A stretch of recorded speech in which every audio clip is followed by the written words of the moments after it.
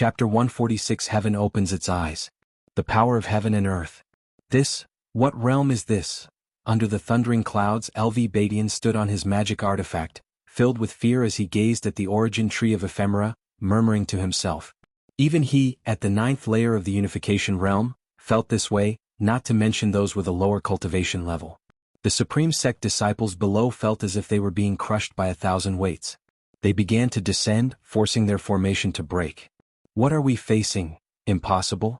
Impossible. Could the ephemera sect truly have an immortal? What should we do? Is there really no hope? We still have the sword Venerable Fudao. If he arrives, there might be a glimmer of hope. While the disciples of the Supreme Sect clung to a sliver of hope, the other sects had plunged into utter despair. Taoist Tianshu from the Three Pure Ones mountain stared at the origin tree of ephemera, his face pale. No matter how he calculated, he couldn't see any chance of hope. No escape from this calamity, Taoist Tianshu murmured to himself, the righteous aura around him beginning to dissipate. As the terrifying aura of Butcher Immortal Jing enveloped the Taichen dynasty, the morale of the cultivators of the 9 dynasties instantly collapsed. Yet some refused to give up. Great cultivators of the mystic heart realm from the Tsangtian sect continued to fight with their lives, displaying the leadership spirit of the 9 dynasties alliance hierarch. And Hao and Wu Ju sped through the air. Their cultivation levels were low and at the moment no one stopped them. They swiftly flew into the Wanji forest, intending to rescue those who had become sacrifices. However, as soon as they landed, strands of bloody aura quickly entangled their feet. Before they could react, the runes beneath them burst forth with dazzling blood light, spreading rapidly and sweeping across the Taichen dynasty at an astonishing speed. Every living being within the dynasty's borders, including the great cultivators in the air, was immobilized. Even those great cultivators of the mystic heart realm were suppressed. Though they could still move, their actions were as slow as drifting leaves, making those who wanted to escape feel utterly hopeless. They suddenly felt that the Taichen dynasty was boundless. On a cliff, Li Xiandao, LV Xian Yi Luyun, and a group of imposing cultivators were all pinned where they stood. What is this? A cultivator looked at the mysterious bloodline wrapping around his legs, shouting in terror. He tried to struggle but couldn't break free. What made him most desperate was the realization that his control over his own body was slipping away. LV Xian lowered his head, his eyes filled with astonishment. Li Xiandao gazed into the distance, his expression calm as if he did not fear this disaster at all. This is the Mahayana array, which requires the power of a Mahayana realm cultivator to activate. Do you know what the Mahayana realm is? Butcher Immortal Jing's voice rang out, chilling the heavens and earth. Li Xuando's eyes began to flicker upon hearing this. Meanwhile, Lu Lingjun was in the air, similarly ensnared by the mysterious bloodlines that had appeared out of nowhere and were impossible to defend against. Beneath her, the white spirit demon emperor wailed, "We're doomed." Lu Lingjun looked at the origin tree of ephemera and saw a figure stepping out from the black fissure within the tree. It was Butcher Immortal Jing. His black robe flared violently, the cuffs and hems tattered, making his attire resemble black flames. His face, pale as death, broke into a sinister smile, looking down upon the world below. 2 vivid marks of evil ghosts on his forehead seemed ready to leap out. Rumble, the ground trembled fiercely and a blood-colored barrier rose from the Wanji forest, making the sparse trees seem like insignificant weeds. More and more cultivators of the ephemera sect descended, kneeling on the ground, zealously gazing at him. Sword Venerable Fudao of the Supreme Sect, why don't you show yourself? Taoist of Immortality from the Three Pure Ones mountain, where are you chanting your scriptures? Didn't someone from the Tsangtian sect boast that it wouldn't be difficult to flatten the ephemera sect? Why don't you show yourself? If you don't come, millions of lives will be cast into the 6 paths, aiding me in becoming immortal. Butcher Immortal Jing's voice echoed again and again, extinguishing the hope in the hearts of the 9 dynasties cultivators. More and more people fell into despair. In his blood-red eyes, the reflection of ephemeral flowers appeared as the human face on the origin tree of ephemera opened its mouth, spitting out a giant ephemeral flower that flew to his feet, carrying him upward. As he ascended, everyone within the Taichen dynasty felt their vitality being drained, further deepening their despair. Far in the mystic valley, Guan felt a chill in his heart. This guy's aura is so strong. It feels like his realm is almost comparable to the 9th layer of the Mahayana realm.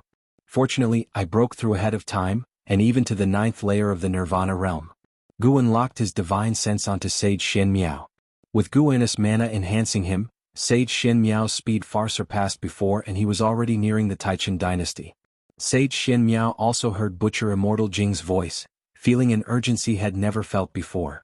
He had never thought his speed could be so slow. Mountain God. It's too late. Sage Xin Miao roared in his heart, tightly gripping the mountain god's wooden figure, his arm trembling. If it's too late, then throw it out. Guan's voice reached his ears. Upon hearing this, he immediately hurled the wooden figure forward. As soon as the figure left his hand, it burst forth with terrifying speed, transforming into a streak of cyan light that charged towards the Wanji forest with unstoppable force. Almost instantly, Butcher Immortal Jing sensed something, turning his head towards the horizon. Lu Lingjun was directly in Butcher Immortal Jing's line of sight, and feeling his gaze, her heart trembled. Under her were the white spirit demon emperor, who was shaking even more. In a trance, Lu Lingjun seemed to sense something, subconsciously turning her head. Time seemed to freeze as she caught sight of a streak of cyan light. Within the cyan light, she vaguely saw a small figure. And Hao, struggling desperately, turned his head and saw the cyan light speeding over, passing above his head at an inconceivable speed. On the cliff, Li Xiandao watched as the cyan light streaked across the horizon, his vision blurring. In the desperate eyes of the countless sacrifices, a streak of cyan light pierced through the darkened sky, bringing light into their view.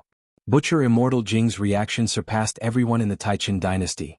He raised his hand to block, forming a black light with terrifying spiritual power to intercept the cyan streak. His face changed slightly and he coldly said, "Mahayana realm, who are you?" Within the cyan light, the small wooden figure turned, facing Butcher Immortal Jing. The small wooden figure raised its hand, pointing at Butcher Immortal Jing. Butcher Immortal Jing's eyes narrowed as he suddenly clenched his right fist, forming a demonic claw of terrifying black light, aiming to crush the small wooden figure. Bang! A massive beam of cyan light suddenly emerged from behind the small wooden figure, engulfing Butcher Immortal Jing at an unimaginable speed. Too fast. Standing at the peak of the Mahayana realm, Butcher Immortal Jing couldn't even react. The towering origin tree of ephemera was instantly pierced by the cyan beam, its body rapidly turning to ash, dispersing the thunderclouds in the sky.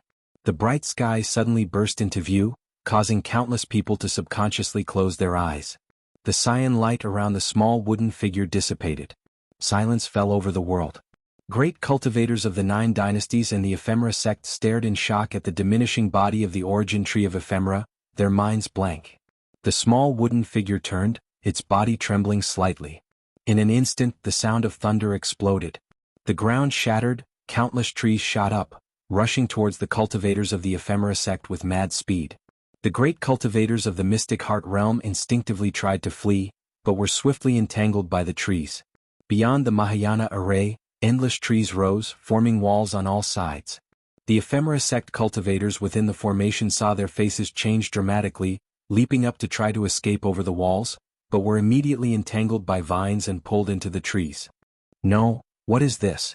Oh! Sect hierarch, save me! Spare me! Spare me!" Countless screams and cries erupted, plunging the earth into despair.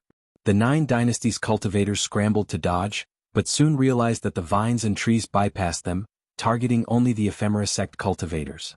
Taoist Tianshu of the 3 Pure Ones mountain hovered in the sky, overlooking the earth.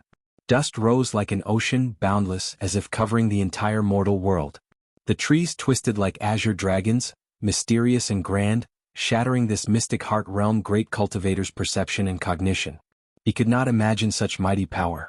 It was as if heaven and earth were punishing the ephemera sect.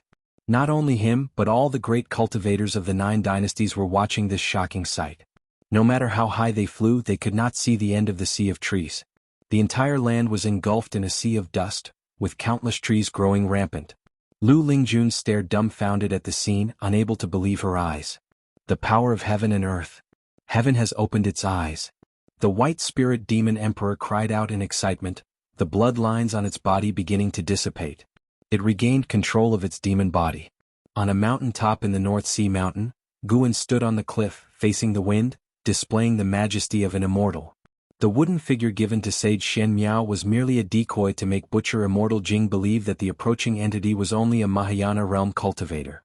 Guan used the mana on the wooden figure to lock onto Butcher Immortal Jing from a distance, then used his full power to kill Butcher Immortal Jing.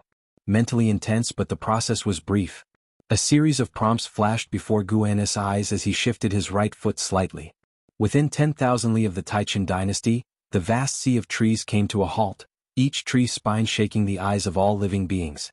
Guan turned, the wind lifting his black hair, and he walked into the forest, disappearing into the darkness as if he had never appeared. Meanwhile, Sage Xian Miao was still rushing towards the Taichin dynasty. When he reached its border, his speed began to slow. Staring at the towering, curving trees before him, he was struck with awe. Could this be the power of the mountain god? Sage Xian Miao descended slowly, landing on a cliff, standing as Guan had done before, the wind blowing against him. Unlike Guan's calm, his face was filled with shock. His eyes showed a mixture of surprise and reverence. Suddenly he felt a deep sense of fear. He had been so rude to the mountain god, yet the mountain god had shown him mercy. The stark contrast between the modest mountain god and the magnificent spectacle before him overwhelmed his heart. He slowly knelt down, his knees mere inches from the cliff edge. To serve for a lifetime, it turns out to be my honor. Chapter 147 Mountain God Legend. Establishing temples everywhere under the sunlight, the vast dust waves between heaven and earth lingered for a long time. The hierarchs of the 9 dynasty sects gathered together, standing on the massive tree roots, looking at the surrounding scene, speechless. LV Badian was also the same. Even though the high-level members of the Ephemera sect had been dead for a while, the shock in his heart had yet to dissipate. They had battled for so long without breaking through the Ephemera sect's defenses, but in mere moments, the hierarch and the great cultivators of the mystic heart realm were all dead? What on earth had happened? Those standing at the top of the 9 dynasties' immortal cultivation world all felt complex and uneasy at that moment. Surviving this catastrophe brought them joy, but upon calming down they felt fear. If the mysterious power that annihilated the Ephemera sect so easily could destroy them just as effortlessly? The Tsangtian sect leader Liang Tsanghai looked at Taoist Tianshu of the 3 Pure Ones mountain and asked, "Taoist friend Tianshu, do you know what power this is?" Everyone looked at Taoist Tianshu, their eyes filled with hope. Being the oldest sect among the 9 dynasties, 3 Pure Ones mountain's understanding of the world far surpassed theirs. Taoist Tianshu's expression was complex. He took a deep breath and said, "Poor Taoist also does not know what existence acted, but perhaps heaven and earth are punishing the Ephemera sect." Heaven and earth? The faces of the hierarchs changed unpredictably. The sect leader of the Jueshan sect from the Taizong dynasty, Zhong Wujin, looked into the distance and sighed, "If heaven and earth have a spirit, why did it wait for so many deaths before acting?" Looking in the direction of his gaze, the disciples of various sects were escorting captives turned sacrificial victims. Their figures were as numerous as the stars, yet appeared so insignificant amidst the sea of trees. No one answered Zhong Wujin's question. This battle shattered their pride. Having witnessed such terrifying power, they realized that the unification realm was nothing, and the mystic heart realm was merely slightly stronger ants. The great cultivators of the mystic heart realm from the Ephemera sect died without any resistance. They could never forget the despair on those cultivators' faces before they died. It was the mountain god. The mountain god acted. A voice rang out, causing everyone to turn their heads, only to see Sage Xian Miao quickly flying over. LV Badian recognized this person, the second on the golden list, the only one who forced Anhao to go all out. Sage Xian Miao flew swiftly and landed in front of Taoist Tianshu, raising his hand in salute. An old Taoist from 3 Pure Ones mountain quickly asked, "Xian Miao, which mountain god? What do you know?" Sage Xian Miao took a deep breath and looked at the hierarchs, saying, "The one who annihilated the Ephemera sect was the mountain god. The mountain god hides deep in the mountains, hard to trace. I was fortunate to have encountered it. Earlier, the mountain god gave me a wooden figure, telling me to use it to save the world. All of this was caused by that wooden figure." As he spoke of this, his face was full of reverence. The hierarchs all started questioning, making the area noisy. Liang Tsanghai seemed to recall something and immediately waved his hand towards the distance. Soon, a cultivator flew over, holding a wooden figure. Liang Tsanghai summoned the wooden figure from a distance, grasped it, and then asked Sage Xian Miao, "Friend, is this the wooden figure?" Sage Xian Miao immediately nodded, saying, "This is the mountain god's wooden effigy, do not offend it." Everyone's attention fell on the wooden figure in Liang Kanghai's hand, making him feel it was scorching hot. Some still doubted Sage Xian Miao's words, then Taoist Tianshu suddenly cast a spell, immobilizing Sage Xian Miao, and waved his horsetail whisk across his forehead, drawing out a vision. Everyone saw Sage Xian Miao kneeling in the woods, before him on a branch squatted a little white-clothed figure. Seeing this white-clothed figure, Liang Canghai was so frightened that he dropped the wooden figure. Identical.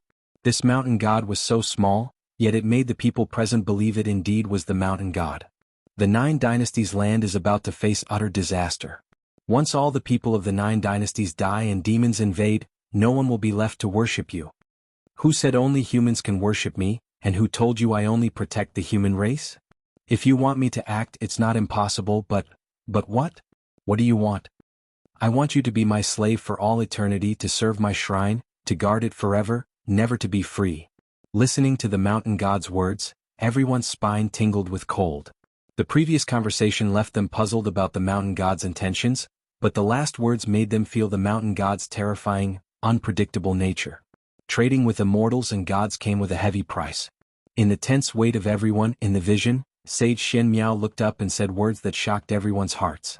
All right, I willingly become the mountain god's slave, just ask the mountain god to save the world. Take it and save the world. The mountain god threw Sage Shen Miao a wooden figure, then Sage Shen Miao stood up, saluted and left with the figure. The vision abruptly ended here. Taoist Tianqi's expression changed slightly, suddenly spewing a mouthful of reverse blood, his face turning pale. Sage Shen Miao regained his movement and frowned at Taoist Tianqi. The other hierarchs looked at Sage Shen Miao with complex expressions.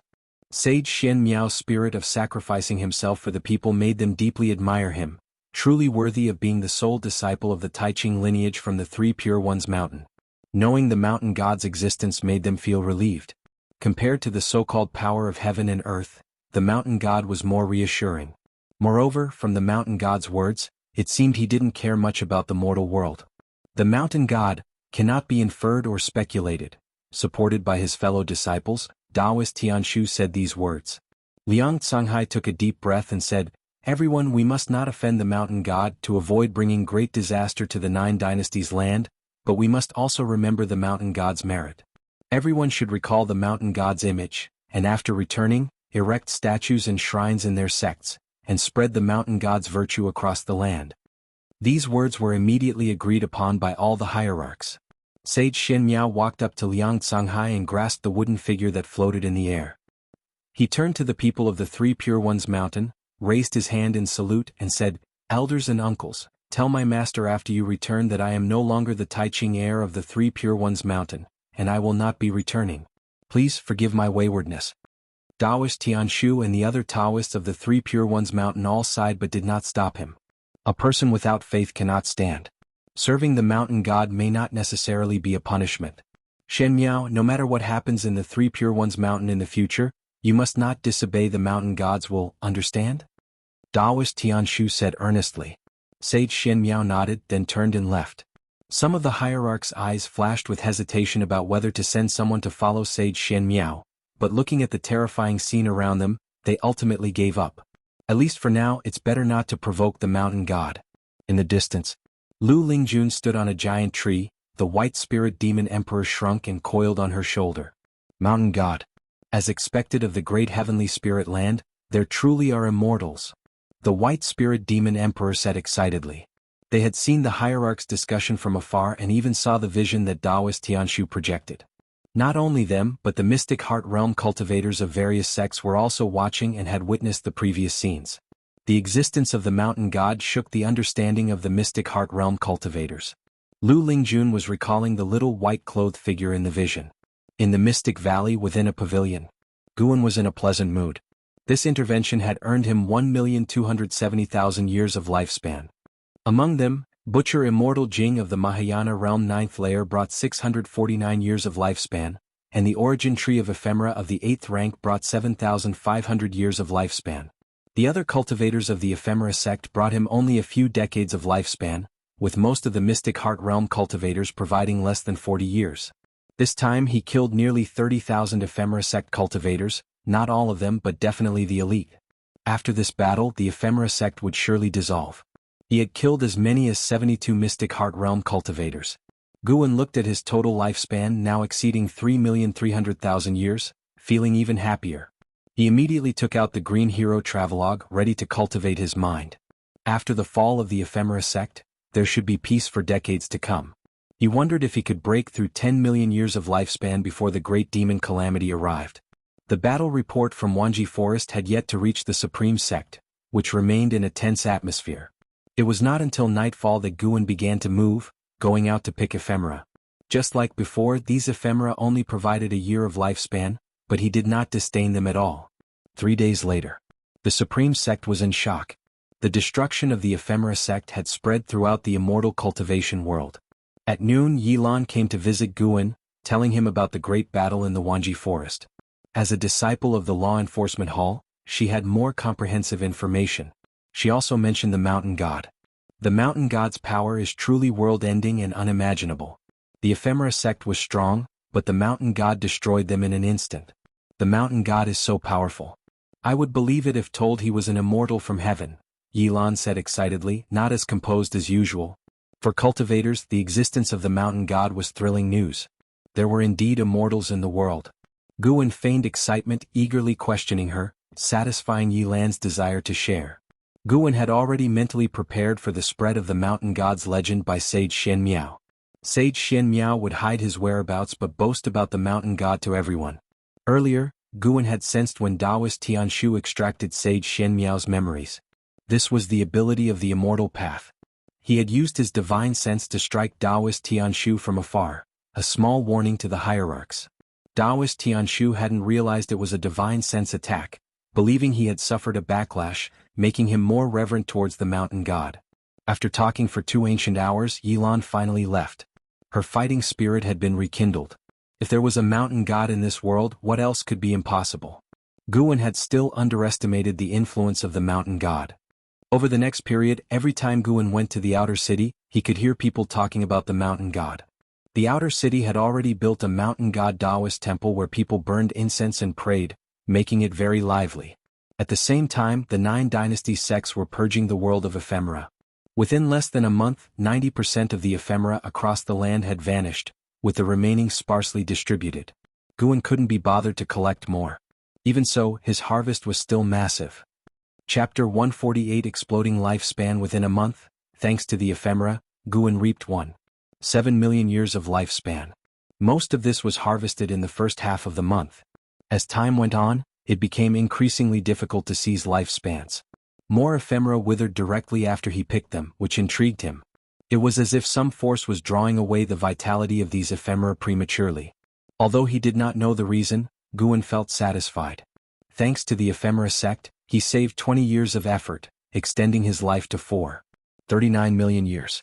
After the fall of the ephemera sect, the lands of the 9 dynasties erupted in celebration. Various versions of the story spread among the people. The ephemera sect became known as the most terrifying sect in the world, while the mountain god became a revered faith among the folk. On this day, in a forest in the North Sea mountain range, Sage Shen Miao knelt on the ground, his expression devout.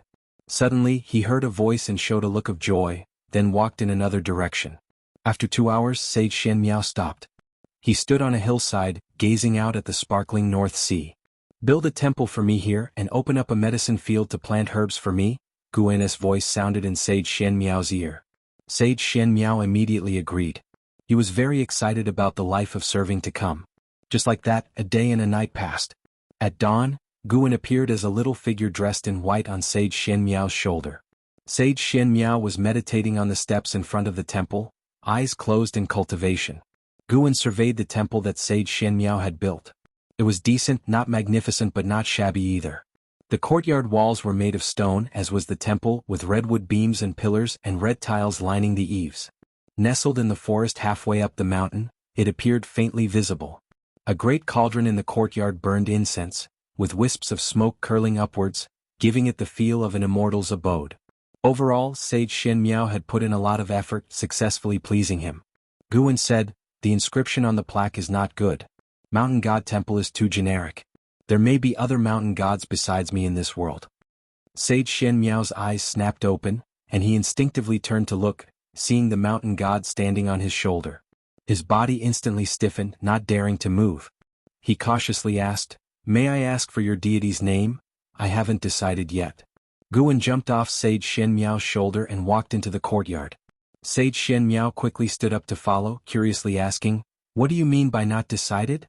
Don't you have a divine group behind you, like the heavenly court in Investiture of the Gods?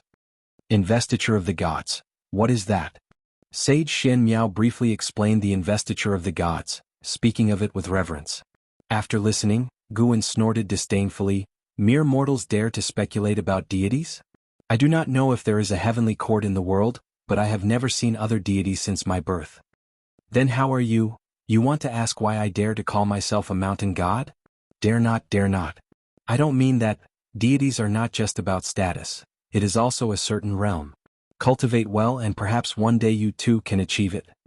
Guan's words made Sage Shen Miao's heart burn with excitement. He also wanted to be as powerful as the mountain god. Seeing that the mountain god was in a good mood, he began to inquire about the medicine field. Plant whatever you wish and I will come to harvest and send these herbs to rebirth, Guan answered casually, making Sage Shen Miao revere him all the more. He had never heard that plants also needed to be reborn. The mountain god's broad-mindedness was indeed beyond his imagination. After instructing Sage Shen Miao on a few things, Guan disappeared into thin air. He said he was going to sleep in the ground and to not disturb him unless necessary. Sleeping in the ground? Sage Shen Miao gained a new understanding. 2 months after the fall of the ephemera sect, great cultivators of the supreme sect returned with their disciples one after another. Their return also brought back many inside stories, once again spreading the legend of the mountain god in the supreme sect. Lu Lingjun also returned. She was listed in the Hall of Elders by LV Badian, her status soaring.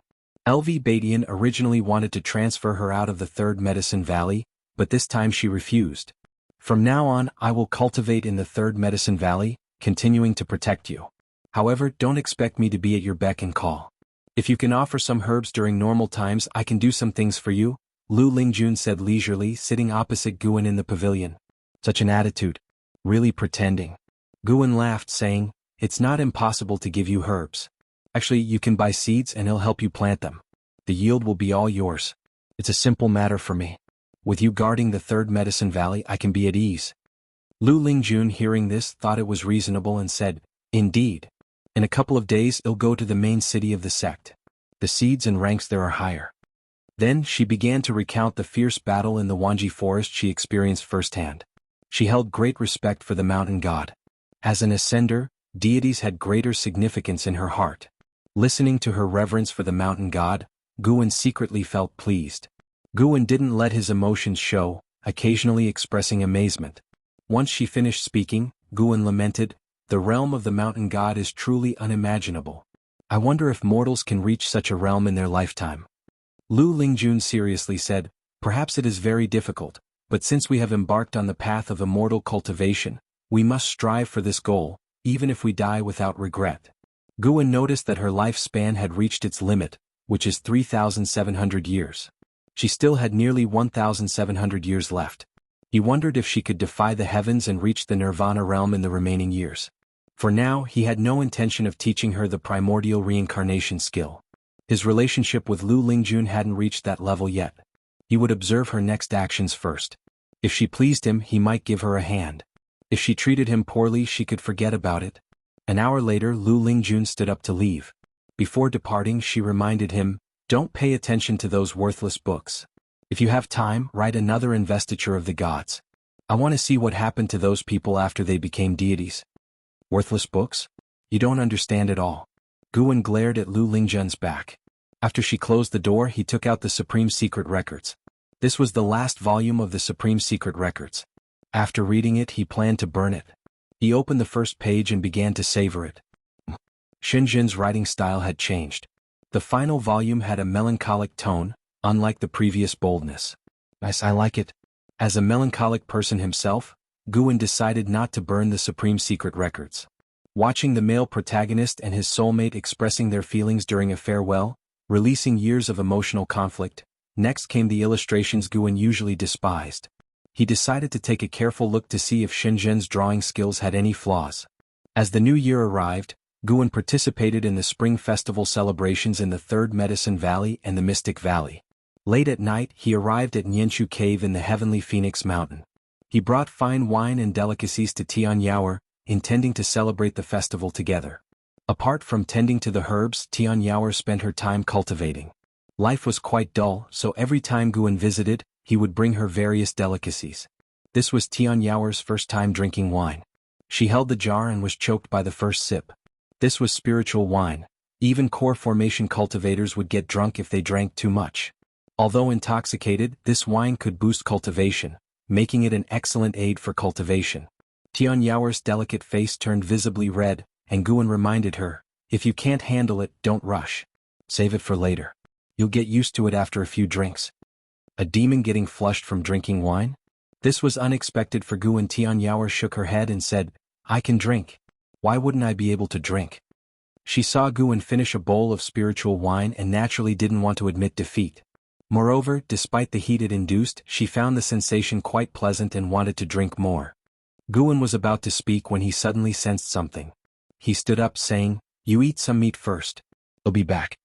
As his words fell, he disappeared from where he stood. Tian Yao picked up the wine jar again, licked her lips and took another sip. This time she forced herself to endure the nasal sting and continued drinking. Under the dark night, amidst the continuous mountains, a rising and falling ridge appeared. On closer inspection, it turned out to be a giant snake with human features and legs. It was Qin's snake who had previously appeared in the Wanji forest. Qin's snake was covered in blood, its breath weak and its breathing sounded like muffled thunder. Around it, demon fog churned with faint ghostly shadows approaching. Qin's snake's lively eyes were extremely fatigued, ready to close at any moment. Such powerful qi blood, an ancient species. A chilling laughter sounded, startling Qin's snake. It opened its eyes to see a figure floating above the demon fog in the distance. It was an old woman in a black robe, with 2 horns on her head and a pair of wings on her back. The black fur on her cheeks made her appear even more terrifying. The Heaven Phoenix demon mother gazed at Qin's snake with eyes full of greed. Qin's snake moved slightly but could not get up. The Heaven Phoenix demon mother began to approach Qin's snake, black demon energy swirling around her like 2 black dragons encircling Qin's snake's huge body. If you don't want to die, turn and leave now. A voice came from Qin's snake's direction.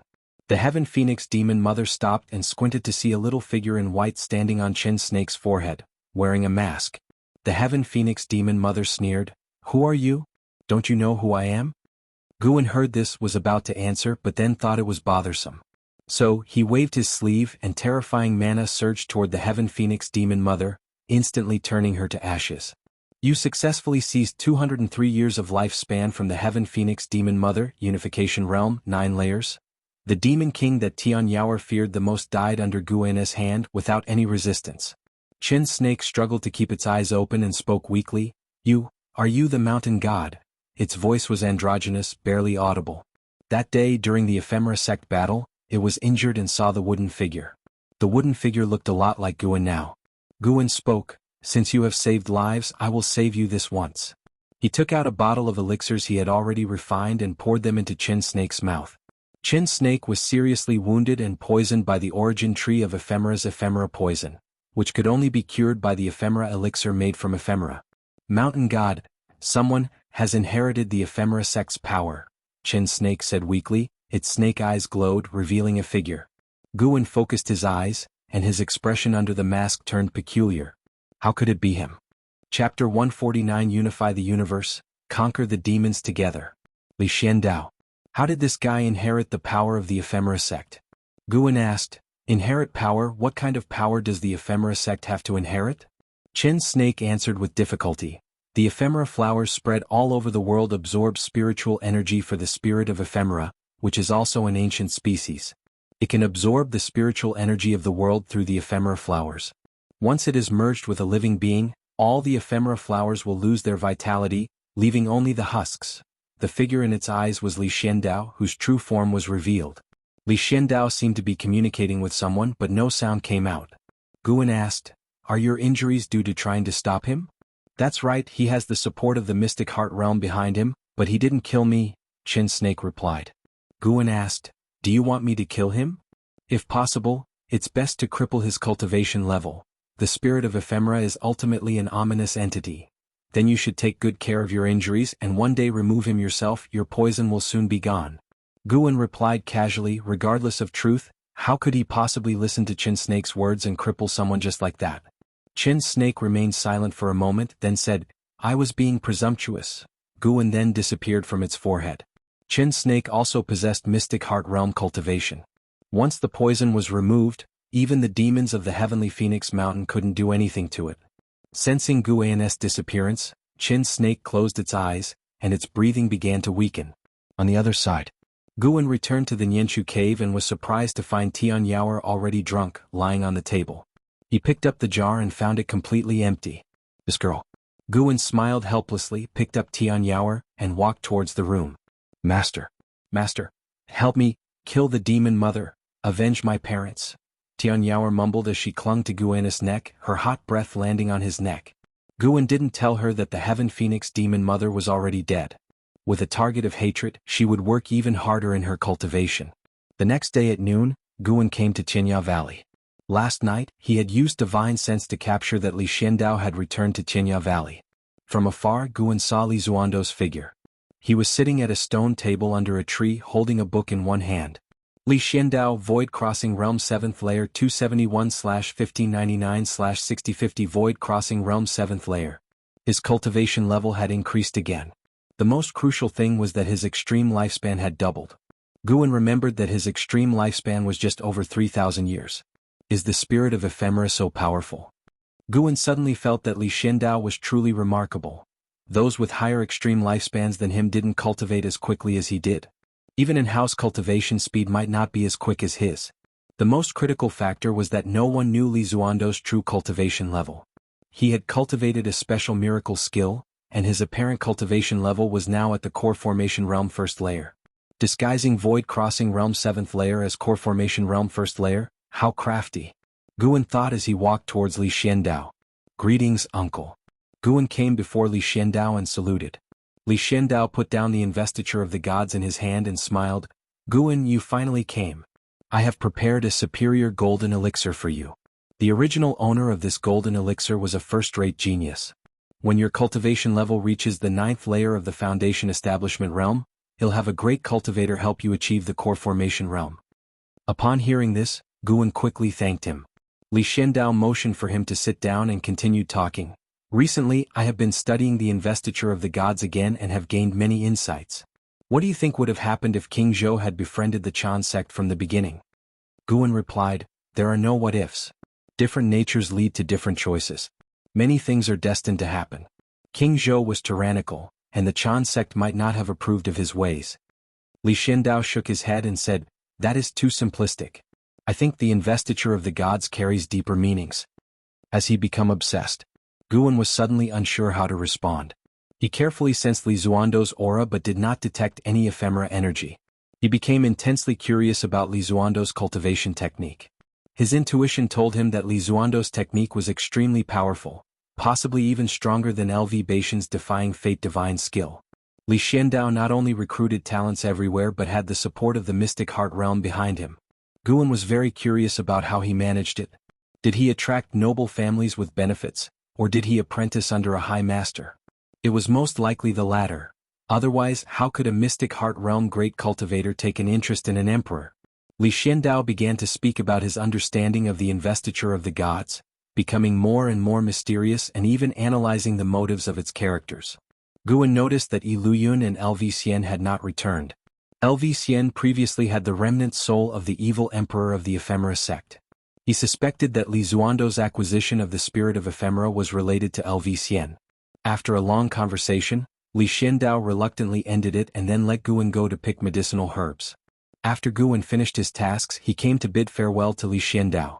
Before leaving, he curiously asked, Uncle, what is your purpose this time? Li Xiandao looked at his book and casually said, I am waiting for the Venerable Pavilion of the Supreme Sect to come to me. Venerable Pavilion? Guan became even more curious.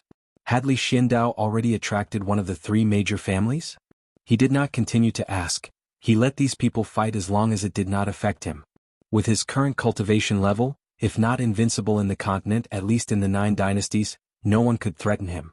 His curiosity stemmed more from a spectator mentality. Standing on high, watching these people struggle, it indeed had a certain interest. After peace returned to the world, Guan's life resumed as usual. He traveled between various medicine valleys, occasionally visiting the outer sect city, chatting with friends in the city. To him, every day was interesting and not boring. In the blink of an eye, 5 years had passed.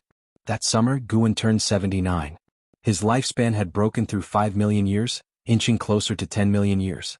The Mystic Heart realm was no longer a secret. At least in the Intersect City, there were even people discussing the stories of great cultivators in the Mystic Heart realm. That day, Guan came to the Intersect City and invited Wuju to a tavern for a drink. Wuju was very pleased with his visit.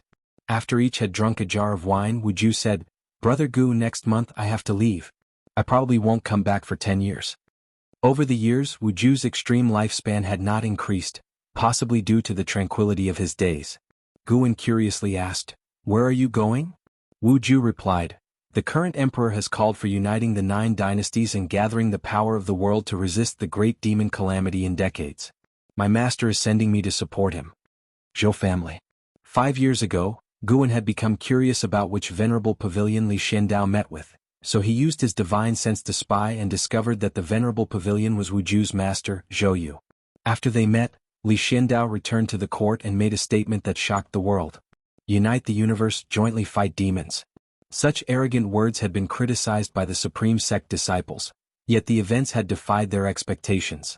To everyone's surprise, the Supreme Sect sent disciples to support the dynasty, acting on behalf of Li Xiandao. This was clearly not LV Baishan's idea. Guan could sense that the atmosphere in the inner sect had become tense. It was worth noting that LV Badian had not come to find Guan in the last 5 years. If he hadn't used his divine sense to check and confirm that LV Badian was alive and well, in seclusion cultivating, he might have thought that LV Badian had been forced into deviation again. "I have a disciple named Yi Yan. He joined the army many years ago. If you encounter him, please take good care of him." Guan smiled. Wuju patted his chest and smiled, "Of course, no problem. Your disciple is like my disciple." Guan raised his bowl, clinking it with Wuju's. They continued chatting, Wuju in high spirits talking about his cultivation. He had gained deeper understanding of the Sunset Fist and Gale Shadowless Leg, saying he had developed stronger moves. Suddenly, Guan's gaze shifted to the stairs on the 2nd floor. He saw a person walking up. "Lord Way of the Heaven, Mystic Heart Realm 3rd Layer 3889/4500/4600, Mystic Heart Realm 3rd Layer." Guan glanced briefly before looking back, curious. Who is this person? He had lived for more than 3,800 years. In front of him, even the late ancestor Shen Tian would be a junior.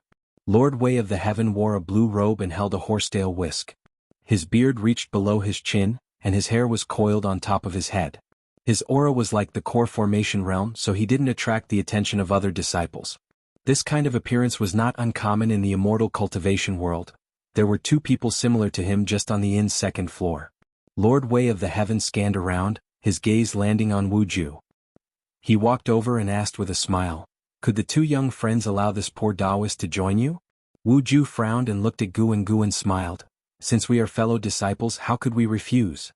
Taoist friend, please sit." Lord Way of the Heaven stroked his beard with a smile and sat down. He introduced himself. "This poor Taoist's surname is Wei, not a disciple of the Supreme Sect, just a visitor. Today, seeing the 2 of you, I felt a sense of familiarity and came to disturb you." His words made Wuju's frown even deeper. In Wuju's early life, the Supreme Sect had experienced several upheavals due to spies, so he had a strong aversion to cultivators from other sections. Guan asked, "Which sect do you belong to, Brother Wei?" Lord Way of the Heaven looked at Guan and smiled. "This poor Taoist comes from the 7-star spirit realm. Have you 2 heard of it?" Guan shook his head. Wuju replied unhappily, "What exactly are you trying to find out? Just say it plainly and don't disturb our drinking." Lord Way of the Heaven shook his head with a laugh. He took out a green jade from his sleeve, placed it on the table, and pushed it in front of Wuju. "This poor Taoist sees that you have outstanding potential, a spiritual presence at the top of your skull. You are destined to join our 7-star spirit realm and wish to invite you to cultivate there." He turned to look at Guan, who also looked at him expectantly. But he just smiled and nodded, politely but awkwardly. Guan maintained a smile and didn't speak. Wuju huffed, 7-star spirit realm? Never heard of it. I'm not going. Lord Way of the Heaven stroked his beard, laughing to himself without speaking, as if laughing at Wuju's ignorance. This attitude made Wuju even more unhappy. He glared at him, his hands already clenched into fists. Lord Way of the Heaven laughed. "My young friend, do you know how many people in the 9 dynasties would want to join the 7-star spirit realm? Even if it was just for a few years of cultivation, they would eagerly and desperately go. Hearing this, Guan suddenly thought of the Holy Land that Ji Xiaoyu had gone to. Could the Seven-Star Spirit Realm be the legendary Holy Land? Chapter 150. Demon Galloping, Legend of the Demon Ancestor. The Seven-Star Spirit Realm is so powerful, why do you need to invite me? Just wait until I beg you in the future. Wu Ju replied stiffly. Upon hearing this, Lord Wei of the Heaven shook his head and smiled, showing no sign of anger.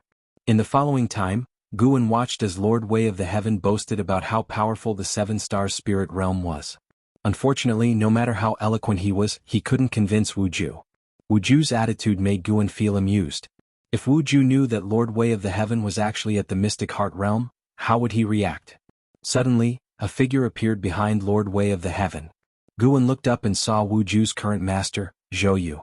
Zhou Yu Unification Realm 9th Layer 864/2000/3100. To become a member of the Venerable Pavilion, besides having a high cultivation level, his talent must also be top-notch, not a bit inferior to LV Badian. Zhou Yu looked at Lord Wei of the Heaven and said, Senior Lord Wei, Wu Ju is my disciple. Can we talk somewhere else? Lord Wei of the Heaven turned his head to look at him and pondered, You are called Zhou Yu, right? That's right. 500 years ago, I cultivated under your knee for several years. Zhou Yu's tone was slightly respectful. Wu Ju stood up and saluted his master. Lord Wei of the Heaven suddenly realized and laughed. I see. In that case, let's talk someplace else. All the disciples around who were drinking and making merry were watching them. Continuing to discuss here was indeed inappropriate. Without waiting for Wu Ju to greet Guan, Zhou Yu grabbed his shoulder and disappeared on the spot. Lord Wei of the Heaven, however, smiled and nodded at Guan, who then raised his hand to salute in return. After Lord Wei of the Heaven disappeared, a smile appeared on Guan's lips. He picked up the wine jug, poured the wine cups for himself and Wu Ju to the brim, then raised his cup towards Wu Ju's cup and whispered, Hope your future is bright and you soon become famous throughout the world. After saying that, he drank alone, finishing it in one gulp. After drinking, Guan got up and went downstairs, settled the bill and left the inn. He did not go straight back to the Third Medicine Valley but headed towards the Inner Sex Book Collection Hall. Since Guan borrowed the Chronicles of the World and the Continental Map from the Inner Sex Book Collection Hall, he had established a relationship with Elder Su Lu. Over the years, the two often exchanged about the Green Hero Travelogue, forming a friendship of an age gap. It is worth mentioning that Guan also made the acquaintance of Ancestor Kusong in the Book Collection Hall. Ancestor Kusong hid his Supreme Elder identity and befriended Guan under the guise of an inner sect disciple, and Guan did not expose him. When he arrived at the third floor of the Book Collection Hall, Guan found Su Lu and took out the books he had previously borrowed, then smiled and said, Elder Su, do you have any more books by Taoist Xuanchuan? Taoist Xuanchuan was the author of the book Su Lu had lent to Guan. This book was not sold in the Book Collection Hall. It was a book sent back by a friend of Su Lu who had gone overseas. It was said to be very popular.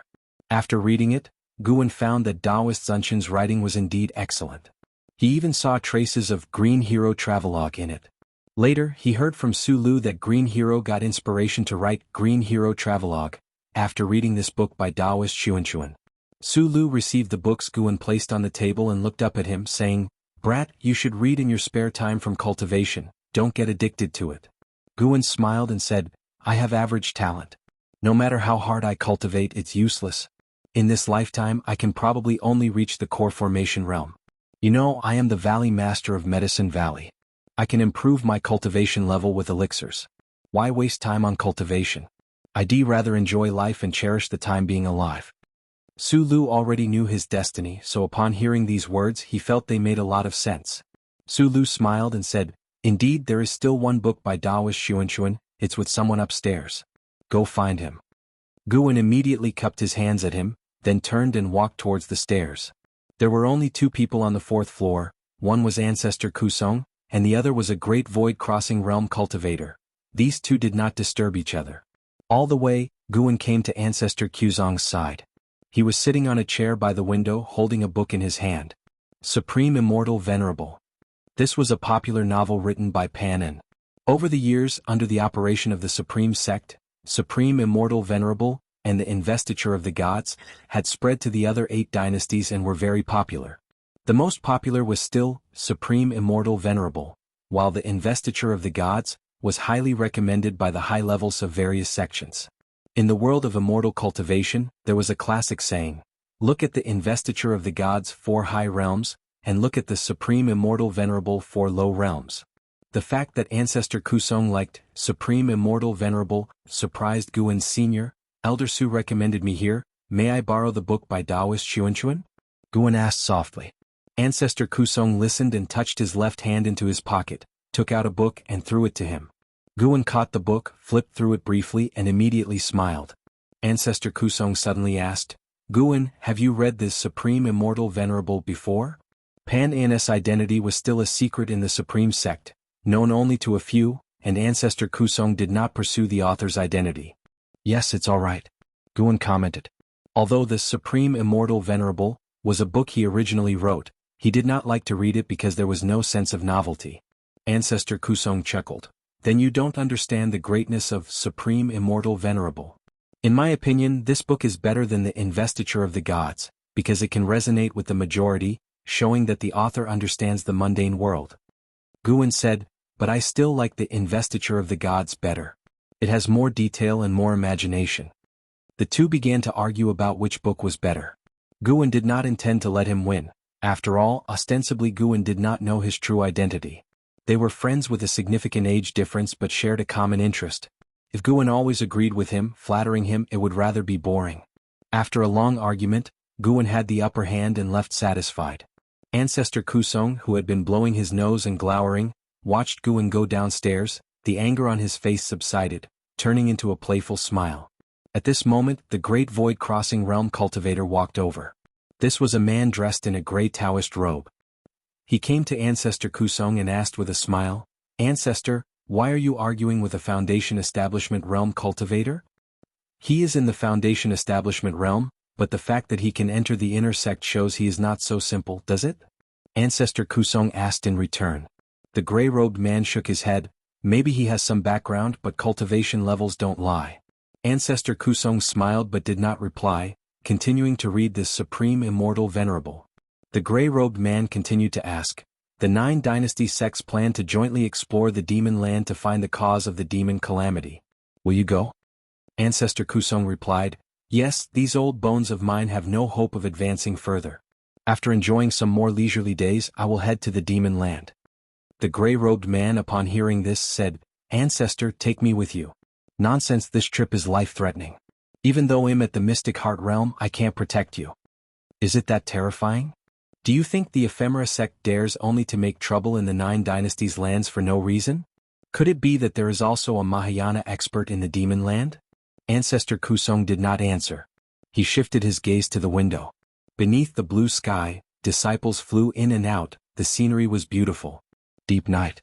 Heavenly Phoenix Mountain Yenshu Cave. Guan was teaching Tian Yaoer how to cultivate the Limitless Freedom Step. Tian Yaoer was the only one to inherit the Limitless Freedom Step. Together with the primordial Earth Immortal skill, in 1,000 years, her strength would certainly be very powerful. In the same realm, it might not be said that she would be invincible, but no one, neither human nor demon, could stop her. Tian Yaoer was very excited about Guan's teachings. This was the first time Guan had taught her a spell. The step technique of the Limitless Freedom Step was very complex, and Tian Yaoer practiced it with great effort. Guan was not in a hurry, since this step technique required years of cultivation to show its effects. If Tian Yaoer could master it after just practicing it once, he would be devastated. 5 years passed. Guan pondered when to help Tian Yaoer form a core. Tian Yaoer used to be like a medicine pot. When they first met, she had already reached the 9th layer of the Foundation Establishment realm, only 1 step away from the core formation realm. She previously lacked a cultivation technique, but now, with the primordial Earth Immortal skill, breaking through was no longer a difficult matter. Guan, watching Tian Yaoer's graceful figure, suddenly sensed something and released his divine sense. His divine sense ascended into the sky, overlooking the entire Heavenly Phoenix Mountain. He saw a magnificent scene. Countless demons were rushing towards the north like a tidal wave, covering the land and mountains. In the night, demon fog rolled incessantly, unable to conceal the figures of the demons. With one sweep of his divine sense, Guan saw demons, monsters, and ghosts. Their march caused the land and mountains to tremble, and the commotion intensified. After a while, Yenshu Cave also began to tremble slightly, startling Tianyao into stopping. She nervously came to Guan's side, grabbing his arm with both hands, her eyes full of fear. She whispered, "It's happening again." Guan looked down at her and asked, "Why do you say that?" Tianyao answered, "When I was very young the same thing happened. Many demons went north, even the demon mother went. It was said they were going to meet the demon ancestor." "The demon ancestor? Tell me about it." Guan became interested, pulling Tianyao to sit at the stone table. Tianyao took a deep breath and began to tell the legend of the demon ancestor she had heard. Legend has it that a long time ago, the first demon was born between heaven and earth. He was the demon ancestor. He was born above all beings, and in the long years of feeling lonely, he sprinkled his blood on the earth, allowing the beings of the world to be baptized and then transform into demons. Later, creatures called humans appeared on the earth. They were terrifyingly powerful and slaughtered demons on a large scale. At this point, Tianyao couldn't help but look at Guan nervously, for she already knew that Guan was not a demon but a human. To demons who had never interacted with humans, humans were terrifying beings. If Guan hadn't saved her, she would have long attempted to escape. Guan wore a mask, and seeing no reaction from him, Tianyao mustered the courage to continue. That group of foreign cultivators of the human race was extremely powerful. They slaughtered demons, seizing demon cores and treasures, and ultimately enraged the demon ancestor. The demon ancestor personally took action and repelled the terrifying cultivators of the human race. However, the true calamity had just begun. Many years later, cultivators of the human race attacked again, and this time their numbers were even greater. To protect the demon clan, the demon ancestor eventually fell, perishing completely. After that, humans took root on the earth, and the demon clan faced a period of oppression. During these long years of oppression, the demon clan always sought to revive the demon ancestor and exterminate the human race. Until now, the demon ancestor was about to be resurrected, and every few decades, all the demons in the world would go to worship the demon ancestor, offering their demon blood. Chapter 151. Ridge of 10,000 Demons, Person of Heavenly Destiny. Listening to the legend of the demon ancestor, Guan felt an odd sensation within. So, the 9 dynasties on the continent were the invaders?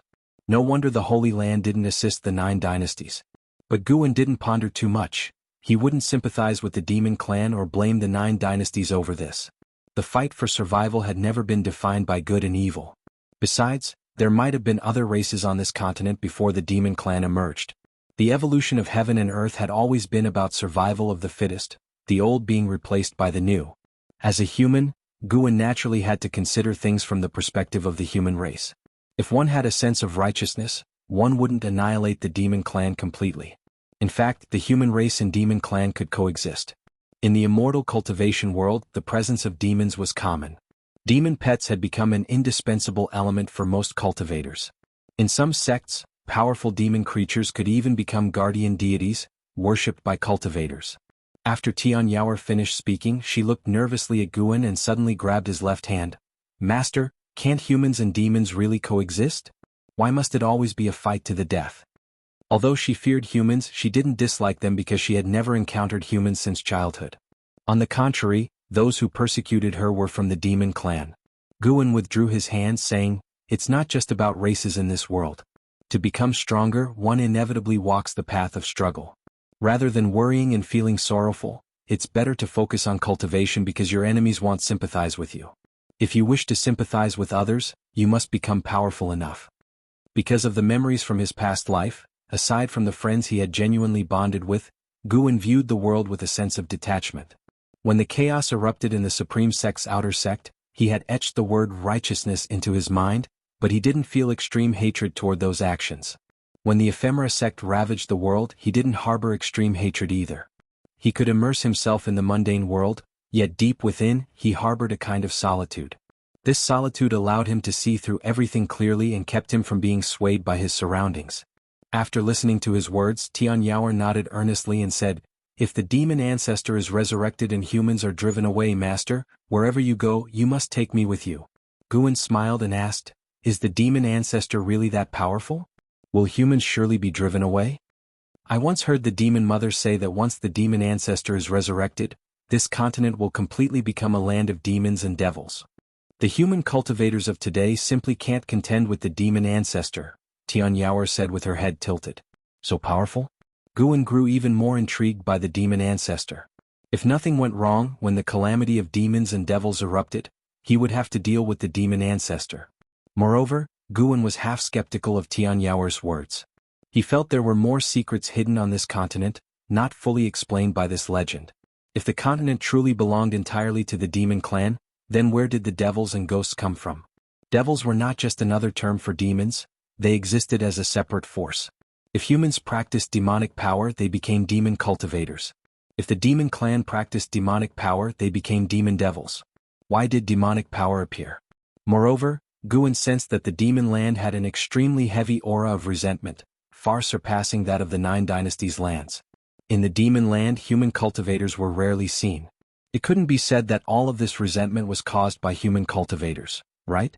Then Guan asked Tian Yaoer to continue cultivating the limitless freedom step, while he used his divine sense to track the roaming demons and devils.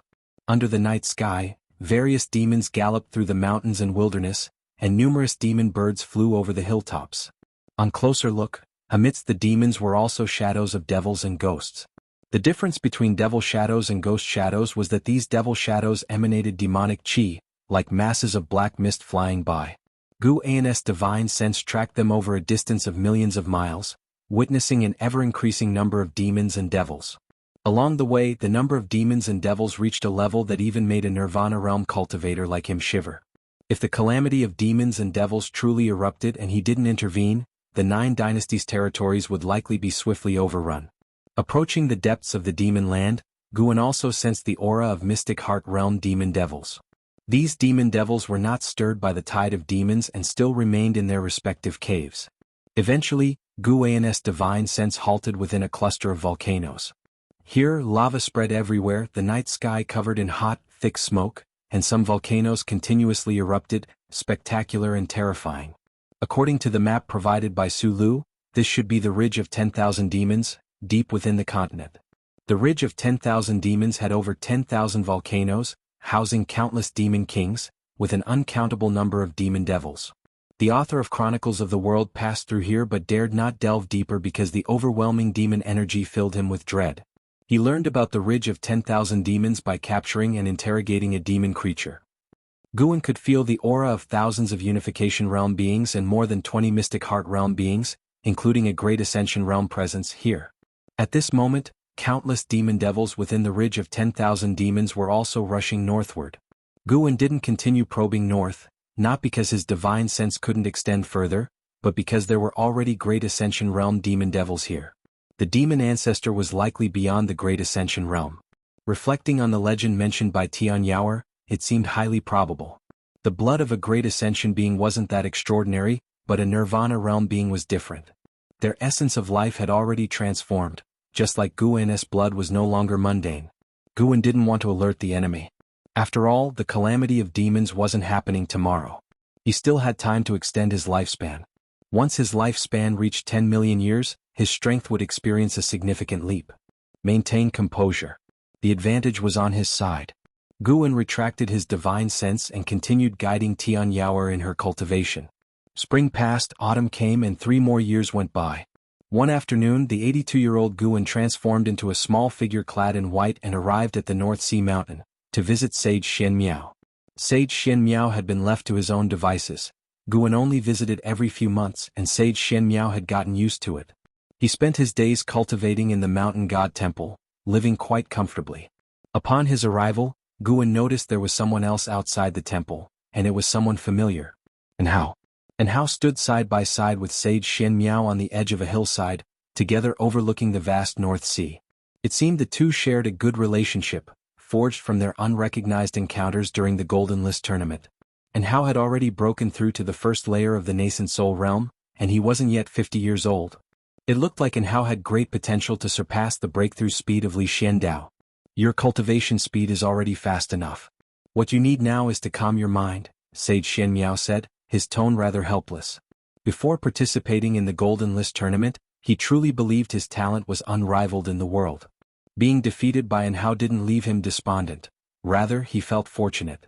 He was glad to have met Hao, which allowed him to recognize his own limits early on and thus cultivate better. Hao stood tall, his arms crossed over his chest, his handsome face with loosely tied long hair, exuding both a free-spirited aura and the demeanor of a prodigy. He chewed on a blade of grass, softly laughing. I don't feel that my cultivation speed is very fast. For some reason, since I started cultivating, I've constantly felt a sense of urgency. If I don't hasten my cultivation, disaster will surely befall me. He gazed at the North Sea's surface, his eyes profound. Seeing the kid who, back then, wasn't even up to his shoulder, now growing into such a figure, Guan felt a great sense of accomplishment. If it weren't for him, and Hao would have long perished in the jaws of demons. Moreover, he had guided Hao in his cultivation, so he deserved to feel this sense of achievement. Hearing Hao's words, Guan thought of the limit of one's lifespan. Could it be that geniuses like Hao could sense the existence of heavenly destiny? If he couldn't achieve nirvana within 10,000 years, he would eventually die. Sage Shen Miao sighed, since that's the case, let me guide you. Previously, while passing through Tianwei, my treasure guided me to the ruins of a great cultivator's cave abode. However, the restrictions inside were complex and I couldn't comprehend them at the time, so I set it aside and came to participate in the Golden List tournament. You can try, as there are great opportunities inside. Upon hearing this, Hao couldn't help but ask for the exact location of the cave abode ruins. Sage Shen Miao took a map from his storage bag and handed it to Hao. After chatting a while longer, Hao prepared to leave. Before departing, he reminded, the hateful Heaven Divine Sword has been causing quite a stir in the immortal cultivation world recently. The Sword Master has already turned to demonic cultivation and learned an evil art, killing more and more people. Be careful in these deep mountains so he doesn't catch you. If the mountain god is always drowsy, no one can save you. Sage Shen Miao laughed. I am at the 5th layer of the divinity transformation realm. The hateful Heaven Divine Sword hasn't yet killed a divinity transformation cultivator. Hao shook his head with a wry smile, waved his hand and turned to leave. He leaped, a flying sword emerging from his waist. He stepped onto it and quickly vanished at the edge of the North Sea. Sage Shen Miao watched for a while, then turned back to the temple. Just as he entered the courtyard, he heard the voice of the mountain god. This boy's root bones are extraordinary, and his chi fortune is remarkable. Looking up, he saw the mountain god sitting on the temple's eaves, watching Hao's departing figure. Sage Shen Miao smiled and said, his talent is indeed unparalleled. My master once said that the supreme sect would give birth to a genius capable of changing the world, and perhaps it's him. Guan chuckled upon hearing this. So, the Three Pure Ones Mountain is this impressive? Sage Shen Miao replied, Three Pure Ones Mountain certainly can't compare to you. Though the Taoist tradition has existed for over 10,000 years, our masters have mastered some prediction techniques. Actually, our Three Pure Ones Mountain also hails from overseas. Our ancestors couldn't return, so they settled on this continent. He began introducing Three Pure Ones Mountain, and Guan listened attentively. Just the divine reaching mystic gate alone was enough to make him regard Three Pure Ones Mountain highly. By the way, our Li family also has a person of heavenly destiny brimming with chi fortune. This person should also be a disciple of the supreme sect, though he has not yet showcased his talent. When he encounters a great opportunity, he might soar to the heavens and rival Hao. I'm looking forward to that day, Sage Shen Miao said, gazing up at Guan with an expectant expression. Guan curiously asked, do you have a clear calculation on the person of heavenly destiny? It's hard to pin down in calculation, but it should be him. Other Li family disciples' talents aren't outstanding enough. Sage Shen Miao shook his head. Guan knew who he was talking about. The most talented disciple of the Li family in the supreme sect could only be Li Ya. But in truth, Li Zuando's talent was even more terrifying. Perhaps Li Xiandao was the true person of heavenly destiny in the Li family. From the current trend, Li Xiandao indeed had the talent to rival Hao. Chapter 152 Master, save me. After chatting with Sage Shen Miao for a while, Guan asked him to take him to the medicine garden for a look. Sage Shen Miao had planted a medicine garden at the foot of the mountain, quite large in scale, managed by a few minor demons. Guan began to pick the ripe medicinal herbs and lectured Sage Shen Miao with a bunch of grand principles. Sage Shen Miao listened very attentively to the principles of the mountain god, feeling that every word contained the true meaning of Tao. After picking, Guan took only half, leaving the other half for Sage Shen Miao to refine elixirs and cultivate. Although it was not the first time this happened, Sage Shen Miao was moved every time. Even though he was a servant serving for a lifetime, he was actually cultivating under the mountain god's guidance, which was a great blessing.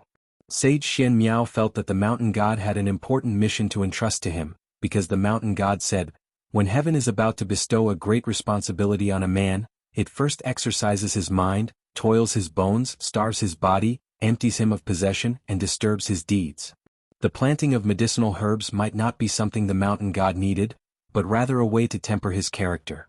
Regarding the mission that the mountain god wanted to pass on to him, he had a bold guess, and every time he thought of it, he couldn't help but feel restless and tried not to think about it. The medicine garden of the mountain god temple had not yet become a stable source of lifespan for Guan. He now mainly relied on Mystic Valley, 8 scenic caves, 3rd Medicine Valley, Tianya Valley, and Yanchu Cave.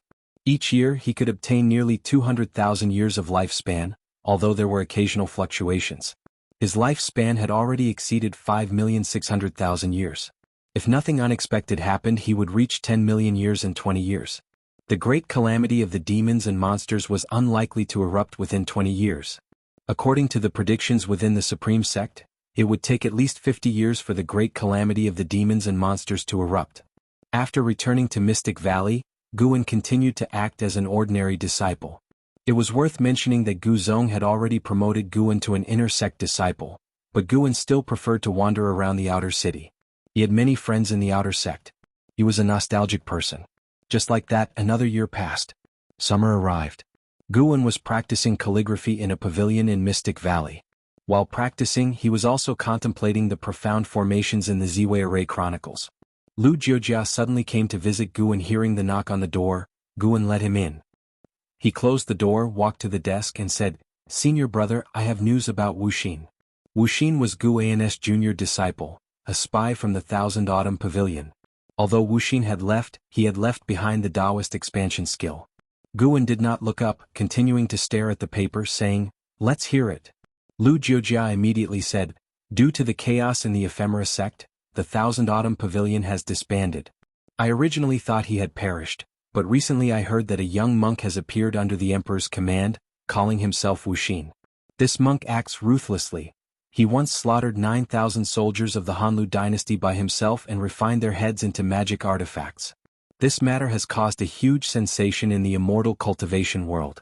The Emperor, in his quest to unify the world, employs people without regard for morality. Now he has quite a few demon cultivators and ghost cultivators under his command." After hearing this, Guan sighed at Wuxin's transformation. As for Wuxin's actions, he could not comment. It was worth noting that the immortal cultivation world and the 9 dynasties had tacitly approved of Li Zuando's actions, allowing the dynasties to go to war. But there was one rule: no matter how they fought, the sects were not to be involved. At least, the grudges of the dynasties could not escalate to the sections. Of course, although the rule was like this, the Supreme Sect would secretly support Li Xiandao, and the immortal cultivation sects of the Hanlu dynasty would also send aid. Cultivators from the 9 dynasties all hoped that the dynasty which unified the world would be their own dynasty. Lu Jiujia exclaimed, "Wuxin's current strength is probably comparable to the core formation realm. Given his talent, he couldn't be this powerful. He must have practiced some kind of demon skill. Senior brother, you must be careful if you encounter him in the future." He had once strayed onto the demon path and deeply understood the feeling of falling into the demon path, where one would stop at nothing to become stronger. In that state, only oneself was important in their heart. Guan nodded, saying, "Don't worry, I normally won't leave the Supreme Sect's territory. He certainly won't dare to come." The Supreme Sect was flourishing. The influence of the Golden List Conference and the works of Pan and brought in more and more disciples to the Supreme Sect. Many powerful loose cultivators also joined the Supreme Sect. Each passing year saw a significant increase in the Supreme Sect's strength on paper. The most noticeable point was that Guan rarely saw demon cultivators infiltrate the Supreme Sect anymore. After speaking about this matter, Lu Jiujia no longer disturbed Guan. Guan continued practicing calligraphy, thinking that he could showcase his penmanship in the next book. Such beautiful calligraphy should not be hidden for personal admiration. Perhaps I am not a genius in immortal cultivation, but I am definitely a genius in calligraphy. Guan praised himself in his heart, feeling increasingly joyful. At that moment, he suddenly felt someone calling him. He thought it was Sage Shen Miao, but sweeping his divine sense, he realized Sage Shen Miao was meditating. He carefully sensed it and discovered that the call was not from the mountain god. It was, "Master, save me." Under the blue sky and white clouds, hundreds of cultivators floated among the mountains, facing a mountain wall and continuously casting spells. No matter how their spiritual power attacked, they could not shake the mountain wall. Each time it was attacked, the mountain wall would reveal a layer of blue light, blocking all attacks. An elder flew to the side of a purple-robed man who had not taken action, saying in a deep voice, "Your Highness, the restriction here is too strong. Even I, a void-crossing realm cultivator, cannot break it." The purple-robed man was a prince of the Tianwei dynasty, named Zong, with cultivation in the first layer of the divinity transformation realm. Zong's expression was indifferent as he spoke. "Continue attacking. Even if we cannot break it, we must frighten that kid. My master will arrive soon. Also, have a group spread out to prevent that kid from escaping. He is the Golden List champion of the Supreme Sect. If he escapes this time, it will be difficult to capture him again.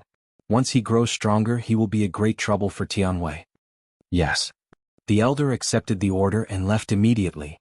Meanwhile, inside the mountain wall, through a winding tunnel in a spacious cave chamber, and Hao was meditating to heal his injuries. Beside him stood a young woman in yellow clothing, richly dressed, with a beautiful face. "Hey, my second brother's master is at the Mystic Heart Realm. He is the Supreme Elder of Candle Sky Peak, the #1 sect of Tianwei. He will get what he wants. I advise you to open the mountain gate, let him in and apologize. I can plead for mercy on your behalf to my second brother." The young woman in yellow clothing spoke. She was named Yener, a princess of Tianwei. At this moment she was standing still, speaking only with her mouth, her body stiff. A talisman paper was stuck to her shoulder. And Hao kept his eyes closed, ignoring her. His face was pale. He realized that the situation was critical. He had almost no hope of escaping alive. While healing, he thought of his master. His biggest wish was to see his master. Even knowing that his master was Sword Venerable Fu Dao, he still did not know his master's true identity. No one in the Supreme Sect knew who Sword Venerable Fu Dao really was, not even his second master LV Badian. Because of this, and Hao worked even harder in cultivation. His true master was stronger than the entire Supreme Sect. If he did not cultivate diligently, how could he satisfy his master? And Hao felt both unwillingness and a bit of shame.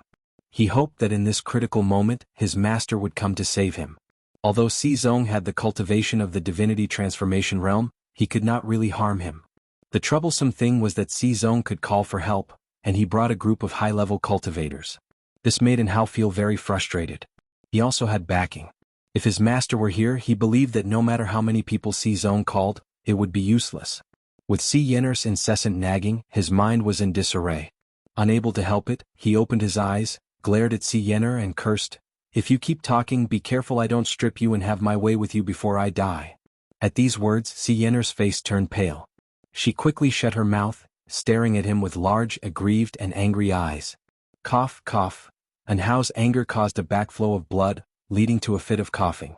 He disliked spitting blood, so he swallowed the backflowed blood, enduring the discomfort. Soon he calmed down and continued to practice and heal his wounds. An ancient hour later, Yener couldn't help but ask, "Hey, and Hao, do you think that statue is the statue of the cave owner?" Following her gaze, one could see a stone statue standing in the center of the cave chamber. It depicted an elderly man standing on a tortoise, holding a wooden staff, with a hunched back and a kindly face. Although it was a stone statue, it had a feeling of coming to life. With eyes closed, and Hao responded, "Perhaps." Suddenly he thought of something and immediately stood up, walking to the statue. He began to circle the statue, carefully observing. "Did you discover something?" Yener asked curiously. And Hao did not answer her. At that moment, a terrifying pressure descended, halting in Hao's steps and turning his face pale. Yener was similarly frightened. "Master, you have finally arrived." From outside came Zong's delighted shout. He deliberately spoke loudly, clearly for Hao and Yener to hear. "I didn't expect this place to hide the grotto heaven remains of an ancient great cultivator. All of you move aside." A cold voice rang out, and Hao's expression turned grim upon hearing it. Yener gloated, "Hey, are you afraid now? Quickly unseal me. Otherwise when they break in you will surely die." Rumble, the cave chamber shook violently, sand and dust fell as if it would collapse at any moment. A terrifying divine sense had already penetrated inside, making Hao's heart jump and his forehead sweat. No matter how talented he was, he could not be a match for the Mystic Heart Realm. Not to mention Mystic Heart Realm, even a void-crossing realm could crush him. At this moment, Hao could not remain calm. He clenched his fists, inexplicably thinking of his master's figure. "Damn it, master, save me," and Hao gritted his teeth, muttering under his breath. Si Yener laughed gleefully upon hearing this. "Isn't your master the sect leader of the supreme sect? It said he is only at the unification realm. He's not a match for my brother's master. Besides, he's far away in the supreme sect. He couldn't possibly come to save you." And Hao glared at her, shouting angrily, "The master I speak of is not LV Badian." Si Yener pouted and asked, "Do you have a mystic heart realm master then?" "I." And Hao could not answer because he had promised his master not to reveal his master's existence. At that moment, a hand pressed on Hao's shoulder, startling him. Then he heard a voice that made his eyes redden. "Silly disciple, it's only been how many years and you're already calling for me to save you?"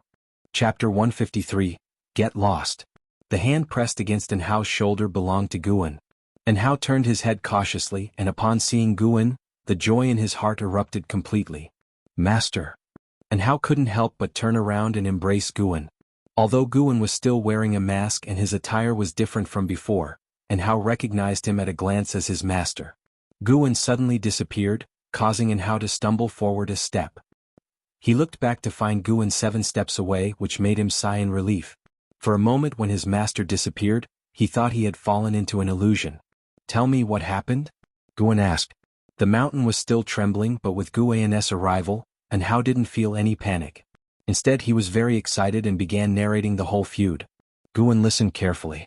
Not far away, Si Yener stared at Guan with eyes full of curiosity. "This person is Hao's master? How did he get in here?" During his narration, Hao couldn't resist using his divine sense to probe Guan's true face, but the power within the mask rebounded his divine sense, making him feel a thrill of fear. Guan remained silent, which made Hao feel ashamed. He dared not offend his master any further and concentrated fully on recounting his grudge with Prince Xizong of the Tianwei dynasty. 2 months ago he found this cave ruin site based on the map given by Sage Shen Miao. However, he couldn't enter it. After struggling for a month, he went out for further training and then met Xizong and Si Yener. Xizong had participated in the Golden List competition back in the day and even made it to the top 10. The two had been rivals. Upon meeting again, they hit it off, making Hao think he had made a close friend like Sage Shen Miao. So, the three shared pleasant times traveling and sightseeing. Later, Hao shared the opportunity with Xizong and his sister. Unexpectedly, Xizong had always held a grudge for losing to Hao. Learning that Hao came for the opportunity, he planned to capture Hao. After a fierce battle, both were seriously injured, and Hao abducted Si Yener. Hao brought Si Yener back here. During their argument, they accidentally triggered a mechanism, revealing the cave entrance in the mountain wall. Just as they were about to enter, they didn't expect Xizong to catch up so quickly, with even a void-crossing realm cultivator accompanying him. Hao was severely injured by an ambush while bringing Si Yener into the cave. Fortunately, the cave entrance closed in time, saving him from further danger. After Hao finished speaking, he was very angry and cursed, "That dog Xizong. I trusted him so much, I must have been blind." Si Yener pursed her lips but didn't speak up for Xizong, as she also disapproved of his actions. Boom. An explosion echoed from the cave passage, followed by a gust of wind that ruffled the robes of the three. Guan then looked at the statue in the center of the cave chamber, deep in thought. Footsteps sounded and Hao didn't panic. He moved next to Si Yener, preparing to use her as a hostage. "Let her go. There's no need to use a woman as a threat, it's meaningless." Guan's voice rang out. Si Yener immediately beamed, quickly saying, "Thank you, Senior, you are indeed wise." Hao glared at her but obediently removed the talisman paper from her body. As soon as the talisman paper was removed, Si Yener regained control of her body and sighed in relief. She didn't run toward the cave passage but stood beside Hao. Just then a group of cultivators came through the cave entrance, led by Xizong.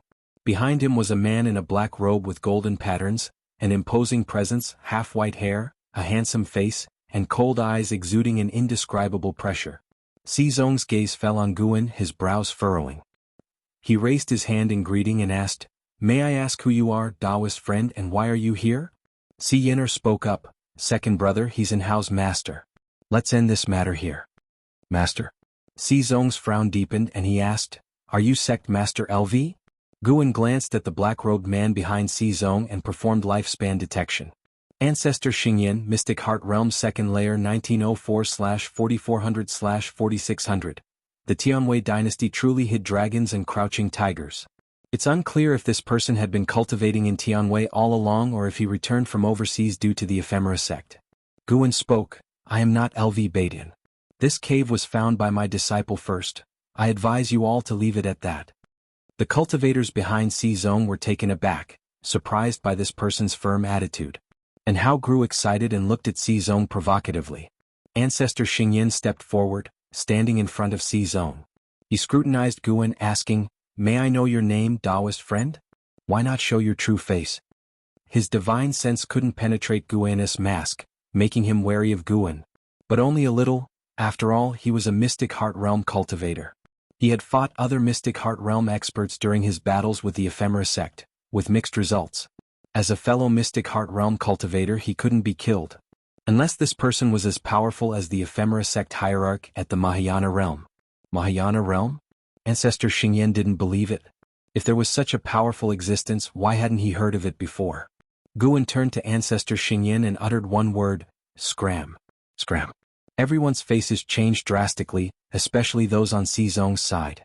They knew Ancestor Xingyan's background. Audacious.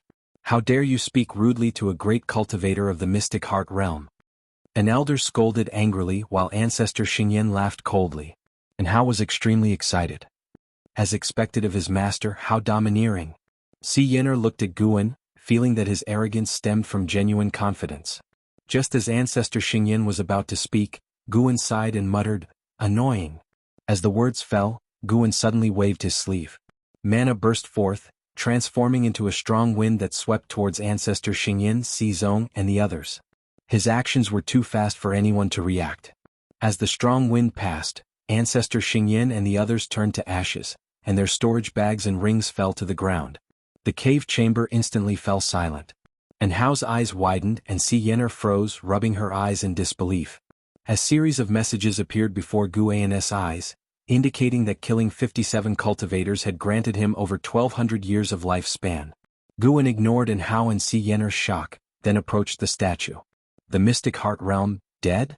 Xingyan muttered, beads of cold sweat forming on her forehead as she instinctively felt fear. And Hao was stunned for a while, then cheered and ran to Guan's side, excitedly saying, Master, how are you so powerful? What is your true realm? Are you at the Mahayana realm as mentioned by the ephemera sect hierarch? Mahayana realm. These three words made Xingyan's heart race. She could no longer think about Zong's death, as her heart was filled with fear and anxiety. She immediately ran towards the cave's entrance. And Hao just glanced at her and didn't stop her. After Guan's earlier display he felt incredibly confident. Even if the entire Tianwei dynasty surrounded their master and disciple duo, it would be courting death. Guan paid no attention to Hao. Seeing his master examine the statue, Hao dared not interrupt, standing obediently by the side. He looked at Guan with intense admiration in his eyes. He couldn't help but activate his spiritual power, stimulating his senses to ensure he wasn't dreaming. With such a powerful master, could he have destroyed the ephemera sect without the mountain god's intervention? Such a thought crossed Hao's mind, and his admiration for Guan deepened. Before long, Xingyan returned. It turned out she wasn't escaping but rather telling the outside cultivators to leave quickly to avoid dying because of Zong. She quietly waited beside Hao. Hao frowned at her and she raised her face defiantly and glared at him. At this moment, Guan raised his hand and struck the statue with a palm. Under his mana control, the statue began rotating. As the turtle statue moved, water started flowing from its base. After the statue rotated halfway, the turtle's mouth opened and a beam of white light shot out, hitting the mountain wall. Under the watchful eyes of Hao and Xingyan, the mountain wall revealed complex and dense ancient characters, each character writhing as if it wanted to escape the wall, making the two of them widen their eyes in astonishment. The strong light shone on their faces, and it seemed like a sun was forming in their eyes, growing larger.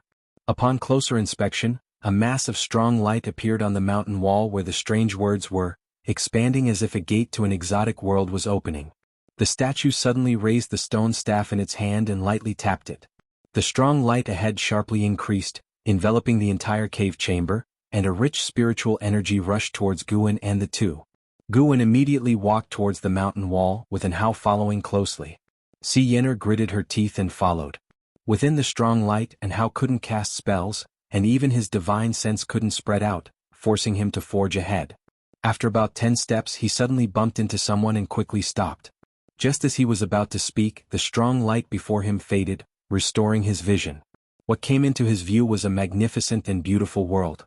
They stood on a cliff, in front of boundless green mountains, with a blue sky and interwoven white clouds. Such rich spiritual energy. And Hao was drawn to the area's spiritual energy and couldn't help but take a deep breath. "What is that?" Si Yener exclaimed, pointing to the distant forest. And Hao turned his head and followed her direction, seeing the trees swaying as if a gigantic beast was moving through them a few miles away.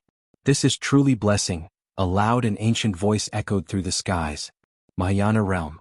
And Hao and Si Yener's hearts raced. Guan remained calm, sensing the presence of 4 spirit beasts comparable to the unification realm, as well as a Mahayana realm remnant soul in this minor heaven and earth. The remnant soul was located within a stone statue hundreds of miles away, very weak. Guan spoke, "Go and give it a try, see if you have such blessing." Upon hearing this, and Hao immediately leaped into the forest, followed by Si Yener. After paying her respects to Guan. "Wait for me," Si Yener shouted, quickly disappearing into the forest. Guan's figure vanished, crossing a distance of hundreds of miles, reaching halfway up a mountain where a stone statue identical to the one in the cave chamber stood. Chapter 154. Gathering ascenders on the hillside. A gentle breeze blew, rustling Guan's robe as he stared at the stone statue in front of him. His divine sense had already penetrated the statue, capturing the residual soul within. This residual soul looked exactly like the stone statue, representing an old man. The soul body was curled up as if in a deep sleep. Earlier, the sound was triggered by some kind of restriction that activated whenever any living being entered this cave mansion. Moreover, during his investigation, Guan discovered that there were other transmission arrays in this minor heaven and earth within the cave mansion. Including the one they came through, there were a total of 8 transmission arrays, each corresponding to different directions, which led him to speculate more about this cave mansion. A Mahayana cultivator's cave mansion. Guan raised his hand, drawing out the residual soul from within the stone statue. A ball of light appeared in his palm. Taoist Star Master, Mahayana Realm 3rd Layer 0/0/0, all zeros? Did this mean Taoist Star Master was truly dead? He immediately sent his divine sense into the residual soul of Taoist Star Master, performing the soul-capturing skill to search for memories. Rumble, in the distance came earth-shaking sounds, the noises of An Hao and Si Yener battling, entangled with a group of wooden puppets. Guan didn't turn around, focusing on soul-searching. An ancient hour later. The residual soul in Guan's hand dissipated into smoke. Taoist Star Master had indeed long perished, leaving behind a residual soul in hopes of revival or taking over a body. However, the secret technique he used to preserve his soul couldn't withstand the erosion of time. Over the long years, his soul power was completely exhausted, leaving only a soul shell with some memories. Taoist Star Master came from the 7-star spirit realm, regarded as the holy land of this continent. In Taoist Star Master's memories, Guan learned a terrifying truth. The demon ancestor actually originated from the 7-star spirit realm. Taoist Star Master and several sect mates were ordered to bring the demon ancestor out, to nurture and have him create the demon clan. Later, for unknown reasons, Taoist Star Master left the 7-star spirit realm, journeyed south to the sea to escape the continent, but was ambushed by other cultivators from the 7-star spirit realm, severely injured, and finally hid in the Tianwei to open a grotto heaven, from which he never emerged until his final moment. Guan didn't see the true form of the demon ancestor from his memories. The demon ancestor was sealed in a wooden box, deeply feared by Taoist Star Master and his sect mates. After placing the box down, they immediately left, unsealing it remotely and quickly fleeing. However, when the wooden box was unsealed, the skyrocketing demon energy left a profound impression on Taoist Star Master. Apart from these memories, the rest were scenes of Taoist Star Master nurturing spirit beasts within the grotto heaven. The demon ancestor being related to the 7-star spirit realm greatly differed from the legends Tian Yaoer had heard. Various possibilities filled Guan's mind, but he had no desire to investigate further. Taoist Star Master was a Mahayana cultivator, indicating the likely presence of immortals within the 7-star spirit realm. At this stage he absolutely could not appear on the 7-star spirit realm's radar. His greatest advantage was having no grudges or enemies, allowing him to steadily grow stronger. With that thought, Guan turned around, ready to harvest the medicinal herbs here and transport a batch of heavenly treasures away. By dusk, Guan returned to the Third Medicine Valley. This afternoon's harvest extended his life by over 300,000 years.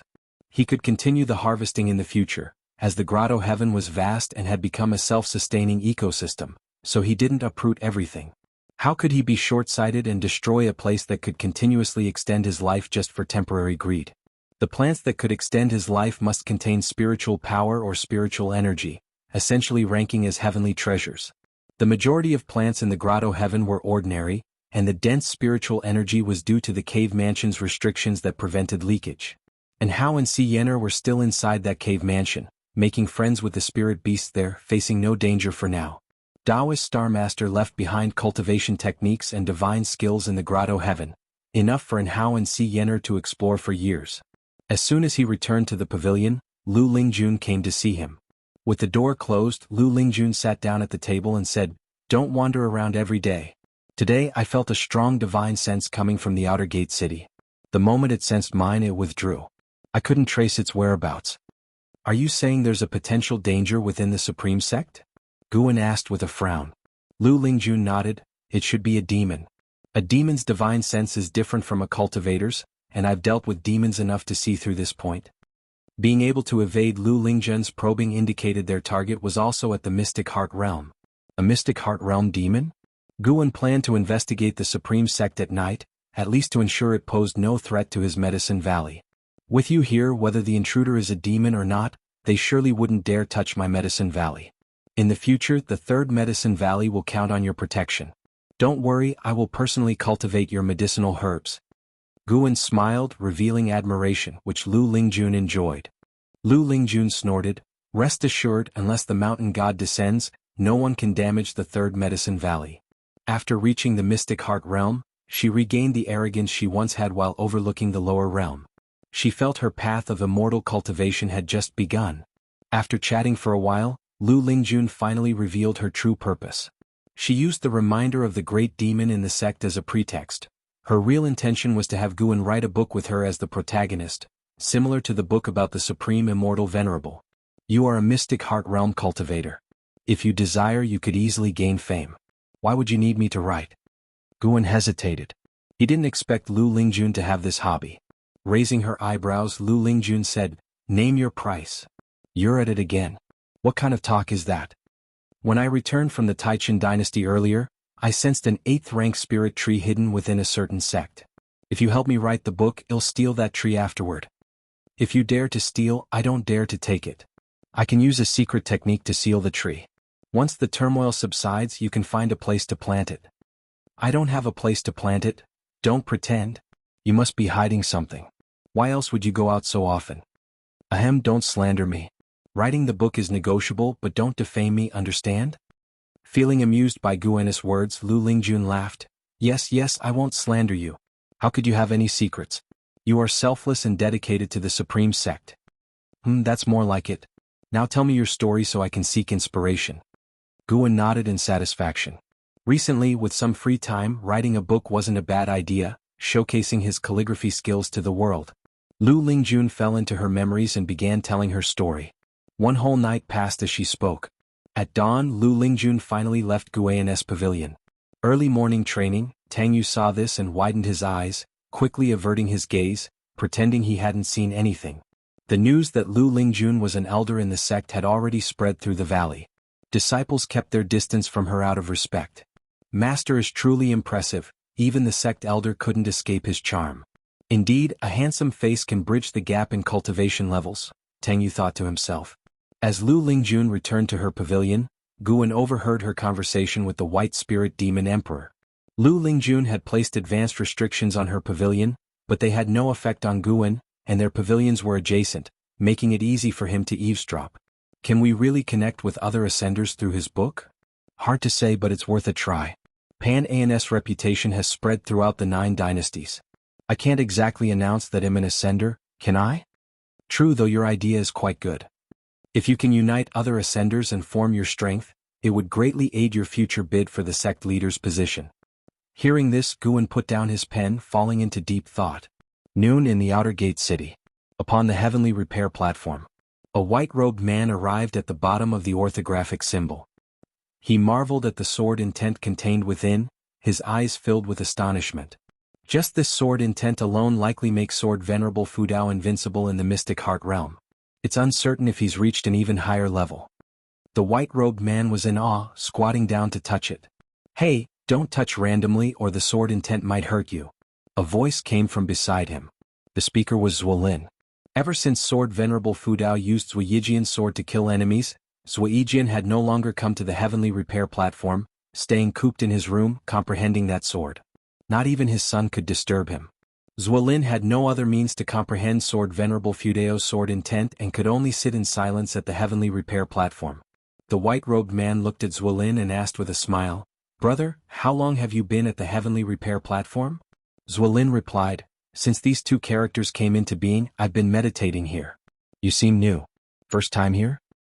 He eyed the white-robed man suspiciously. The heavenly repair platform was filled with many stories, leading him to overthink. The white-robed man laughed, "I come from the Qintang dynasty. This year I just joined the Supreme Sect as a guest elder of the Outer Sect. My joining was inspired by Sword Venerable Fudao." Hearing this, Zuolin immediately beckoned him over, signaling him to sit beside him.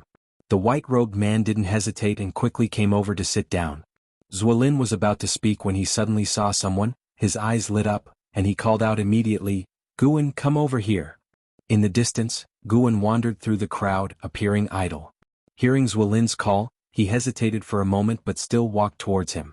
The white-robed man turned his head, seeing the person Zuolin called out to be a Foundation Establishment Realm cultivator, then shifted his attention away.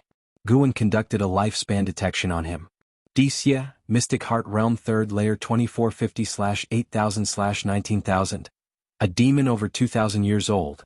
The reason Guan came to the Outer Gate City was precisely because of Wuxia. The demon who alarmed Lu Lingjun was Wuxia. Wuxia cultivated some special technique, showing no traces of demon energy on him, but his technique couldn't escape the divine sense of a Nirvana Realm great cultivator.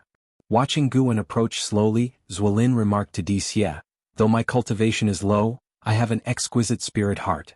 At a glance I could tell you were exceptional." Hearing this, Wuxia's heart tensed. Chapter 155 Shattering Void Engagement. Zuolin's words made Wuxia's expression suddenly unnatural, but what Zuolin said next left him not knowing whether to laugh or cry. "You must be a genius. I've never misjudged anyone's talent or chi fortune." Zuolin looked smug, lifting his chin and gesturing for Wuxia to look at Guan, saying, "Don't be fooled by this kid's mere Foundation Establishment Realm cultivation level. He's not simple either. In fact, my judgment has proved correct. He's now a Golden List genius." Guan walked over, resignedly saying, "What sort of genius am I? Making it onto the Golden List was just good luck." Zuolin pulled Guan to sit down and then had Wuxia and Guan introduce themselves to each other. Wuxia was very composed and treated Guan quite well, showing none of the airs of a guest elder. Zuolin was very interested in Wuxia, and upon hearing that Wuxia wanted to learn about Sword Venerable Fudao, he didn't hide anything and began telling stories of Sword Venerable Fudao's exploits. Wuxia listened attentively. Before he came, he had heard that the #1 cultivator of the 9 dynasties was either the Taoist of Immortality from 3 Pure Ones Mountain or the Sword Venerable Fudao from Supreme Sect. Among them, Sword Venerable Fudao was the most mysterious. Though he had repeatedly aided the Supreme Sect, no one knew his true identity. Guan found it amusing to listen to Zuolin boast about his other identity. At the same time he was also observing Wuxia. In the following half an hour, Guan didn't sense any malice from Wuxia and could only hold back his suspicions for the time being. A great demon calamity was imminent, and a Mystic Heart Realm great demon had infiltrated the Supreme Sect, the purpose of which was unknown. Guan feared Wuxia might suspect him, so he took the chance to slip away. There was plenty of time to come, and he could slowly observe Wuxia since Wuxia was planning to comprehend sword intent at the heavenly repair platform. In the days to come, Guan would use his divine sense every day to observe Wuxia. The more he watched, the more he felt Wuxia might truly harbor no ill will. He just seemed to earnestly want to learn swordsmanship. Before, when Wuxia had swept the surroundings with his divine sense, he was probably just looking for Sword Venerable Fudao. Spring went and autumn came. 2 years passed in the blink of an eye. In these 2 years, Guan's lifespan had increased rapidly. Starmaster Cave had provided him with an enormous amount of lifespan. his lifespan had already broken through 6,500,000, getting ever closer to the 10 million mark. One day, Guan visited the book collection hall in the outer gate city and, under the name Pan, published a new book titled Shattering Void. Lu Chang, the elder who had once taken care of Pan, had passed away, and he was received by Feng Shang, the great elder of the book collection hall. Feng Shang was thrilled to receive Pan for the first time, bombarding Guan with compliments and guaranteeing that he would handle the book's follow-up matters well. Only after an hour at the book collection hall did Guan manage to get away. Feng Shang was simply too enthusiastic. In Feng Shang's eyes, Guan was a tremendous opportunity. As long as he arranged Pan's new book properly, his career would skyrocket. After leaving the book collection hall, Guan strolled around the city. As the Supreme Sect grew stronger each year, the outer gate city became very bustling. Every street was crowded and even stalls appeared, selling all kinds of odd and remarkable items. In the last year, Guan had taken to wandering the city streets whenever he was free. As he walked, Guan spotted a familiar face. Du Yi. Guan approached to greet him. Both being house servants of the Ji family and having been accepted into the Supreme Sect together, their relationship was not close, but they would chat if they bumped into each other in the outer sect. Du Yi was fiddling with a small gourd at a stall. Hearing Guan's voice, he reluctantly set the gourd down, stood up and looked at Guan. When Guan reached him, Du Yi greeted him with a smile, asking, "Are you here treasure hunting too?" Guan laughed and replied, "There aren't that many treasures to find. I'm just browsing and enjoying the buzz. How have you been lately?" 92-year-old Du Yi looked just over 40. He hadn't taken any youth-preserving pills when he was younger, unlike Guan, who appeared youthful. In the immortal cultivation world, not every cultivator seeks a youthful appearance. Some believe that maturity conveys more presence. Don't get me started. I attempted the foundation establishment recently and failed, wasting a foundation establishment pill in the process, Du Yi said gloomily. He was genuinely a low-level cultivator in the immortal cultivation world, of mediocre talent, who had to do odd jobs for young masters from significant families for cultivation resources. Guan consoled him, then took out a medicine bottle with 2 foundation establishment pills inside. Holding the medicine bottle, Du Yi hesitated. He didn't want to accept Guan's charity, but he couldn't bear to refuse. For a low-level cultivator like him, reaching the foundation establishment was a lifelong dream. Guan smiled and said, "Don't mention it, after all we grew up together. I hope you live a few more decades. When we're old we can reminisce about our youth." Hearing this, Du Yi felt a warm sensation and remembered that he had once told Guan to seek his help if he ever encountered any troubles. If there was any way he could help, he wouldn't hesitate. Half a lifetime later, Guan had never sought his help. Instead, Du Yi began to owe Guan favors. Du Yi lightly patted Guan's shoulder, no longer refusing. He put the medicine bottle into his storage bag. "By the way, I heard something recently. Our third miss has been betrothed," Du Yi suddenly said in a low voice. Hearing this, Guan was stunned and asked with curiosity, "Betrothed? To whom?" Hearing of Ji Xiaoyu's engagement, his heart couldn't help but ripple. Perhaps it was because Ji Xiaoyu had once saved him as a child. Even after growing up, Ji Xiaoyu had been kind to him, not treating him like a house servant and giving him many things to help with his cultivation. Could even such a girl of heavenly pride not escape an arranged marriage? Thinking of this, Guan felt quite emotional. Du Yi shook his head and said, "How would I know? But it seems that only the engagement is set, there's no date for the wedding yet. I think the young master and the others are very happy, so the other party must be quite significant." "That's a given, being able to marry into the Ji family is beyond our imagination," Guan said with a laugh. The two of them chatted for a bit more and then Guan bid farewell to Du Yi. He didn't go back to Medicine Valley but continued to wander around the city. The book collection hall acted quickly and in less than a month, Shattering Void appeared in the book collection halls of various cities. Riding on the reputation accumulated from investiture of the gods and Supreme Immortal Venerable, Pan's new book caused a sensation as soon as it hit the shelves, sweeping through the Supreme Sect. A month later, the name Shattering Void had spread throughout the Taitsong immortal cultivation world and started reaching the other 8 dynasties. Lu Lingjun also bought the book and as soon as she finished reading, she went straight to Guan. "It's written quite well. The male protagonist harbors a great demon inside him that leads the way on his journey of immortal cultivation despite his mediocre talent. But," Lu Lingjun frowned as she spoke. "What but?" asked Guan. "Why is it called Shattering Void?" She stared intently at Guan as if trying to see through him. Guan responded with a puzzled look.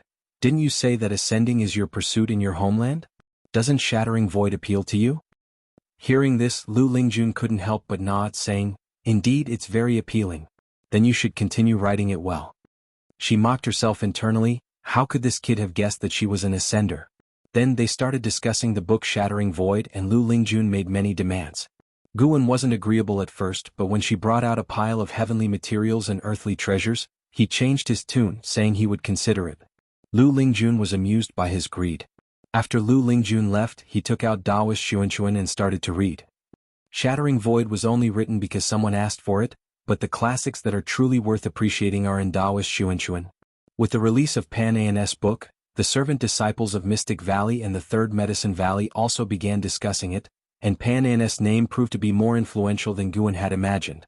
Half a month later, when Guan returned to the Third Medicine Valley, he sensed LV Baitian's presence. Counting the days, it had been more than 10 years since he last saw him. Guan went to the attic to meet with the long-waiting LV Baitian. He closed the door of the room and then approached LV Baitian, raising his hand in salute. LV Baitian looked the same as he had many years ago. He gestured for Guan to sit down. After Guan took his seat, LV Baitian finally asked, What made you think of publishing a book recently? It was a spur-of-the-moment thing. Did you read it too? Replied Guan. I did. It's not as good as Investiture. That's true, Guan said sincerely. He believed that himself. LV Baitian changed the subject abruptly. Is Su Han your disciple? Upon hearing this, Guan feigned nervousness and asked, He used to be. What about him? LV Baitian stared at Guan and said, He has also cultivated the Defying Fate divine skill. What? Guan was visibly shocked. He hastened to explain, I didn't teach it to him. Over these years I haven't even seen him. Since LV Baitian had passed the Defying Fate divine skill to Guan, he had barely practiced it because he couldn't abandon his cultivation to start over. LV Baitian snorted and said, Of course I know you didn't pass it on. As a matter of fact, I didn't create the Defying Fate divine skill either. I also received it from someone else. I can tell you directly that Defying Fate divine skill comes from the Ephemera sect. Now that Su Han has also learned it, it indicates that the remnants of the Ephemera sect have not been completely eradicated. Guan's eyes widened, displaying a look of disbelief. He thought of the 9 Nether 13 Evil and the Ghost Mother of Ephemera. Could it be that they had approached Su Han? Sect leader you, Guan looked at LV Baitian, unsure of what to say, a mix of emotions crossing his face. He really wanted to say, I also have an identity concerning the Ephemera sect. I am the sect hierarch of the Ephemera sect. LV Baitian chuckled, Don't worry. I just have karma with the Ephemera sect. I don't actually come from there. In my youth, I made a Taoist friend who was from the Ephemera sect. Before she died, she passed the Defying Fate divine skill on to me. It is because of this skill that I could achieve what I have. Don't talk about this past to anyone. If you do, I surely won't be able to hold on to my position as sect leader. Ever since the Supreme Elders returned, my position has become increasingly unstable. He concluded with a self-deprecating laugh. Guan immediately responded, Of course I won't speak of it as long as you don't harm the interests of the Supreme Sect. LV Baitian glared at him, feigning annoyance, but he was inwardly very pleased. He's truly worthy of being the sect leader I picked. Following that, LV Baitian said, Su Han has learned the Hateful Heaven Divine Sword and inherited the Defying Fate Divine Skill. His progress will be rapid from now on. How close are you with him? If you're close, be cautious. It's clear that Su Han has a mastermind behind him. I'm afraid that person will come after you to make Su Han hate this world even more. Chapter 156 Innate Divine Skills Persecuting Me? Guan almost laughed. Whoever wanted to persecute him must have had a death wish. With his ability to foresee potential threats, he could detect anyone who harbored hostility towards his true self at the first moment. At least for now, no one bore him ill will. Guan usually acted kindly towards others, making it hard for anyone to hold a grudge against him. Apart from the Supreme Sect, not many people knew him. Faced with LV Baitian's scrutiny, Guan frowned and pondered, I can't say for sure. I treated him quite well, but back when the Sword Sect was hunting him down, I advised him to abandon the Hateful Heaven Divine Sword. Maybe he holds some resentment towards me because of that. LV Baitian nodded and said, Having some resentment is good. At least you won't become his weak point. But you should still pray he doesn't hate you. Otherwise, if he grows stronger, you'll be in trouble. His tone became teasing towards the end. Guan shrugged and said, I believe the Supreme Sect will protect me. If I encounter danger here, then there must be a serious issue with the Supreme Sect. You cheeky brat, you're mocking me, aren't you? Not at all. I trust you, sect leader, so please don't make fun of me. As a minor cultivator, I don't want to get involved in bigger troubles. Nothing to do with the ephemera sect or the hateful heaven divine sword, I'd prefer it that way. Guan said helplessly. Seeing his expression, LV Badian suddenly felt ashamed, thinking he shouldn't have teased him. Guan didn't possess the cultivation level of the Unification Realm's 9th layer. Facing the threat of the hateful heaven divine sword, he must have been very afraid, but was just putting up a brave front. With that thought, LV Badian's face turned serious and he said, as long as you stay within the Supreme Sect, nothing will happen to you. At least here I can ensure your safety. Obviously he was hinting at Guan about going to Qinya Valley. Although LV Badian didn't know where Qinya Valley was, he knew that Guan frequently left Mystic Valley, but he never asked about it. LV Badian started talking about Li Xiandao. The Taizong dynasty's offensive was swift and fierce, opening no fewer than 5 battlefields in collaboration with the Great Yu dynasty. The neighboring dynasty was about to collapse. LV Badian indeed didn't like Li Xiandao, but he had to admit that Li Xiandao was very skilled in employing people, always managing to find geniuses or capable generals. From Guan's point of view, he hoped Li Xiandao could unify the 9 dynasties. Unity would better resist the demon disaster. After unification, order could be established, and the world would be peaceful for the right path. Peace in the world would also help him survive. For the lower-level cultivators, peace was also a good thing. There might be fewer opportunities, but how many lower-level cultivators could turn their fate with an opportunity? Cultivators who turned their fate with opportunities were far fewer than those who died in conflicts. The two talked for a long time until evening before LV Badian finally left. Guan couldn't help but feel that LV Badian had lost some of his sharpness from years ago. Starmaster Cave. Guan, masked, appeared on a cliff, his divine sense sweeping over to see and how staying in a cave. Inside the cave was a pool filled with blood-colored water, wherein Hao was practicing, his chi blood continually increasing. Si Yener was in the forest practicing her step technique. After spending 2 years in this grotto heaven, both Hao and Si Yener had received various inheritances, rapidly improving their skills. It would take many years for them to fully inherit Taoist Starmaster's legacy. After all, Taoist Starmaster was in the Mahayana realm, and his lifetime legacy was extremely vast. Even though Hao had matchless talent, it would take a lot of time to absorb it all. Guan just glanced at them, then went to pick the celestial treasures in the forest. His aura was hidden, unnoticed by the spirit beasts within the grotto heaven.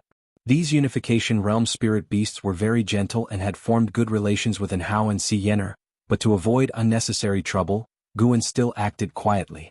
After an hour, Guan left, satisfied. This trip had gained him 50,000 years of lifespan. Since no one cultivated the treasures in Starmaster Cave, Guan also didn't want to do so, fearing that people from the 7 Stars spirit realm might come after him. He could only patiently wait for the celestial treasures in this grotto heaven to grow naturally. That's why he picked only a small amount every time, leaving half behind to self-reproduce. He quickly arrived at Nianchu Cave. One night last month, with Guan's protection, Tian Yaoer successfully crossed her tribulation and entered the core formation realm. She had been consolidating her cultivation ever since. Landing on the ground, Guan sensed that her demonic power had stabilized, which indicated that she had consolidated her cultivation. He deliberately made footsteps as he walked towards a garden area. Tian Yaoer pushed the door open and, like a gust of wind, came to Guan's side, directly hugging his left arm, excitedly saying, "Master, my demon core has fully formed, and I've even comprehended a divine skill." Feeling the softness from his left arm, Guan marveled internally. A demon was indeed a demon. She appeared very slim, yet her figure was astonishing. He naturally withdrew his arm and walked a few steps forward, squatting down to pick medicinal herbs, while asking, "What kind of divine skill?"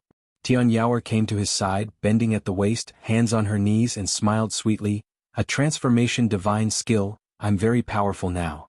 As soon as she finished speaking, a wave of demon energy spread from her body, covering her figure.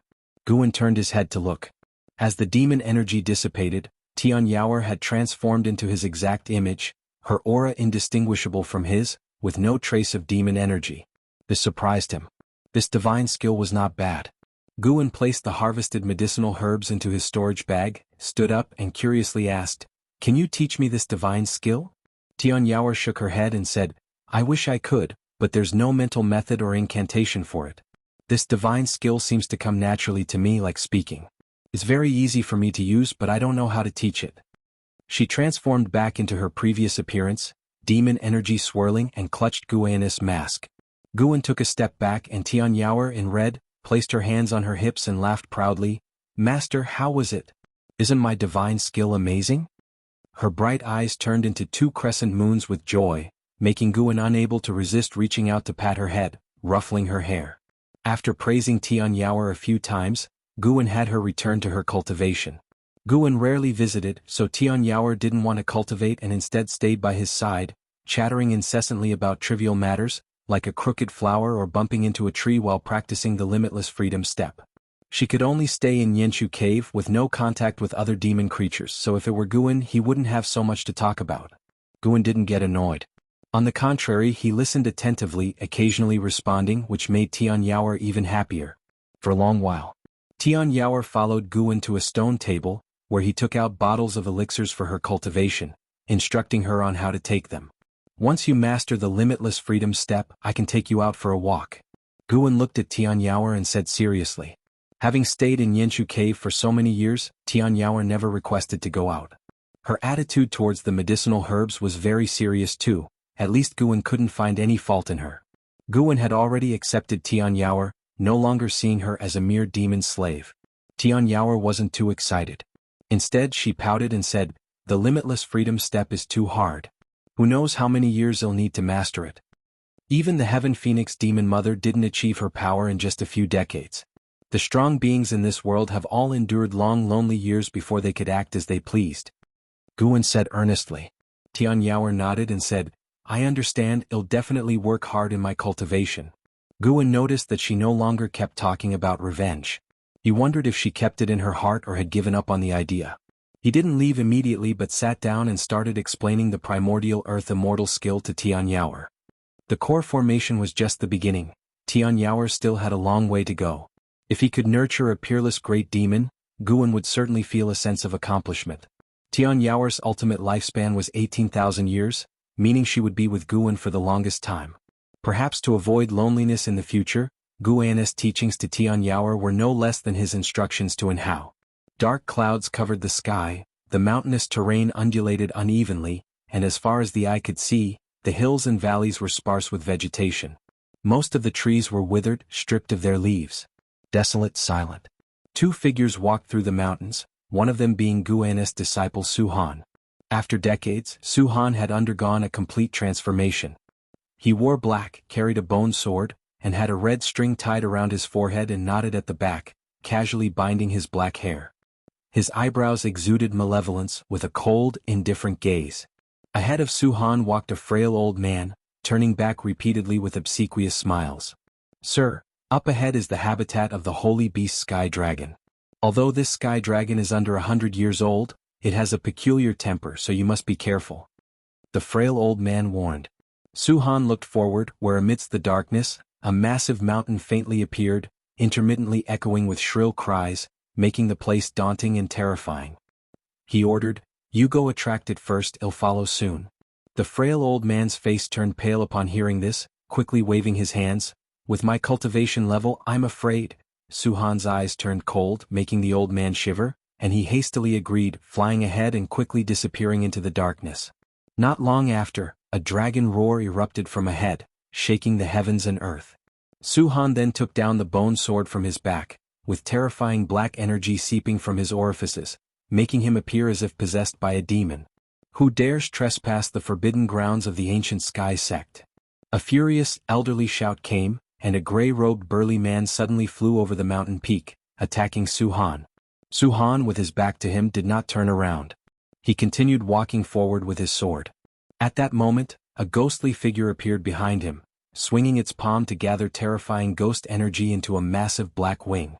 The gray-robed burly man's face changed drastically, using his spiritual power to resist, but he was still sent flying by the attack. "I advise you to pretend you saw nothing, or it would be a pity if you were to die." An icy female voice came from the mysterious ghostly figure. If Guwen were here, he would definitely recognize the voice. Ghost Mother of Ephemera. Chapter 157. Different Paths. Downfall. Late at night, deep underground in the Mystic Valley, inside the 8 scenic caves. Guwen was sitting under a green vine tree reading a book, leaning against the main trunk, with 2 tree vines gently massaging his shoulders. He suddenly put down the book and sat up straight. What's wrong? Master, was the pressure too much? The green vine tree emitted a weak, pitiful female voice. Guwen replied, No, I just have something to attend to. I need to leave. The green vine tree trembled, quickly saying, Master, don't forget to bring some lamb meat next time. Guwen waved his hand and then disappeared from the spot. He took a step out of the Supreme Sect's boundaries and arrived at the top of a mountain. It was late autumn, the night wind was chilly, fluttering his robe. He gazed into the distance. He felt that the Sky Dragon was in trouble. Although he and the Sky Dragon hadn't formed a contract, ever since the Sky Dragon was born, they established a subtle connection.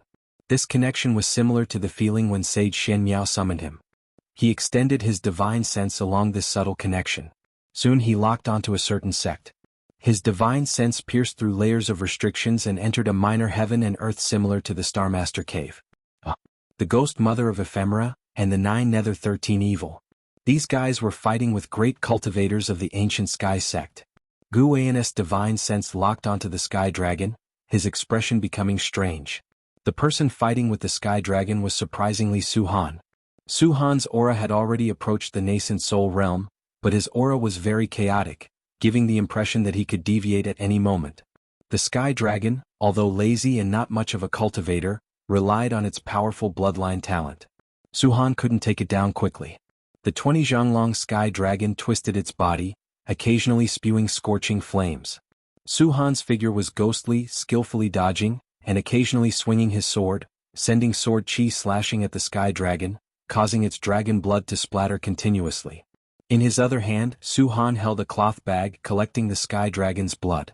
After a moment of hesitation, Guwen decided to intervene. In the dim heavens and earth, the Sky Dragon was fleeing through the mountains and wilds, with Su-Han wielding a bone sword relentlessly pursuing. Damn it! Were you really? I will never forgive you in the future. The Sky Dragon roared, shaking the mountain forests, its voice still childish, like that of a young boy. Su-Han's cold voice came from behind, Hateful Heaven Divine Sword, Su-Han. The Sky Dragon's eyes narrowed, clearly having heard of the Hateful Heaven Divine Sword, showing fear in its eyes. It ran even faster, twisting its body like an eel. Su-Han leaped into the air, flying high and slashed down. The sword chi was immense, condensing into 7 sword shadows, attacking the Sky Dragon. Each sword shadow's tail had several ghosts, as if evil spirits were pushing the swords, terrifying under the night sky. A dark purple demonic shadow appeared out of nowhere on the Sky Dragon's head, grabbing and dispersing Su-Han's sword chi in midair. Su-Han's eyes widened. Was him. Su-Han couldn't forget the mysterious demonic shadow that killed his master, Zhong Liang, recognizing it at a glance. Boom. A terrifying divine sense instantly struck his mind, causing him to faint immediately, falling into the mountain forests. The Sky Dragon also suffered a divine sense attack, instantly falling unconscious, its massive body crashing down, kicking up clouds of dust. Guwen appeared before Su-Han, who lay on the grass, life or death uncertain. At this moment, the Ghost Mother of Ephemera suddenly appeared before Su-Han, half kneeling, clasping her hands in apology. Please forgive me, Sect Hierarch.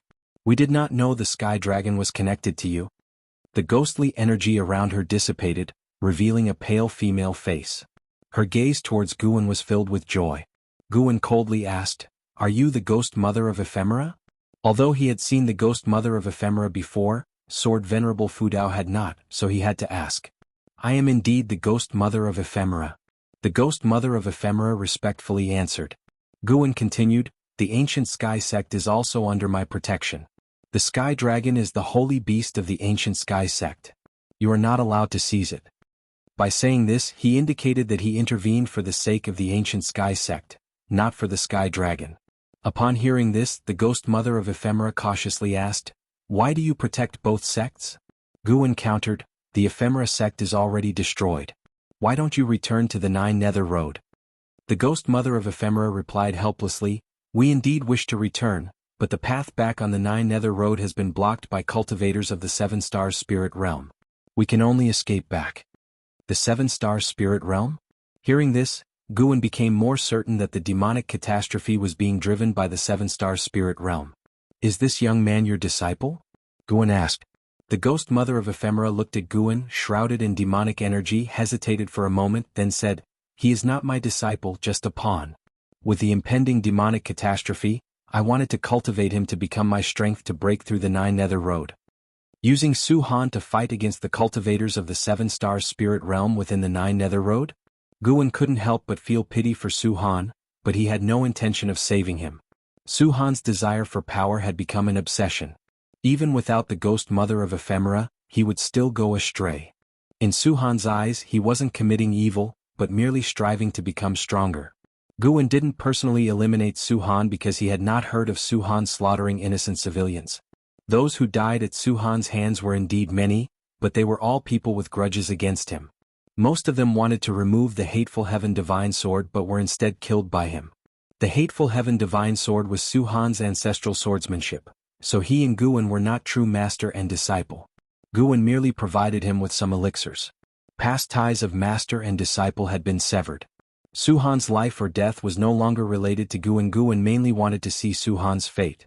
Su Han, who had mastered the Defying Fate divine skill, could devour the spiritual power of other cultivators. To some extent, it was similar to Guan's ability to seize lifespan. But Su Han's path was completely different from Guan's. Wherever this young man went, he fought, and his fierce reputation spread far and wide. The ghost mother of Ephemera revealed the effects of the Defying Fate divine skill, which were exactly the same as those known to Guan, with no exaggeration. From the ghost mother of Ephemera's perspective, she naturally didn't know Sword Venerable Fudao knew the Defying Fate divine skill, so she spoke frankly. Perhaps she genuinely wanted to make Guan the sect hierarch of the Ephemera sect. In the land we come from, the Ephemera sect has stood for tens of thousands of years. The spiritual energy there far surpasses that of the 9 dynasties. Although the Ephemera sect has been destroyed by the mountain god, it was the traitors who defected to butcher Immortal Jianghu who were wiped out. Our sect's orthodox disciples still remain. If you return with me, in at most 1,000 years, the Ephemera sect can restore its former glory. The ghost mother of Ephemera said earnestly. Guan asked, "Is it just because I know the Taitsong divine shocking sword? Aren't you afraid it'll sacrifice you all like the actions of the Ephemera sect?" Knowing the Taitsong divine shocking sword is one reason. I have stayed in the Supreme Sect for many years and learned about your deeds. Your ability to inscribe the words righteous path on the heavenly repair platform speaks to your character. If you are willing to lead the Ephemera sect, you can certainly guide it towards the right path. The Ephemera tree may be an evil entity, but the Ephemera sect was originally founded by subduing this tree to save lives and thus established its Taoist tradition. As she spoke, she raised her right hand, and a token appeared in her hand. This is the token of the sect hierarch of the Ephemera sect. The deceased hierarch had always been searching for this token, not knowing it was in my possession. This token can find all members of the Ephemera sect and locate the hidden inheritance of true disciples. Guan extended his hand, his divine sense entering the token. He sensed a powerful restriction, which could not be broken by anyone below the Mahayana realm. Of course, this restriction was formidable to others, but it was as if non-existent before him. As his divine sense entered the token, he felt as if he was overlooking the land. He saw a chaotic, dim world with only landforms, no flowers or living beings. Through the scenes within the token, he could see the positions of other Ephemera sect cultivators. Apart from this, the token had many other functions with numerous restrictions that intrigued Guan. He retracted his divine sense and said, "I'll temporarily hold on to this token. In the future, treat the token as though it's me."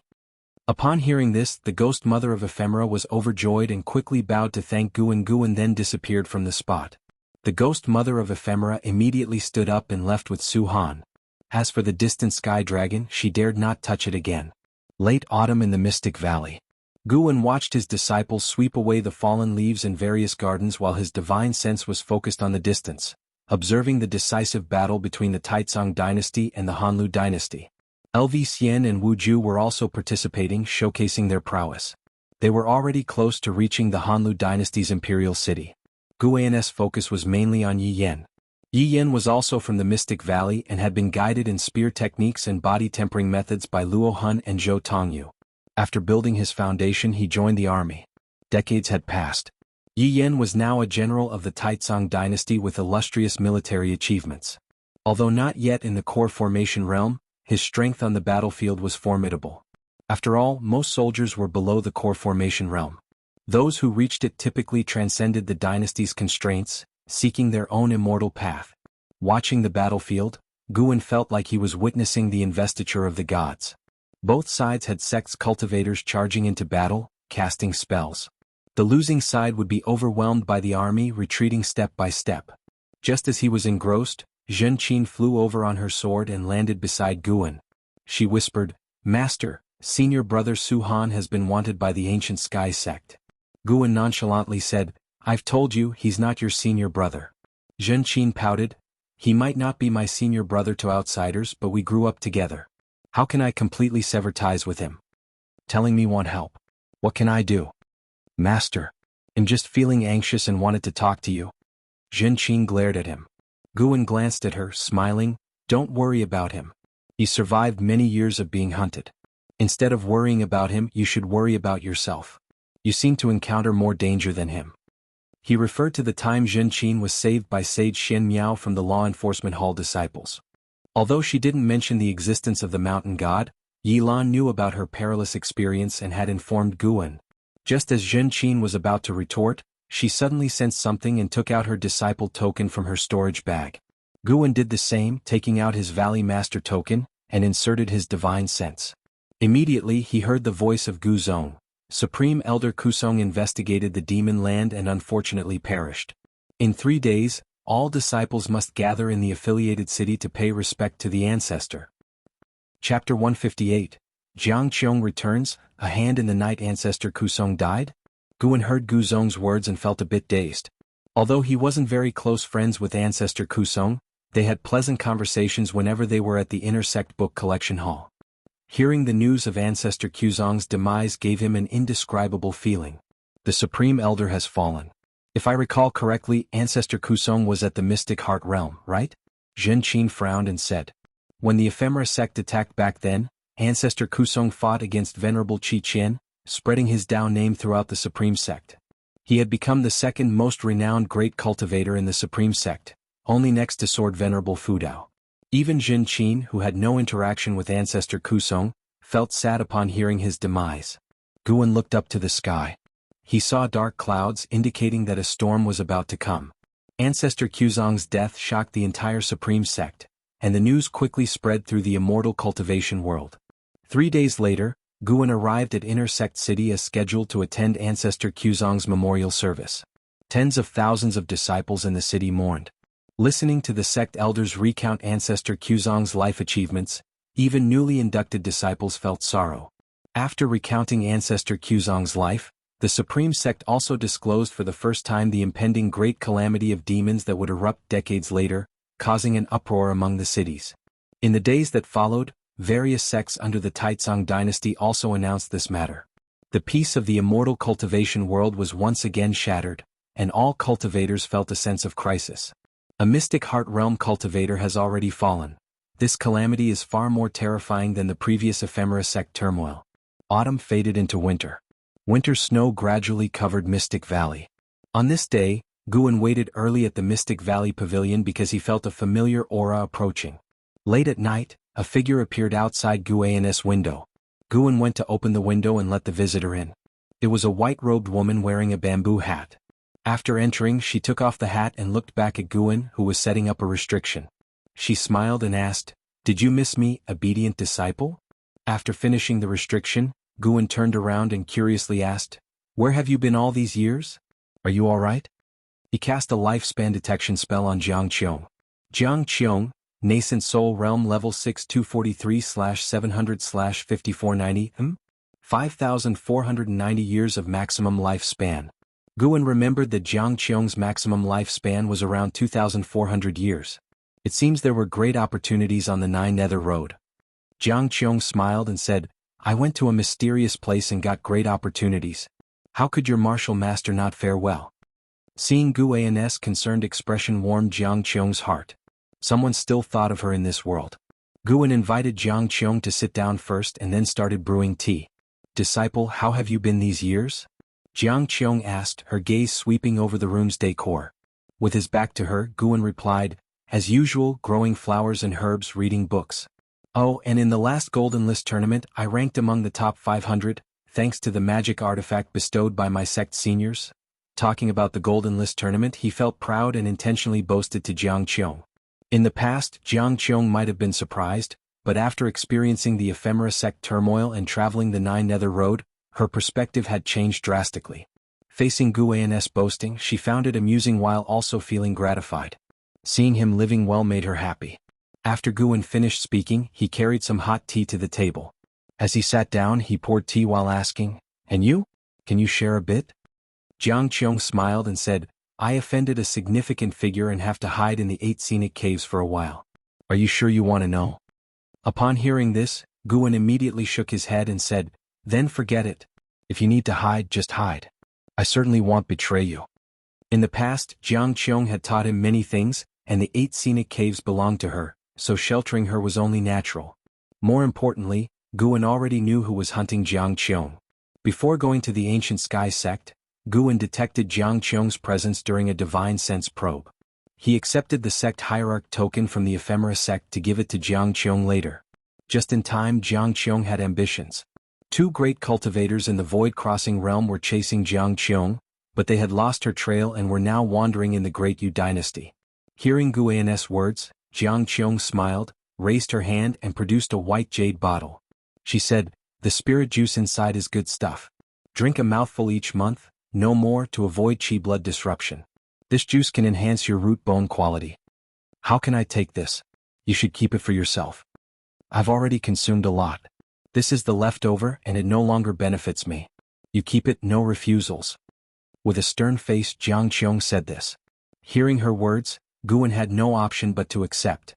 After chatting for an hour, they moved to the 8 scenic caves. Guan revealed that the green vine tree had developed spiritual wisdom, but Jiang Qiong was nonchalant, stating that the green vine tree in the Thousand Autumn Pavilion also had spiritual intelligence. Earlier, while in the pavilion, Guan had already messaged the green vine tree, instructing it on what could be said and what should be kept secret.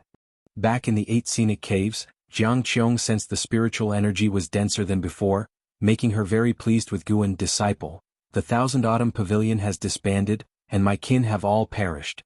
From now on I will depend on you. You won't mind, will you?" Jiang Qiong rested her hand on Guan's shoulder with a smile. Guan stepped to the side and said, "Why would I mind? I even want to learn formations from you." He then went to the green vine tree and dug out the divine power collection of the Ji family, handing it to Jiang Qiong. Jiang Qiong had robbed this item during a banquet at the Ji family. It recorded the Heaven and Earth Path Gang divine skills. Guan had already mastered the Heaven and Earth Path Gang and upgraded it to Taoist Gang primal energy. Now, even if caught off guard, it would be hard for enemies of the same rank to kill him instantly. The Taoist Gang primal energy could autonomously protect his body. Looking at the divine power collection in her hands, Jiang Qiong felt mixed emotions. For some reason, her mood was quite complicated. Seeing her expression, Guan felt uneasy. "Don't tell me she's moved?" He immediately found an excuse and left. Watching his departing figure, Jiang Qiong sighed and thought, "This kid is really foolish. He didn't even research it thoroughly." She could sense that the restriction on the divine power collection was intact, so she assumed Guan hadn't touched it. Such foolishness would surely lead to trouble someday. She needed to teach him. Jiang Qiong's return didn't change Guan's life. Every 7 days he would visit the 8 scenic caves, bringing along various medicinal herbs for her, asking her not to pick any, leaving that task to him. Jiang Qiong, aware of his habits, behaved accordingly upon returning to the 8 scenic caves. Since Guan had prepared the herbs, why should she bother? Due to Ancestor Quzong's death, the atmosphere in the Supreme Sect was colder than in previous winters. At the year's end, a major event occurred. The Hanlu dynasty surrendered. Thus, the Taizong dynasty annexed the Hanlu dynasty, breaking the millennial 9 dynasty balance. Li Xuando's prestige soared, with even the outer sect of the Supreme Sect discussing him. If he truly united the world, his name would be engraved in history. Guan heard in the outer sect that Li Xiandao had begun deploying troops against the Wuxian dynasty. This time there were no public objections but rather praises for Li Xiandao. Rumor had it that the Tianwei dynasty in the distant land also waged war, with the current emperor harboring ambitions no less than Li Xuando's. Significantly, ancestor Xingyan's death hadn't spread, and Tianwei made no inquiries with the supreme sect about Xizong's death, clearly determined to swallow this loss. These matters were irrelevant to Guan. He simply listened for entertainment. With the new year, Yilan and Zhen Qin came to spend the festival with Guan. Guan divided the spirit juice given by Jiang Qiong into 3 portions, giving them to Yilan, Zhen Qin and Xiaochuan individually, asking them not to tell anyone. Right after the spring festival, the supreme sect began recruiting disciples to explore the demon land. Facing the inevitable calamity, the supreme sect didn't want to sit idle, so they offered generous rewards to attract disciples for reconnaissance. Some disciples nearing their lives' end or faced with cultivation obstacles eagerly applied, but Guan instructed Yilan and Zhen Qin not to participate. Thankfully they listened. In the following years, news about demons frequently reached the supreme sect. Demons increased across the 9 dynasties, clearly a precursor to the demon calamity. Time flew like a white steed's shadow passing a crevice. 2 years later, during late autumn, in a mountain forest under the night sky, Dixia walked. He stopped as black crows flew out from the darkness ahead. These crows swept past Dixia, settled on a large tree behind him, and coalesced into a figure, dark and eerie with no clear features. "The Emperor is looking for you. Won't you return?" the mysterious figure asked. "What for? Isn't the southward movement inevitable?" Dixia's tone was full of sarcasm. "Why do you resist the Emperor's plan?" the mysterious figure asked in a deep voice. Dixia mocked, "This world isn't big enough? Even in the demon lands, there are countless hills beyond his control. Why push humanity to extinction?" The mysterious figure snorted, "Demons and humans cannot coexist. Eradicating humans is the only way to ensure our safety. But humans exist overseas. When will the killing end? I think he's been influenced by the demon master." "Don't speak ill of the demon master. Anyway, I want return. I'll train at the supreme sect. Don't seek me out again. If Sword Venerable Fudao discovers you, even if you die, I won't lift a finger." With these words, Dixia left. The mysterious figure coldly said, "Sword Venerable Fudao? Ancestor Kusong of the supreme sect died by my hand. If I encounter Sword Venerable Fudao, I'll ensure he meets the same fate, boiled into broth." Dixia continued without turning back and disappeared into the darkness. The mysterious figure snorted, then transformed into black crows and flew north. The crows flew swiftly, leaving the Taizong dynasty behind in no time. An hour later, they flew over the North Sea mountain and arrived at the forest of the Taichen dynasty. The crows landed by a small river, reformed into a figure.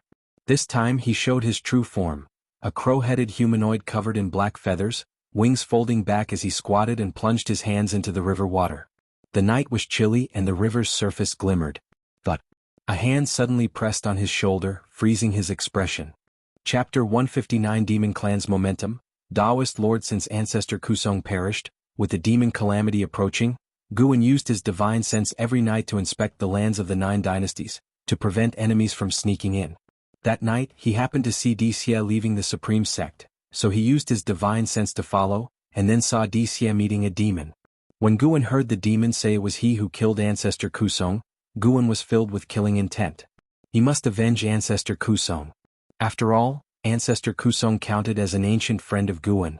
He didn't make a move directly but waited until the demon left the Taizong dynasty before acting. The Black Crow demon envoy stopped by the riverside, intending to rest and infuse his demonic power into the river, marking this land through the water. Before his demonic power could probe into the river, a hand fell on his shoulder. He had never experienced such a thing. Even in the demon land, no demon could approach him silently. He instinctively wanted to evade, but an unimaginable pressure pinned him down, rendering him immobile. Terror showed on his crow-like face. He glanced sideways, barely seeing a shadowy figure. Guan originally wanted to mock him, but seeing he was already scared half to death, it felt pointless. He then used his divine sense to assault his soul. Soul-capturing skill. The night was silent, with only the faint sound of flowing river water echoing. The moon set, the sun rose, the brilliant sun climbed from behind the eastern mountains, its rays piercing the sky, shining on Guan and the Black Crow demon. Under the sunlight, Guan, exhibiting his 9 extremes yin-yang body, appeared ghostly, while the Black Crow demon in front of him had turned white-eyed, his body twitching slightly. After 2 full hours, Guan retracted his divine sense, then removed the storage bag and storage ring from the Black Crow demon, and used Taiching True Fire to burn his flesh body. A few heartbeats later, the Black Crow demon perished, his soul disintegrated, leaving only the demon core and mystic heart, which Guan collected into his storage bag. You successfully seized 380 years of lifespan from the Black Crow demon envoy, 8th layer of Mystic Heart Realm. Guan then disappeared from the scene. At noon in the 3rd Medicine Valley, Guan walked down from the transmission array platform, heading towards the distant gardens. Along the way, the servant disciples he encountered greeted him warmly and saluted him. Now, the number of servant disciples in the 3rd Medicine Valley had reached 400. Guan did not overly covet natural treasures, and together with earnest planting, the production of medicinal herbs in the 3rd Medicine Valley was very impressive. Even compared to the Inner Sect's Medicine Valley, the 3rd Medicine Valley's harvest handed over to the sect each year ranked in the top 3. Thanks to this achievement, the sect was increasingly satisfied with him, continuously assigning more servant disciples. Along the way, Guan spotted an XN who was sweeping the ground. He immediately waved his hand, beckoning her to come over. Upon seeing this, an XN quickly walked over and saluted upon reaching him. Having stayed in the 3rd Medicine Valley for so many years, an XN had successfully entered the Foundation Establishment realm, thanks to the elixirs secretly given by Guan. She was very grateful to Guan. Back then, both an Hao and an XIN apprenticed under Guan simultaneously for cultivation. Now, an Hao had reached the 3rd layer of the nascent soul realm, while an XIN was only at the 1st layer of the Foundation Establishment realm. Even Guan couldn't help but sigh at the unfairness of the heavens. "Accompany me for a walk," Guan said. An XIN naturally had no objections and followed him step by step. During the harvest, Guan occasionally explained to her how to cultivate high-rank medicinal herbs, and she listened attentively. Nowadays she was also very interested in medicinal herb cultivation. After about an hour, Guan took out a secret book and handed it to an XN. "This skill can hopefully enhance your aptitude, don't let anyone discover it," Guan whispered, then glanced warily into the distance. Receiving the secret book, an XN immediately beamed and said, "Thank you, Master." After so many years she had completely trusted Guan, referring to him as Master, just like other servant disciples, but differently compared to others. In her heart, Guan had become her true master, second only to the mysterious master who once saved her. Guan patted her head, gesturing for her to continue her work. An XIN immediately saluted and turned to leave. Watching her back, Guan wore a smile on his face. He hoped that the primordial reincarnation skill could help an XIN. Even if it didn't transform her, just letting her live a few more years would be a good thing. Life in the 3rd Medicine Valley was not dull. Guan had already built a book collection hall, a tavern, and even bought some equipment for the loft area for the disciples to enjoy. He also created chess, which became popular in the 3rd Medicine Valley. After that, Guan flew towards the Inner Sect city, having just avenged ancestor Kusong. He wanted to chat with Elder Su Lu of the Inner Sect's book collection hall. Of course he wouldn't tell Su Lu what happened this morning. He simply wanted to talk with Su Lu. He saw the tragic end of ancestor Kusong in the memories of the Black Crow demon envoy, which made him feel depressed. At Heavenly Phoenix Mountain in Yenshu Cave, Tian Yaoer was curiously watching Guan plant a tree. The tree was already 2 zhang tall, its leaves crimson with long vines growing from it, making it look like a tree ablaze with flames. This was a 7th-tier spirit tree, the sun-nurturing tree, which Guan had moved from the Starmaster Cave. It was considered a sapling, for the sun-nurturing trees in the Starmaster Cave were 1,000 zhang tall, bearing sun-nurturing fruits that could enhance qi and blood, and even the perception of fire-attributed spiritual energy. After finishing the planting, Guan satisfactorily inspected the sun-nurturing tree. He turned and patted Tian Yaoer's forehead, snapping her out of her daze. "Come, I'll teach you a demon spell." Upon hearing Guan's words, Tian Yaoer immediately became excited and hurriedly followed him. Guan had obtained many spells and cultivation techniques from the memories of the Black Crow demon envoy. He intended to teach Tian Yaoer the Black Crow demon envoy spell to transform into a flock of black crows. It had to be said Tian Yaoer's aptitude and comprehension were very high. After an hour she could already transform into several fire crows. That's right, fire crows, not black crows. Flame-imbued crows made Guan suspect even more that she had the phoenix bloodline. The most important aspect of this spell was not the transformation, but the flight speed. Tian Yaoer would need to spend a lot of time to master it fully. Watching her practice the spell, Guan's thoughts wandered. Demon Emperors, Demon Masters, 72 routes of Great Demon Kings, and the soon-to-be-revived Demon Ancestor. Even Guan, who had reached the 9th layer of the Nirvana realm, felt the pressure. The lowest cultivation level of the 72 routes of Great Demon Kings was the Mystic Heart realm, with the top 3 Great Demon Kings having stepped into the Mahayana realm. This was why the Ephemera sect did not dare to set foot in the Demon Land. And the reason the Demon Clan did not head south was not out of fear of the 9 dynasties but rather waiting for the revival of the Demon Ancestor, who would need a large amount of flesh and blood to restore his body. The people of the 9 dynasties were the food designated by the Demon Emperor. Of course, there were also mysterious great cultivators protecting the 9 dynasties. 2,000 years ago, a mysterious Mahayana cultivator heavily injured the Demon Emperor during his southern invasion, nearly causing his death. However, that great cultivator had already headed south across the sea, a fact discovered by the Black Crow Demon Envoy subordinates, who then informed the Demon Emperor. That great cultivator came from the great Jianghu dynasty's Tsangtian sect, known as the Taoist Lord. Whether he was still alive after 2,000 years remained unknown. The great Jianghu dynasty was the strongest dynasty among the 9. Although the world was now in chaos, the great Jianghu dynasty remained stable, and the Tsangtian sect solidified its position as the leading faction in the world by opposing the Ephemera sect. The Demon Land was vast and boundless. Besides the openly acknowledged great demon kings who knew what else was hidden there. This made Guan more eager to reach a lifespan of 10 million years. If possible, he didn't want to escape. He wished to continue living on this land with the Supreme Sect. The death of the Black Crow Demon Envoy did not cause any impact. Wuxia still spent his days at the Heavenly Repair Platform comprehending sword intent. However, as time passed, demons kept increasing all over the world, causing great suffering to the common people, and the Supreme Sect issued more missions to eliminate demons. Even Yi Lan and Zhen Qin had to join the efforts. Since their missions were within the Supreme Sect, Guan was at ease. 2 years flew by in the blink of an eye. Guan's lifespan reached over 7.4 million years, getting closer to the 10 million mark. He used his divine sense to investigate the demon land daily. Should the demon calamity arrive prematurely, he would choose to break through early. He had already decided the location for his breakthrough. He would break through above the Southern Ocean. That day, Jianghu and Si Yenner left the Starmaster Cave. As they walked out of the mountain wall, they turned back, watching the cave entrance gradually disappear. "Where is your master? I haven't seen him all these years," Si Yenner asked curiously. And Jianghu replied, "The old man is elusive, I don't know where he is either. But one thing is certain, if I encounter danger, he won't stand by and do nothing." Hearing this, he showed a pleased expression. Si Yenner pursed her lips, wanting to mock him, but she held back. She couldn't forget the scene when Guan obliterated the Mystic Heart realm with a flick of his sleeve.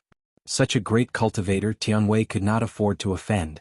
Just then, a figure leaped out of the forest, landing swiftly in front of the two. And Jianghu frowned, thinking it was an ambush and prepared to fight. The newcomer was a man in Tianwei's official attire. He raised his hand in salute and said, "Your Highness, I have come under the Emperor's orders to escort you. His Majesty plans to marry you to Jianghu, the top scholar on the Golden List." Upon hearing this, Si Yenner's face turned pale and she angrily asked, "Is father insane?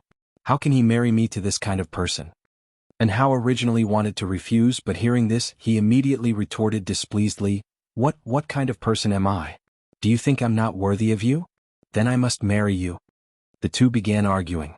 Meanwhile, the official attire man maintained his smile, watching their argument. Far away in the Supreme Sect's Mystic Valley, Guan was observing them. He had no objections to Jianghu and Si Yenner marrying because he had long seen the budding feelings between the two. However, he remained wary of Tianwei. Should Tianwei attempt to scheme against Jianghu, he wouldn't be lenient. It would be an excuse for the Taizong dynasty to annex Tianwei's territory. After the trio set off, Guan closed the Taoist Xuanchuan. Someone was approaching Mystic Valley. He stood up, exited the house and went downstairs.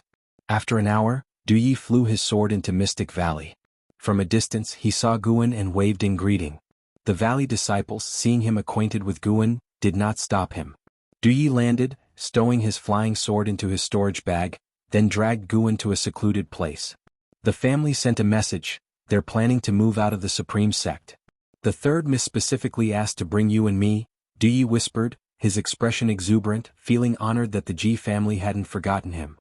Chapter 160. You are not strong enough. Relocate from Supreme Sect? Guan was stunned.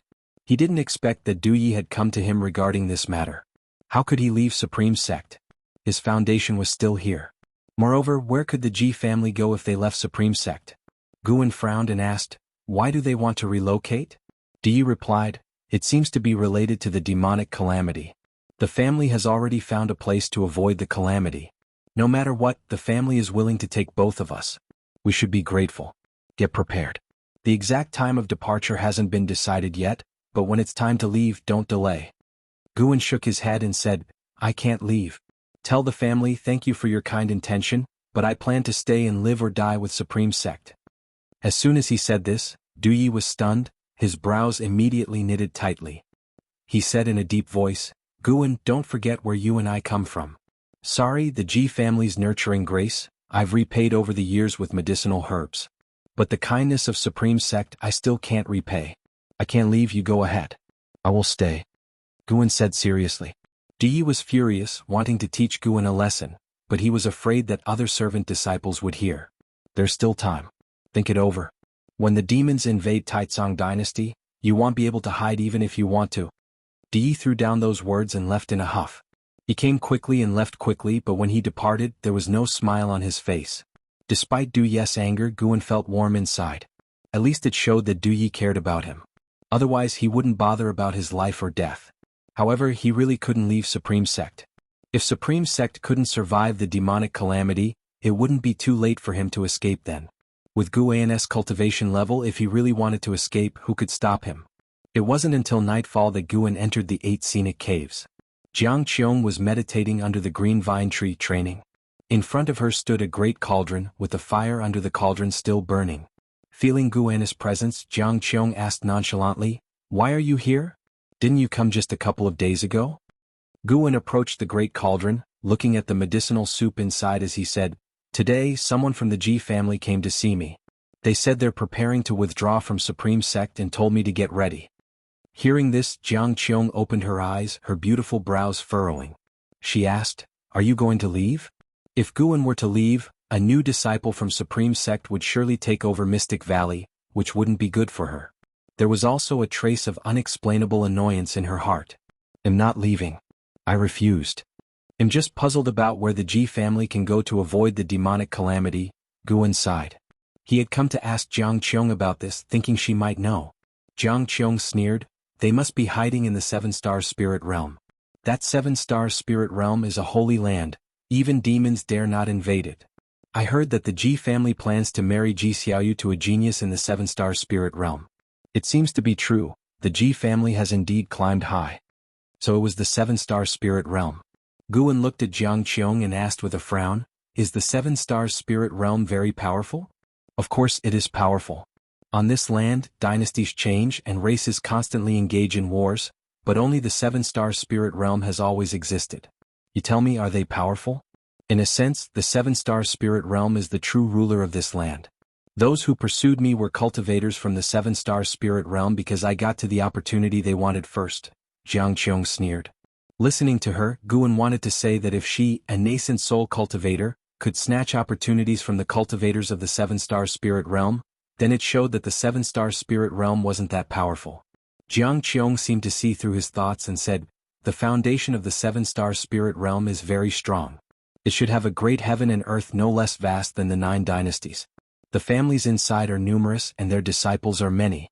The ones I encountered on the 9 Nether Road were a group of young disciples out on a training mission. Those guys were all under 100 years old but had nascent soul cultivation. The 7-star spirit realm is indeed terrifying. She showed a look of awe. Even though she was hunted by them, she had no thought of revenge because the difference in strength was too great. A great heaven and earth no less vast than the 9 dynasties? Guan grew more curious about the 7-star spirit realm. No wonder the 7-star spirit realm didn't intervene in the racial conflicts on the mainland. Even if the human race on the ground was wiped out, there would still be a continuation of human lineage. Later, Guan asked a few more questions. Jianghu told him everything she knew. The more he learned, the more apprehensive he became of the 7-star spirit realm. His intuition told him that after the demonic calamity, the 7-star spirit realm might cause the next disaster. But Guan wasn't anxious. His strategy was to act only when he was absolutely sure. If he could fight, he would fight. If not, head retreat and live to fight another day. Your third miss is engaged to the 7-star spirit realm. Are you happy or unhappy? Jiang Qiong suddenly asked teasingly. Guan casually replied, third miss is a girl of heavenly pride. Naturally, she would marry a boy of heavenly pride. I'd certainly be happy for her. Really? Not a bit of regret in your heart? Jiang Qiong asked with a smile. Guan raised his eyebrows and shrugged, saying, indeed I have regrets. Actually, I admire the third Mississippi. But alas, my talent is mediocre and I don't qualify to pursue her. Since I cannot have her, I can only console myself by wishing her well. Jiang Qiong's smile faded. She snorted coldly and said, you do see it clearly. Correct, if status and talent don't match, affection will only harm you. Keep it up. Don't let your heart be easily moved again. Guan nodded and said, I don't need to be moved. There are plenty of female disciples in the valley. Oh? Is that why you don't like to cultivate? I mean, if I want to find a Taoist friend, it's not hard, but I don't want to. That sounds better.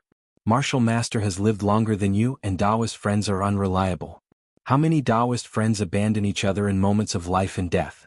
How many schemed against their partners for personal gain? Martial Master hopes you won't have feelings for anyone lightly. Be more cautious. Martial Master is looking out for you. Did you ever have a Taoist friend? If I did, I would have died long ago. Jiang Qiong began to preach earnestly to Guan. Guan, in return, asked questions sarcastically. After more than an ancient hour, Guan finally left. Watching Guanis retreating back, Jiang Qiong thought to herself, this lad didn't even call me Martial Master. His mind is a bit wild. The tail end of summer eventually slipped away, and another autumn arrived. Guan came to Qinya Valley and noticed that there was one more person in the valley. Since LV Xian and Yi Luyan left, the valley only had Luo Han and 3 monkey demons for company. Because of this, Guan brought lots of books for Luo Han, even a chess set. Actually, even without these, Luo Han wouldn't feel bored, since he was a cultivator. But because Guan brought them, it was easier for him to get distracted. He often cursed Guan for being sinister, but he couldn't refuse, as Taoist Zunshan's writings were indeed compelling. Guan walked down from the hillside, looking at the figures standing in front of the wooden fence from afar. Jiruolai, Nascent Soul Realm, 8th floor 96/700/3900 Jiruolai? Guan raised his eyebrows. He had heard of this name. He was Ji Xiaoyu's biological elder brother, taken to the main family for training when he was young. Guan had never met him, only heard about him from other house servants. He didn't expect that Li Xiandao had even roped in Ji Xiaoyu's brother. Luo Han descended from the sky, landing beside Guan. He introduced Ji Rolai to Guan and asked, you've heard of him, right? After all, you also come from the Ji family. Guan nodded. The two approached Ji Rolai from behind. Ji Rolai stared at the flowers and plants in the park, lost in thought. When Luo Han called out to him, he snapped out of it. He turned to look at Guan and Luo Han and said, so this is the Valley Master, Guan? Guan raised his hand in greeting and said, greetings, second young master. Ji Rolai waved his hand and said, here, I must address you as Valley Master. His Majesty said him to assist you. The talents who came to Qinya Valley had to assist Guan, yet they could freely ask for any herbs in the valley, so Ji Rolai was friendly to Guan. But Guan didn't need their assistance. He preferred to give them a small favor instead. Second young master, feel free to focus on your cultivation. The trivial matters of the valley are handled by Sunda and the others, Guan said softly with a smile. Ji Rolai nodded and then started a casual conversation with him. He noticed a strange cold aura in Ji Rolai's body, which surrounded his golden core. After chatting for a while, Guan excused himself as he needed to pick medicinal herbs. Ji Rolai watched Guan's departing figure, deep in thought. Luo Han caught up with Guan and whispered, did you find the supreme secret records I asked you to look for? Guan reluctantly refrained from rolling his eyes and whispered back, no, that book has already disappeared without a trace. Forget about it. Isn't Taoist Zunshan's works and Green Hero travel enough for you? Luo Han could only sigh regretfully and then left. Guan shook his head, smiling. He wondered where Luo Han had heard about it, knowing even about the supreme secret records, and asked Guan to buy it. Guan feared it might lead Luo Han astray, affecting his training, so he didn't help him buy it. It was all Shenzhen's fault for corrupting the ethos of the immortal cultivation world. Late at night in a dilapidated temple. A man in plain clothes fell to the ground, his right foot twitching a few times before he completely stopped breathing. Standing beside him was a man in black, Su-han. Su-han had just absorbed the spiritual power of the plain-clothed man. He was cultivating energy with both hands, trying to harmonize it. From his tightly knit brows, it was evident that he was in discomfort. There were 4 other corpses beside him, both male and female, all dead. A gust of ghostly air entered through a hole in the roof, forming the figure of the ghost mother of Ephemera. Under the moonlight, the ghost mother of Ephemera's pale face looked eerily terrifying. She stood aside watching Su-han. For a long time. Su-han opened his eyes, exhaling a breath of murky air. The ghost mother of Ephemera began, "I've already leaked your whereabouts. In no more than 7 days many cultivators will come to hunt you down. I will have the 9 Nether 13 evil intercept the great cultivators. Seize this chance and don't let anyone escape." Su-han nodded, then asked, "Ghost mother, why are so many people seeking their own death when I have no grudge against them?" The ghost mother of Ephemera replied calmly, "Some want to kill you to make a name for themselves. Some want to kill you to claim the sword sex bounty. The fundamental reason they pursue you is that you're not strong enough. They think they can kill you." Chapter 161, The Mahayana Demon Attacks, the Only Way Out. Hearing the words of the ghost mother of Ephemera, Su-han remained silent. He did not refute her because he also felt that he was weak. Along the way he had narrowly escaped death many times, relying not on his own strength. Su-han was very clear that he was just a pawn. Like the ghost mother of Ephemera in front of him who was helping him wholeheartedly, she must have had her own motives. But he had no other choice. The time left for you is running out. The demon calamity is approaching. The defying fate divine skill can only absorb the spiritual power of cultivators, not demonic power. When the demon calamity descends, if you're unwilling to abandon your principles, it will be tough for you to become stronger, as every cultivator will be busy resisting the demons, said the ghost mother of Ephemera. Upon hearing this, Su-han asked, "Are you in a hurry? What do you ultimately want me to do?" The ghost mother of Ephemera answered, "That depends on how strong you can become. It's not me who should be in a hurry but you. Since the day you began cultivating the hateful heaven divine sword, your lifespan has been limited. No matter how high a realm you reach, your lifespan will not increase unless you can reach the legendary immortal realm." Su-han frowned. The ghost mother of Ephemera had mentioned the drawbacks of the hateful heaven divine sword more than once. It seemed like a reminder for his own good, but he felt threatened and oppressed. "I will do my best," Su-han said, and then sat down to meditate, beginning his cultivation. The ghost mother of Ephemera watched him for a while, then transformed into a wisp of ghostly energy and dissipated. Su-han looked up, gazing at the full moon outside. For some reason he suddenly felt an immense sorrow and confusion. It seemed no one in the world remembered him anymore. Winter snow arrived, covering the third Medicine Valley in a vast expanse of white, making everything look desolate. Guwen stood on the balcony, appreciating the snowy scenery while thinking about the next volume of Shattering Void. Shattering Void had become incredibly popular, and its popularity far exceeded Guwen's expectations. The first 5 volumes alone had outsold the entire series of Supreme Immortal Venerable. The essence of Shattering Void was the same as Supreme Immortal Venerable, a feel-good story. But the theme of Shattering Void resonated deeply with the current mindset of cultivators across the world. With the demon calamity looming, various sects continued to send disciples out to gather information. As more intelligence came in, the whole immortal cultivation world grew increasingly oppressive. More and more people felt they were at the end of their path in cultivation. If only they could shatter the void and escape, how wonderful that would be. In the distance, a white spirit rat scampered across the snow, with Xiaochuan chasing behind it. Not only did he fail to catch it, but the white spirit rat also kicked snow into his face, amusing Guwen greatly. It was hard to tell what charm this plump rat had that Xiaochuan liked it so much.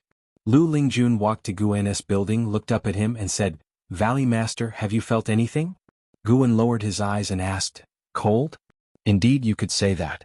There is a powerful demonic energy coming from the north. Could it be a sign that the demon calamity is about to arrive?" Lu Lingjun replied, her gaze also shifting to the north. Guwen had actually sensed it long ago. A powerful demon at the Mahayana realm was moving south and was almost at the territory of the 8 dynasties. He did not intervene. He wanted to see if there were any hidden experts in the territory of the 8 dynasties. When the demon calamity erupted, he couldn't rely on his strength alone to turn the tide. Apart from the danger, doing so would draw too much hatred, making it easy for the 7-star spirit realm to target him. Although Guan's divine sense could cover the 9 dynasties' territory, the world was vast, and some people always managed to hide, like the Starmaster Cave, which he hadn't discovered with his divine sense before. Guan asked, "If the demon calamity descends, what will you do?" Lu Lingjun replied, "Naturally I will fight alongside the supreme sect, but if we are overpowered and see no hope, I will head south to seek an immortal fate." Having ascended for so many years, she had a deep understanding of this world. Since ancient times, when great cultivators hit bottlenecks, they would venture south. Even though the seas were more perilous than the demon lands, there were still those who pressed on without hesitation. As an ascender, Lu Lingjun naturally would not perish with the supreme sect. Guan nodded slightly, not making any comment. Lu Lingjun looked at Guan and asked, "What about you, Valley Master?" Guan feigned hesitation and said, "I will diligently plant medicinal herbs and contribute my strength. If the supreme sect were to fall, then I would take my own life to avoid being devoured by demons." Hearing this, Lu Lingjun rolled her eyes at Guan, thinking he was hopeless.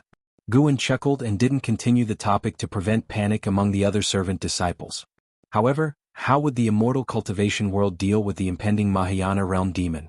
The snow kept falling incessantly as if it wanted to bury the world. Night fell. Guan arrived at Nianshu Cave in Heavenly Phoenix Mountain. As soon as he entered, he saw Tian Yaoer crouching by the medicine cauldron, warming herself by the fire, hugging her knees, shivering, even burying her head. Guan walked towards Tian Yaoer, deliberately making footstep sounds, causing Tian Yaoer to lift her head. Seeing Guan, she immediately beamed and rushed towards him, hugging him. "What's the matter with you?" Seeing that she was really frightened, Guan did not push her away but asked concernedly. Tian Yaoer buried her head in Guan's chest and whispered, "I'm scared. It feels like something terrifying is approaching." She clung tightly to Guan's waist, afraid he would leave. Guan patted her shoulder and comforted her, saying, "Don't be afraid. That creature isn't heading towards Heavenly Phoenix Mountain. It's far away from us." Upon hearing this, Tian Yaoer looked up and cautiously asked, "Really? Really? Besides, haven't I come to stay with you? But you can't even defeat the demon mother. I feel that terrifying presence is even stronger than the demon mother." "Indeed, I can't defeat it, but I will take you along and flee if we have to." "Then don't lie to me. If you are going to leave here, you must take me with you." "I won't lie to you," Guan assured her. If not for his help, Tian Yaoer might have been devoured by demons. She could only rely on him. How could he abandon her? Nonetheless, Tian Yaoer's reaction surprised him somewhat. Being a demon herself, why would she be so scared? He led Tian Yaoer to sit down and asked her to explain why she was so frightened. Unfortunately, Tian Yaoer fumbled for a long time and couldn't articulate it clearly. Based on the Black Crow demon envoy's memories, Guan knew the origin of the powerful demon. Six-headed sea dragon, one of the 72 great demon kings, ruling 10,000 miles, with countless demon soldiers and demon generals under his command, known for his violent nature and infamous reputation. Even the Black Crow demon envoy, when meeting him, tread carefully, fearing being swallowed in one gulp. At this moment, the six-headed sea dragon was leading millions of demons southward, and along the way more demons joined, including demon kings willing to follow him. His overwhelming demonic energy had alarmed the human race's immortal cultivation world. Guan could sense many cultivators heading towards the 8 dynasties' territory, with more than 20 mystic heart realm cultivators among them. Guan comforted Tian Yaoer for a while and she finally calmed down. Surprisingly, she fell asleep on his lap. It seemed he would have to stay here a while longer tonight. Morning. At dawn, a dragon's roar echoed from afar, startling the servant disciples in the Mystic Valley. Chu Jingfeng, meditating on a cliff, opened his eyes and looked towards the sky, his brows furrowed as the snow on his body gradually melted.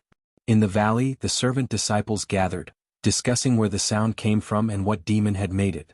Guan walked into the valley from the endless snow, collected his flying sword, and was immediately surrounded by servant disciples asking about the dragon's roar.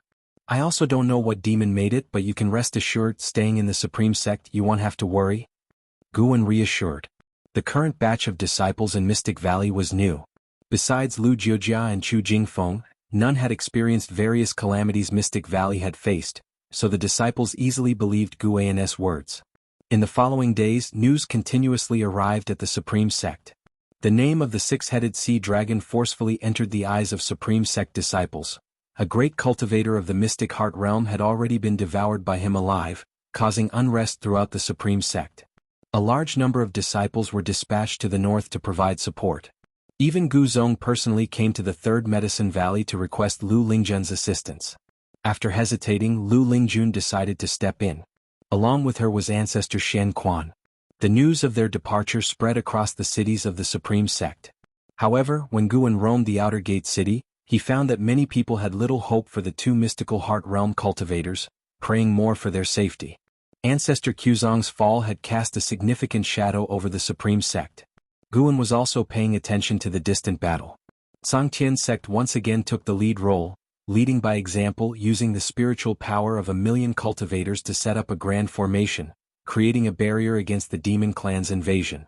14 mystic heart realm cultivators surrounded the six-headed sea dragon, none daring to get close, and the battle turned completely one-sided. However, the six-headed sea dragon showed no interest in entering human territory, merely taunting and issuing various threats and insults, enraging and terrifying the immortal cultivation world. It seemed like the six-headed sea dragon was testing the 8 dynasties' territory. Perhaps fearing the Taoist lord of Sangtian's sect, or possibly wary of the mountain god. Early the next morning, Lu Lingjun and ancestor Shen Quan joined the war. Guan watched throughout to prevent their deaths. Facing the powerful six-headed sea dragon, Lu Lingjun and Shen Quan were soon defeated and fled back to the human territory to recover their injuries. Guan felt that Lu Lingjun was purposely underperforming, intentionally getting injured and then retreating. Perhaps she too believed that fighting to the death was a real possibility of dying. The less the six-headed sea dragon invaded human territory, the more Guan suspected there was a stronger demon behind him. Wuxia's father, the Demon Emperor. That Demon Emperor ruled over the demons and monsters of the demon land. Perhaps this was a test he arranged. Several days later, Guan arrived at the Outer Gate City, witnessing a complex scene. He saw the vast heavenly repair stone with tens of thousands of disciples meditating on it. Gu Zong even sat under the words righteous path, forcing those meditating on sword enlightenment to leave the platform. Wuxia had come down. Seeing Guan, he approached and sighed, "The Northern Territory is in crisis. The sect is pleading for Sword Venerable Fudeo's assistance." Guan worriedly asked, "A great cultivator of the mystic heart realm has already fallen. Would relying solely on Sword Venerable Fudao be enough?" Wuxia sighed, "Maybe not, but what else can we do?" Being a demon himself, he understood the strength of the demon land deeply. With a compassionate tone, he said, "This calamity is inevitable. Perhaps the sea is the only way." Chapter 162. Please Sword Venerable Fudao take action. Guan could only sigh along with Wuxia when he heard his words. Escape to the ocean? What a joke. Guan didn't know what was on Wuxia's mind, but he felt that after the extermination of the 8 dynasties' human race, the next to suffer would be the demons. The previous legends had already proven this. When the land was covered by demons, powerful cultivators would come. Using humans to feed demons, using demons to feed humans? By making some adjustments, it wouldn't be fratricide, and the Holy Land would still be revered by both races. Guan chatted with Wuxia half-heartedly, his eyes never leaving the heavenly repair platform. He was also weighing whether to make a move. After all, he was still quite some time away from the critical point of 1,000,000 years of lifespan. If he broke through now, he would certainly break through to a higher realm, but he wanted to unlock the next lifespan function even more. He feared that his intervention might accelerate the process of the Great Demon Calamity. The Great Jianghu dynasty, here in the northernmost part of the 8 dynasties, was a land of towering mountains and precipitous ridges, full of world-renowned wonders. Backed by the demon land, the survival environment for the cultivators of the Great Jianghu dynasty was more difficult, which was why it had produced the strongest dynasty. In the northern territory, where mountains overlapped and heavy snow covered the sky, the majestic snow mist made the mountains appear as the ridges of a true dragon, grand and spectacular, and almost like a wall created by heaven, separating the world into 2 halves. On one of the mountains, Lu Lingjun sat cross-legged on a giant boulder. The spiritual power emanating from her kept the surrounding snow mist at bay, forming wisps of white smoke rising into the air. She slowly opened her eyes, gazing towards the horizon. In the front, the mountains still undulated, and there was a faint firelight at the end of the world, which the flying snow could not completely obscure. Strong winds occasionally blew towards Lu Lingjun. The terrifying demon energy of the 6-headed sea dragon enveloped the entire world, making even Lu Lingjun and the White Spirit Demon Emperor on her shoulder uneasy. "What is he waiting for?" the White Spirit Demon Emperor asked in a low voice. Lu Lingjun remained calm and replied, "It might have something to do with the mountain god. After all, a Mahayana cultivator died at the hands of the mountain god. Will the mountain god take action? There are many more demons in the north. This calamity is far beyond what the ephemera sect can compare to. No matter how you look at it, the human race is doomed," the white spirit demon emperor muttered. As a demon itself, it naturally would not side with the human race. It hoped Lu Lingjun would leave this troubled place. Lu Lingjun remained silent, looking into the distance, her thoughts unknown. The white spirit demon emperor couldn't help but urge, "Lingjun, why not head south? Perhaps the ocean isn't as dangerous." Lu Lingjun wistfully said, "Do you remember when the Supreme Sect's cultivators protected me during my breakthrough?" Upon hearing this, the white spirit demon emperor opened its mouth but finally said nothing. It understood Lu Lingjun too well. If Lu Lingjun wasn't so sentimental, would it have followed her? The white spirit demon emperor's snake head lowered and it said sullenly, "Then let's see how powerful the mountain god is. By the way, the Supreme Sect still has a sword, Venerable Fudao. He should take action." Screech, a piercing dragon roar echoed through the sky, snow mixed with a fishy wind rushed forward, and the mountains beneath Lu Lingjun trembled. 10,000 miles away. War was raging, the land was charred, lava flowed among the scorched earth, firelight floated between heaven and earth, and mountains were flattened, leaving behind giant holes in the remaining peaks. Numerous cultivators hovered in the sky, with various grand formations spanning the heavens. The land was divided into two by an abyssal rift, with human race cultivators casting spells on one side and demons and ghosts crammed along the cliff edge on the other, their faces twisted in ferocity, their roars and howls turning the land into a hellscape. A terrifying giant demon stood behind the endless hordes of demons, his towering body cloaked in black armor, with sharp fangs on his shoulder guards resembling mountain peaks, and heads hanging from his belt, all of them great demons' heads. His body was humanoid, soaring 1,000 feet high, with his neck reaching into the clouds, and 6 sea dragon heads looming amidst the cloud cover, with pairs of blood-red eyes seemingly peering from the abyss, instilling terror amongst those who saw them. He was the 6-headed sea dragon, a peerless great demon, fearsome across the demon land. On his shoulder was a small figure shrouded in pitch-black demon energy, revealing only a goat head with eyes red like blood beads. "Great King, it appears the human race has no Mahayana cultivators, and that so-called mountain god doesn't dare cause trouble," the goat-headed demon said, its voice reaching the 6-headed sea dragon's ears. Upon hearing this, a terrifying pressure erupted, sending the demons in front fleeing in panic, making way for the 6-headed sea dragon. In the face of the mountain-sized 6-headed sea dragon, most demons were as insignificant as ants. As the 6-headed sea dragon stepped forward, ghostly energy surged, forming countless seductive female ghosts, whose laughter gathering together, caused disorientation among the distant human race cultivators. "The 6-headed sea dragon is coming." A burly man in a gray robe roared in anger, his voice thunderous. The Tsangtian sect master Liang Tsanghai flew to the front of the formation, raising his long sword high and shouting angrily, "Disciples of the Tsangtian sect, follow orders, take your elixirs and fight to the death." As his voice fell, 1,000,000 Tsangtian sect disciples without hesitation took out their elixirs, which were dark brown. After consuming them, their spiritual power surged, blood energy emanated from their bodies, their faces turned blue with bulging veins and their eyes were bloodshot.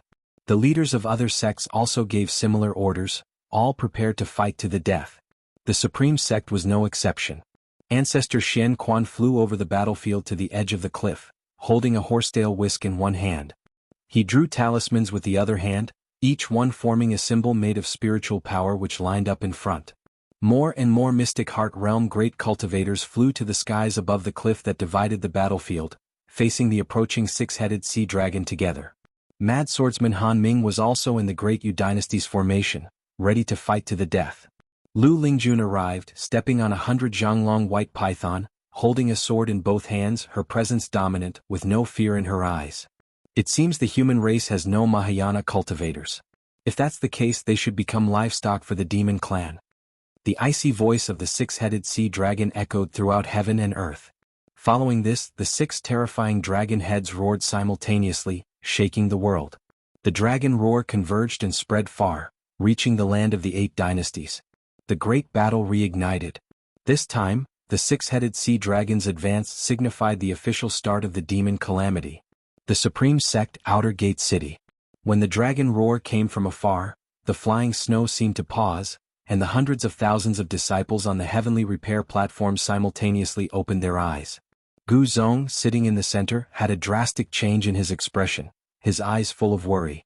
Disciples in the streets, manors and courtyards were all disturbed. Even without seeing the situation in the Northern Territory, just hearing the sound made them tremble with fear. What kind of demonic monstrosity could produce such a terrifying roar? Even the Medicine Valley outside the outer gate was alarmed. Mystic Valley mountaintop. Guan and Chu Jingfeng stood side by side, gazing northward, their robes billowing in the wind and snow. Chu Jingfeng frowned upon hearing the dragon roar of the six-headed sea dragon and asked, "Valley Master, do you think the Supreme Sect can survive this calamity this time?" Guan, observing the battle with his divine sense, said, "Of course, trust the Supreme Sect, trust our immortal cultivation world." When the six-headed sea dragon crossed that ravine, waves of mystic heart realm auras from the 8 dynasties began rushing towards the Northern Territory. Not just from the 8 dynasties. Even from the Southern Ocean, powerful auras emerged. At this moment, Guan felt the deep foundation of the 8 dynasties' human race, the accumulation of nearly 10,000 years. Some would seek fortune in the ocean, but many others, even in foreign lands, yearned for their homeland. Guan's left hand touched the double heart ring on his right hand. Even without this ring, he could sense Lu Lingjun's peril. Despite the remote assault, Lu Lingjun was severely wounded. The six-headed sea dragon was overwhelmingly strong, its attacks heaven-shattering, forcing the entire human race to retreat continuously. "It's a shame I'm a cripple now, otherwise I would join the fight even if it meant dying on the battlefield," sighed Chu Jingfeng. Guan patted Chu Jingfeng's shoulder, saying, "How can you be a cripple? As long as one lives there is hope. You can turn your current frustration into motivation. Maybe one day the Supreme Sect will need you to save it. At that time you will be its hero. I hope to see that day in my lifetime." Chu Jingfeng couldn't help but turn to him and asked, "Do you really think I can do that?" Guan smiled, "Of course. Brother Chu, in my eyes you are a chosen one. What I can't achieve you certainly can." "The chosen one?" Chu Jingfeng, in a daze, looked at Guan's smile, feeling a surge of strength within him. For years, Guan had been encouraging him. If there was even a hint of insincerity, it wouldn't have lasted until today. This meant that Guan genuinely had high hopes for him. "Call for Sword Venerable Fudao to take action." A voice from afar shouted with all its might, followed by a gust of wind and snow rushing towards both of them. Before Chu Jingfeng could speak, another shout rang out from the distance, the voice of tens of thousands of cultivators, in unison resonating, which even the sound of wind and snow couldn't drown out. "Call for Sword Venerable Fudao to take action. Call for Sword Venerable Fudao to take action." The voices grew louder as more people joined in. Chu Jingfeng sighed, "I may not know if I can become a hero in the future, but now, Sword Venerable Fudao is the hero of the Supreme Sect." In the distance, within the outer gate city, on the heavenly repair platform, hundreds of thousands of disciples sat, shouting with all their might. Even the disciples on the streets joined in, pleading for Sword Venerable Fudao to take action. Suddenly Gu Zong, who was shouting, seemed to sense something. He looked down and saw his treasure sword trembling as if wanting to be unsheathed. He took off his sword and so did other disciples. Some even retrieved their swords from their storage bags. On the streets, disciples paused, looking in amazement at the swords at their waists or in their hands. All the swords were trembling, and they felt a mighty sword intent enveloping them. Could it be? The Supreme Sect cultivators' hearts filled with a daring speculation. Chapter 163. Execution of the Great Demon King, the Terrifying Sword Venerable. All the swords and flying swords in the city were trembling, exciting the cultivators immensely.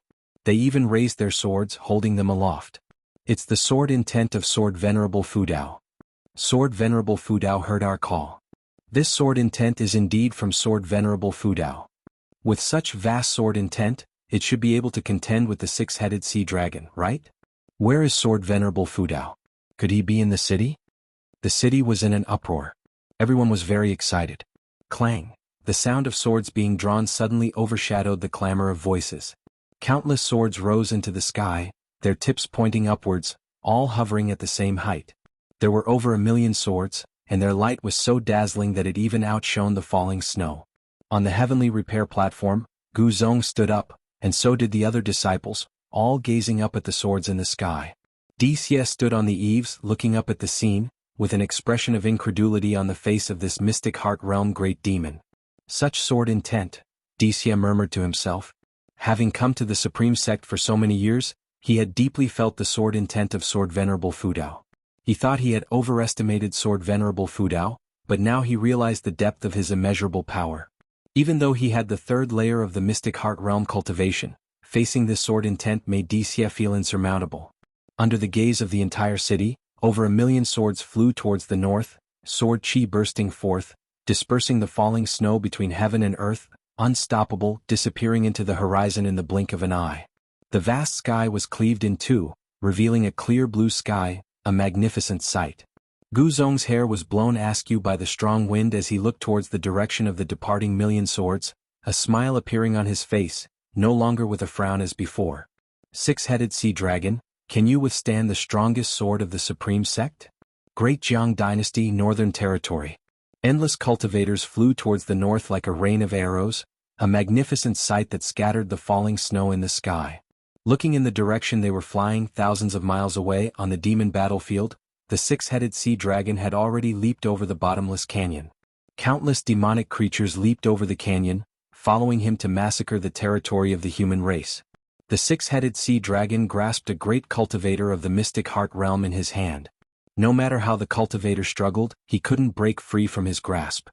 Thousands of feet away, numerous great cultivators of the mystic heart realm kept casting spells, but unfortunately, their spells and divine skills did not cause any harm to the six-headed sea dragon, not even breaking through his armor. Rocks fell like a meteor shower, striking the demonic army, yet the six-headed sea dragon had no intention of protecting his subordinates. As he advanced, he threw the great cultivator of the mystic heart realm in his hand into his mouth, chewing as his six heads twisted around, scanning in all directions. Occasionally he would grab almost dead demons from the distance, swallow them in one bite and blood rained down. Each of his mouths was stained with blood, a horrific sight. His posture was lazy yet dominating. The cultivators of the mystic heart realm felt utterly hopeless. They had never felt so helpless even when facing Butcher Immortal Jing from the Ephemera sect, because Butcher Immortal Jing had died too quickly then, whereas now they truly felt the might of a Mahayana realm being. Lu Lingjun stood on the back of the white spirit demon emperor, her hair disheveled, her right shoulder bleeding profusely, blood bubbling constantly. She looked at the six-headed sea dragon from afar with eyes full of unwillingness. We can't move him at all. If this continues we could end up in his mouth any time.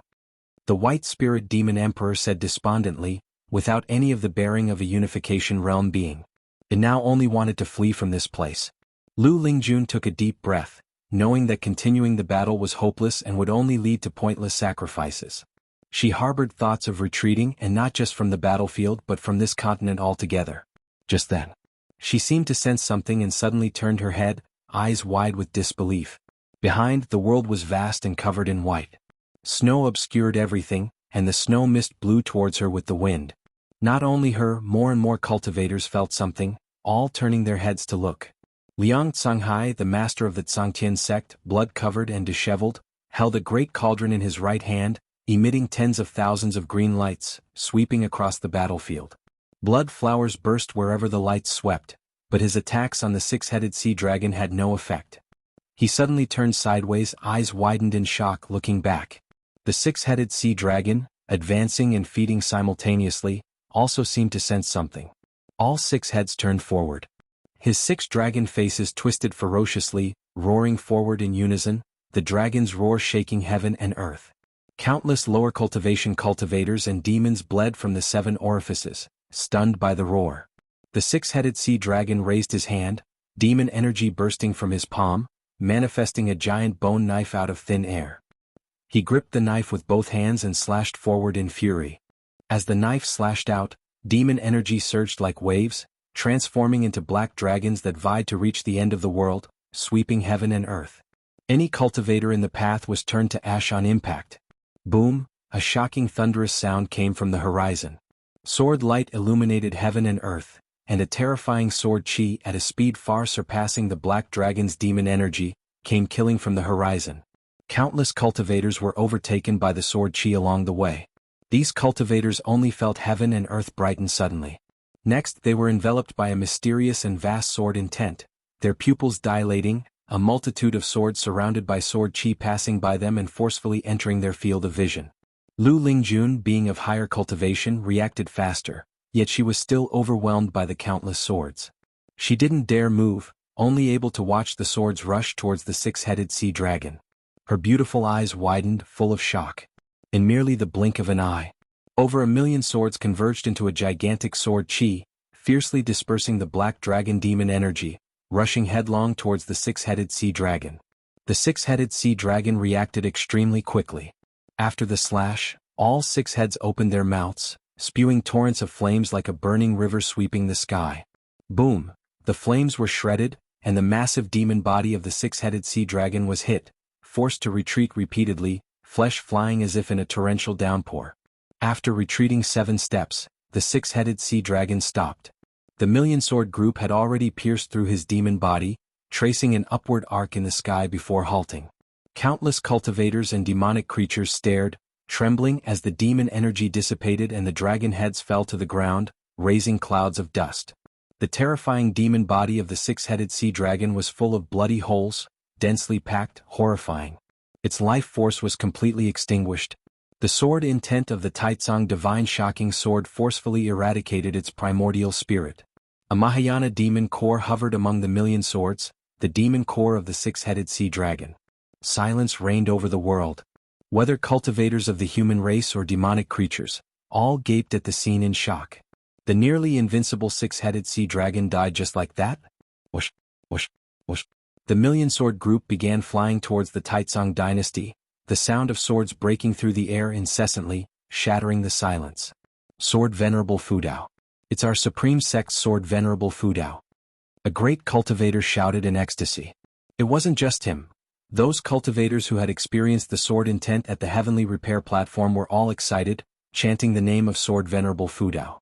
Lu Lingjun looked up at the 1,000,000 sword group resembling a meteor shower, eyes full of complex emotions.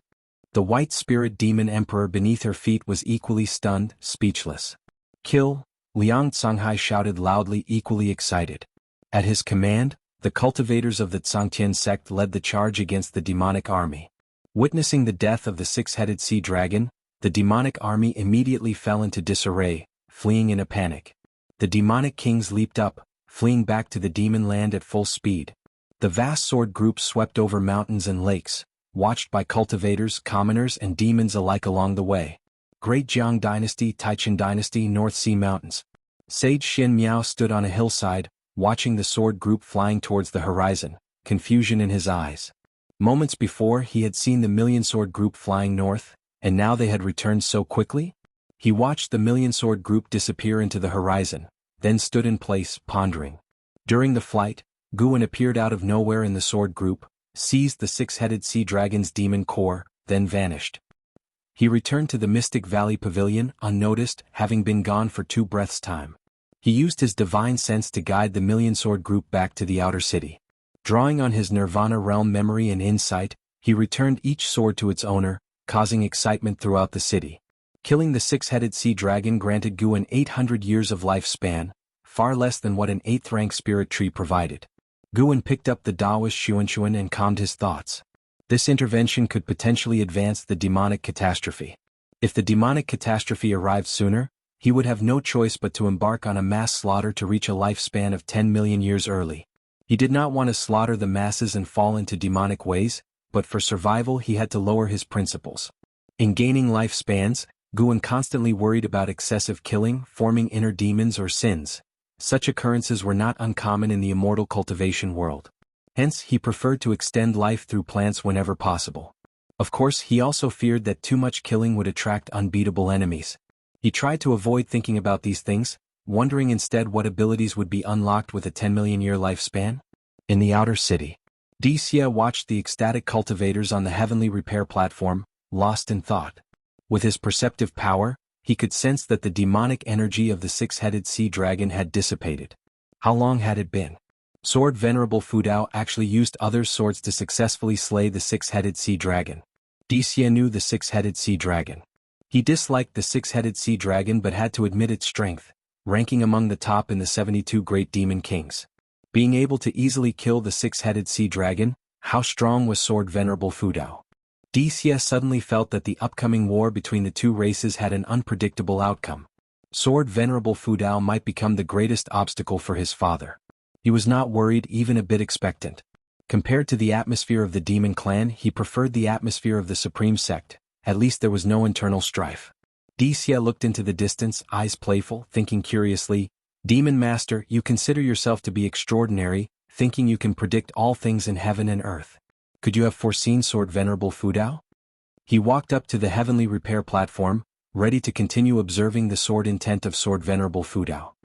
He had a premonition that the sword intent of Sword Venerable Fu Dao would be his greatest opportunity in this life. Chapter 164, Demon Invasion Hunting Down the Mountain. At the end of the year, Guan arrived at Outer Gate City and noticed that the streets were full of disciples discussing Sword Venerable Fu Dao's feat of slaying the six-headed sea dragon. Some stalls were even selling six-headed sea dragon dolls, and there were various depictions of the creature, including illustrations of its death. As he looked at those pictures, he inexplicably thought of Shenzhen. Shenzhen was still in seclusion. If she weren't, she might have been inspired by this event as well. Not having seen her for many years, Guan found himself somewhat missing her. He wasn't missing her as a person but rather her creative skills. He didn't want Shenzhen to stop writing as long as she didn't write about him in her next book. Guan started wandering around the city, listening to the disciples praise Sword Venerable Fu Dao, feeling secretly pleased, and the anxiety had been unable to shake off gradually diminished. The demons in the northern territory had been swept away, and no great demon king on par with the six-headed sea dragon had appeared. It seemed like everything was moving in a positive direction. However, Guan knew that the great demonic calamity was still approaching. Not only in the northern territory of the great Jianghu dynasty, but demons were also continuously invading human territories from east to west, near the demon land borders, although on a small scale that various sects could not completely stop.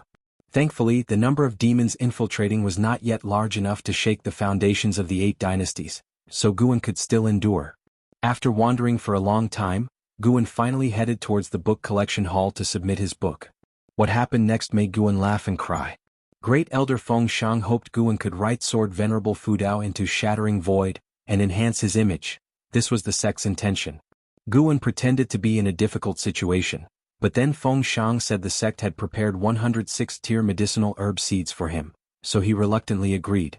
When the new year arrived, Yi Lan and Zhen Qin did not return, making Guan spend the festival with the disciples, feeling that something was missing compared to previous years. This suddenly made him feel a bit uneasy. Years later, if all his old friends had passed away, would New Year's become a sad occasion for him instead of a joyful one? As midnight approached and he arrived at Nianchu Cave, these feelings began to fade. No matter what, Tian Yaoer could at least accompany him for 18,000 years, and if she could undergo nirvana within that time, she'd accompany him even longer. However, he also had to learn to manage his own feelings and understand the nature of the world to achieve enlightenment. Next to the stone table, Guan and Tian Yaoer began roasting lamb legs, chatting and laughing. Tian Yaoer was always talkative when facing him, creating a festive atmosphere.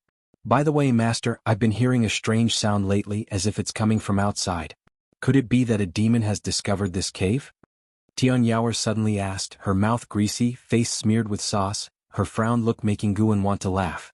Guan replied, "Don't worry, no demon will intrude here. I've seen the one making that sound. It's only temporarily residing in Heavenly Phoenix Mountain." Hearing this, Tian Yaoer immediately felt relieved. "Oh, Master, where do you go after leaving the cave? Did you go live among humans?" Tian Yaoer asked. "Yes, I have other caves to tend to." "Ah, Master, you don't have other demons raised, do you?" "There are a few but none as powerful as you." "Are there any female demons?" "Of course not. Those demons lack the capacity to shapeshift." "That's good. Master, do you have a Taoist friend?" Tian Yaoer seemed to have opened a can of worms, constantly pressing with questions. Guan raised an eyebrow under his mask and asked, "Where did you hear about Taoist friends?" Tian Yaoer took a bite of lamb, replying unclearly, "From the books you left, do you have a Taoist friend or not?" Guan answered, "Of course not." Tian Yaoer looked pleased, but Guan's next words made her face fall. "But there are a few women who might become my Taoist friends. I'm quite troubled not knowing whom to choose." Tian Yaoer put down the lamb leg, wiped the grime off her face and asked seriously, "Master, do you think I'm suitable?" Guan glanced at her and said irritably, "What? You want to climb ranks?" "It's not that. I just thought I could meet the standards of the Taoist friend in the books. Besides, he'll never betray you like those in the books. He'll definitely live and die with you in the future. Tian Yaoer hastily explained. You want to live and die with me, but I don't want to. I'm aiming for longevity. Guan was determined to live longer than heaven and earth, so he wouldn't be moved by such words. He replied grumpily, focus on your cultivation, little demon, and don't think about nonsensical things. Whether human or demon, cultivation should come first. Emotions should be at most a secondary pursuit. Alright, then what requirements do you have for a Taoist friend? I was just teasing you earlier, I won't seek a Taoist friend. If I did, imagine the sorrow when I have to bury her in the future. That does seem reasonable. I asked you to read books so you could understand the world's ways, not think about feelings. I understand no thoughts about feelings, but if master wants, I'm always ready. Seeing Tian Yaoer's serious expression, Guan's eyes couldn't help but drift downward, but he quickly looked away. He changed the topic and started talking about cultivation. Tian Yaoer pouted, feeling a bit disheartened, but still listened attentively. She could only see Guan twice a month, so she cherished their time together. After the new year, the name of Sword Venerable Fudao was already spreading across the world. The Supreme Sect wasn't idle either, issuing many demon-slaying tasks, prompting more disciples to descend the mountain to save the common people. Mystic Valley inside a pavilion. Guan was weaving a robe for himself. Normally, he didn't need to meditate or absorb energy, so he had plenty of time to pursue his hobbies, tailoring being one of them. The reason he wanted to weave a robe was that he was preparing to descend the mountain to slay demons and monsters. Partly to help the common people and partly to seize the opportunity to extend his life, striving to reach a lifespan of 10 million years as soon as possible. He also wanted to experience the lives of Yilan and Zhenqin. Finally, Guan finished the robe, stored it in his storage bag, and then took up the Qinghong sword and walked out of the pavilion. He greeted Lu Jiujia and left Mystic Valley. Lu Jiujia wasn't curious about where he was going. After all, he frequently left Mystic Valley, and in the eyes of the disciples in the valley, the master was a busy man. Under the blue sky and white clouds, Guan stood on a cliff, wearing a dark purple robe. A belt cinched his waist, and an embroidered dark red phoenix adorned his robe, with the Qinghong sword sheathed at his waist. He took out an opera mask, put it on, and then placed a bamboo hat on his head. After adjusting himself, he used his divine sense to inspect his appearance. The figure looked good, exuding a compelling aura. Like a wandering hero in martial arts legends. Guan leapt into the forest below, quickly disappearing from sight. Hundreds of miles away, a battle was taking place in the wilds. Several escort vehicles were halted, and over a dozen armed escorts were fighting against attacking demon beasts from all directions. Behind the escort vehicles, there was a carriage with spooked horses neighing incessantly, inside which a mother and son clung to each other tightly. These armed escorts weren't cultivators. They were merely martial artists, no match for the demon beasts. Just as the escorts were about to despair, a strong wind swept through. Following that, a figure rushed out from the nearby forest, moving as swiftly as a hare, wielding a sword like the wind, cutting down one demon beast after another. In less than 3 breaths, all 9 demon beasts were dead. The escorts turned to look and could just barely make out an embroidered dark red phoenix on the figure's back. Before they could speak, the figure quickly disappeared. Amazing. That person must be a cultivator, right? Of course, how could a martial artist have such skills?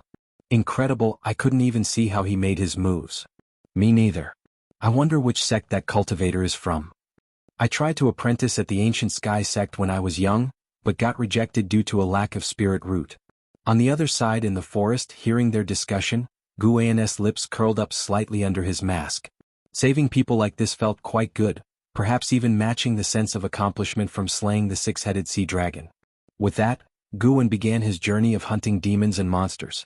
He only killed those demons posing a threat to the common people, ensuring that every act of killing also saved lives. Saving one life could be more meritorious than building a 7-storied pagoda.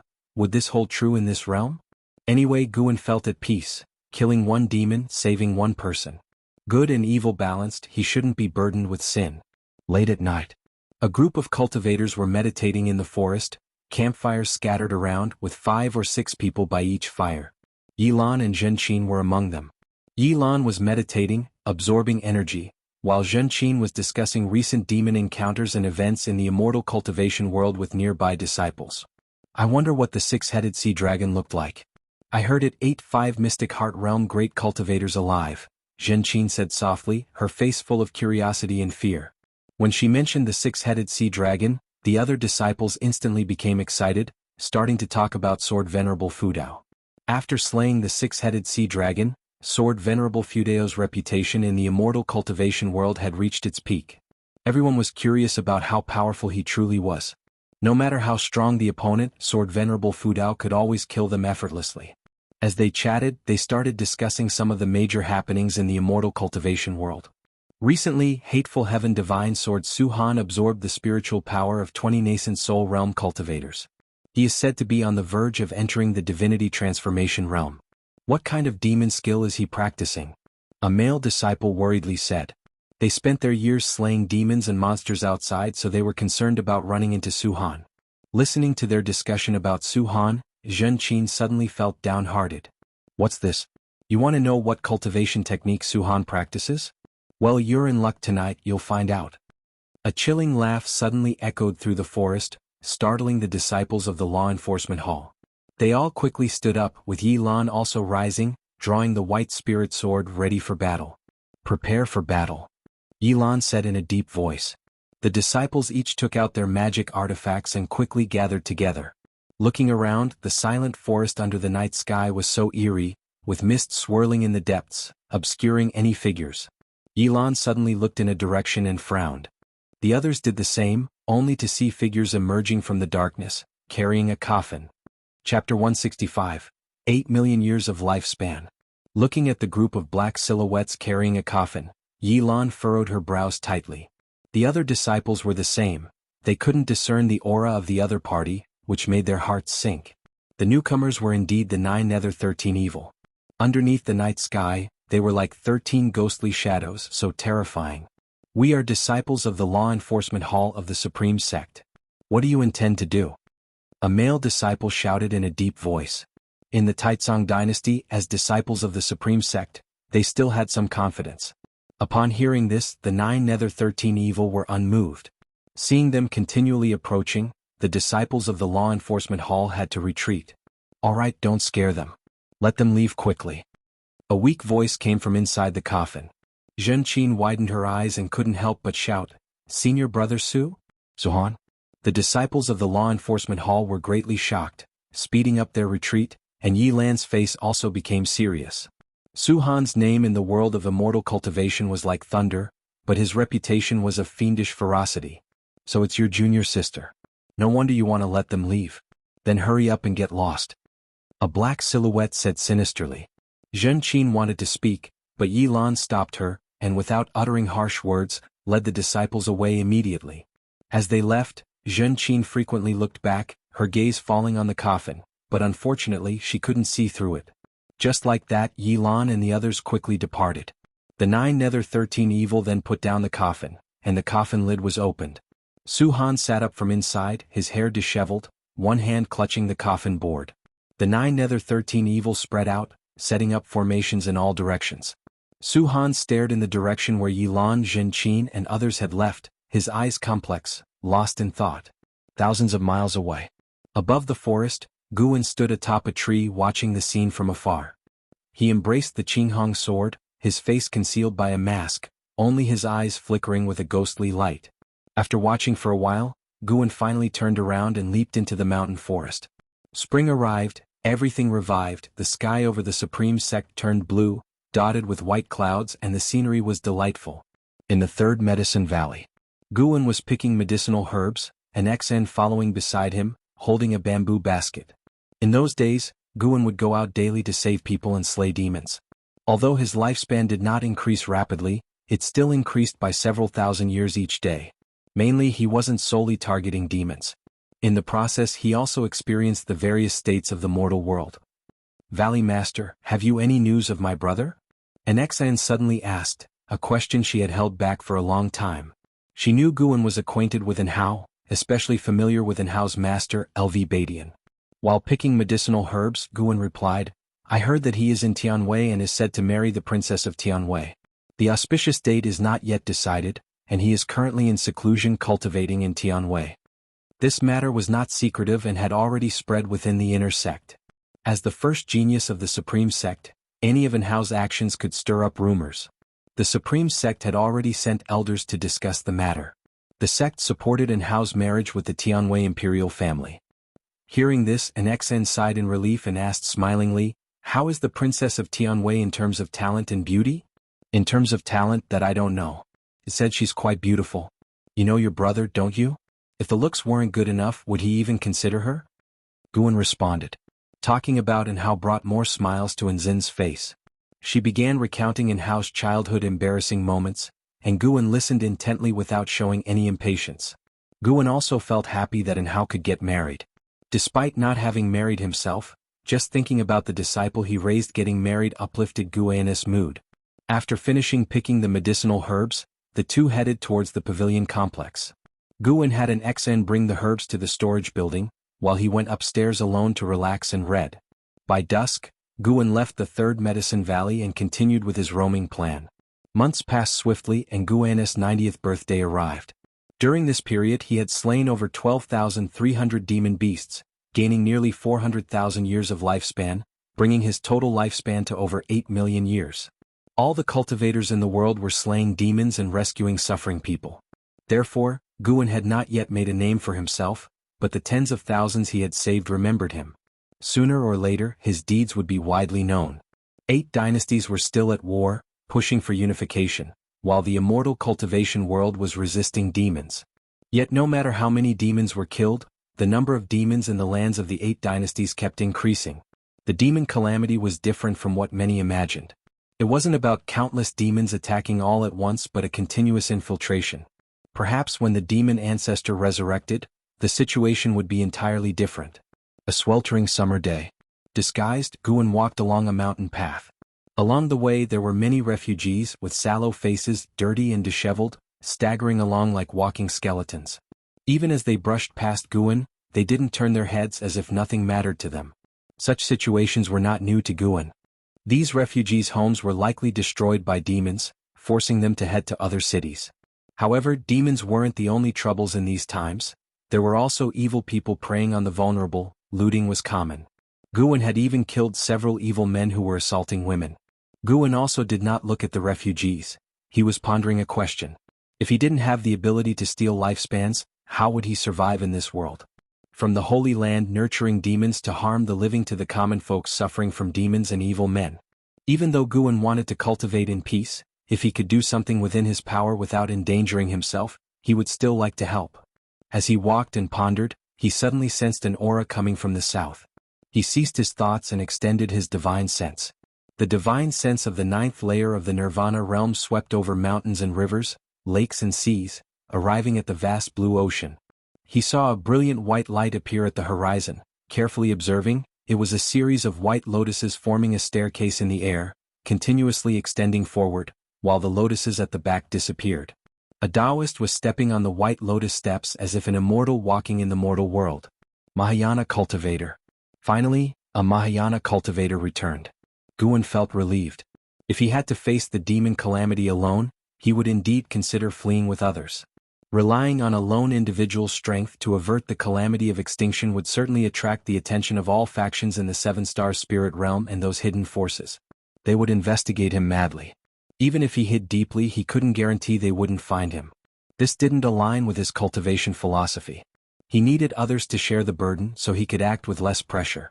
Subsequently, Guan quickened his pace and continued his demon-slaying plan. He didn't kill every demon he encountered. He only targeted those attacking villages and people. If he could earn hundreds of thousands of years of lifespan each year, it wouldn't take more than 3 years for him to break through to the next realm. Guan had high expectations for the second realm of the immortal path. The return of the Taoist lord of Zhangqian sect. This news was like a bombshell, shaking the entire world of immortal cultivation. The news reached the Supreme Sect, and the disciples were thrilled. Legends about the Taoist lord started spreading wildly in various cities. When Guan went to the book collection hall at the outer sect to return books, he heard many disciples discussing the Taoist lord.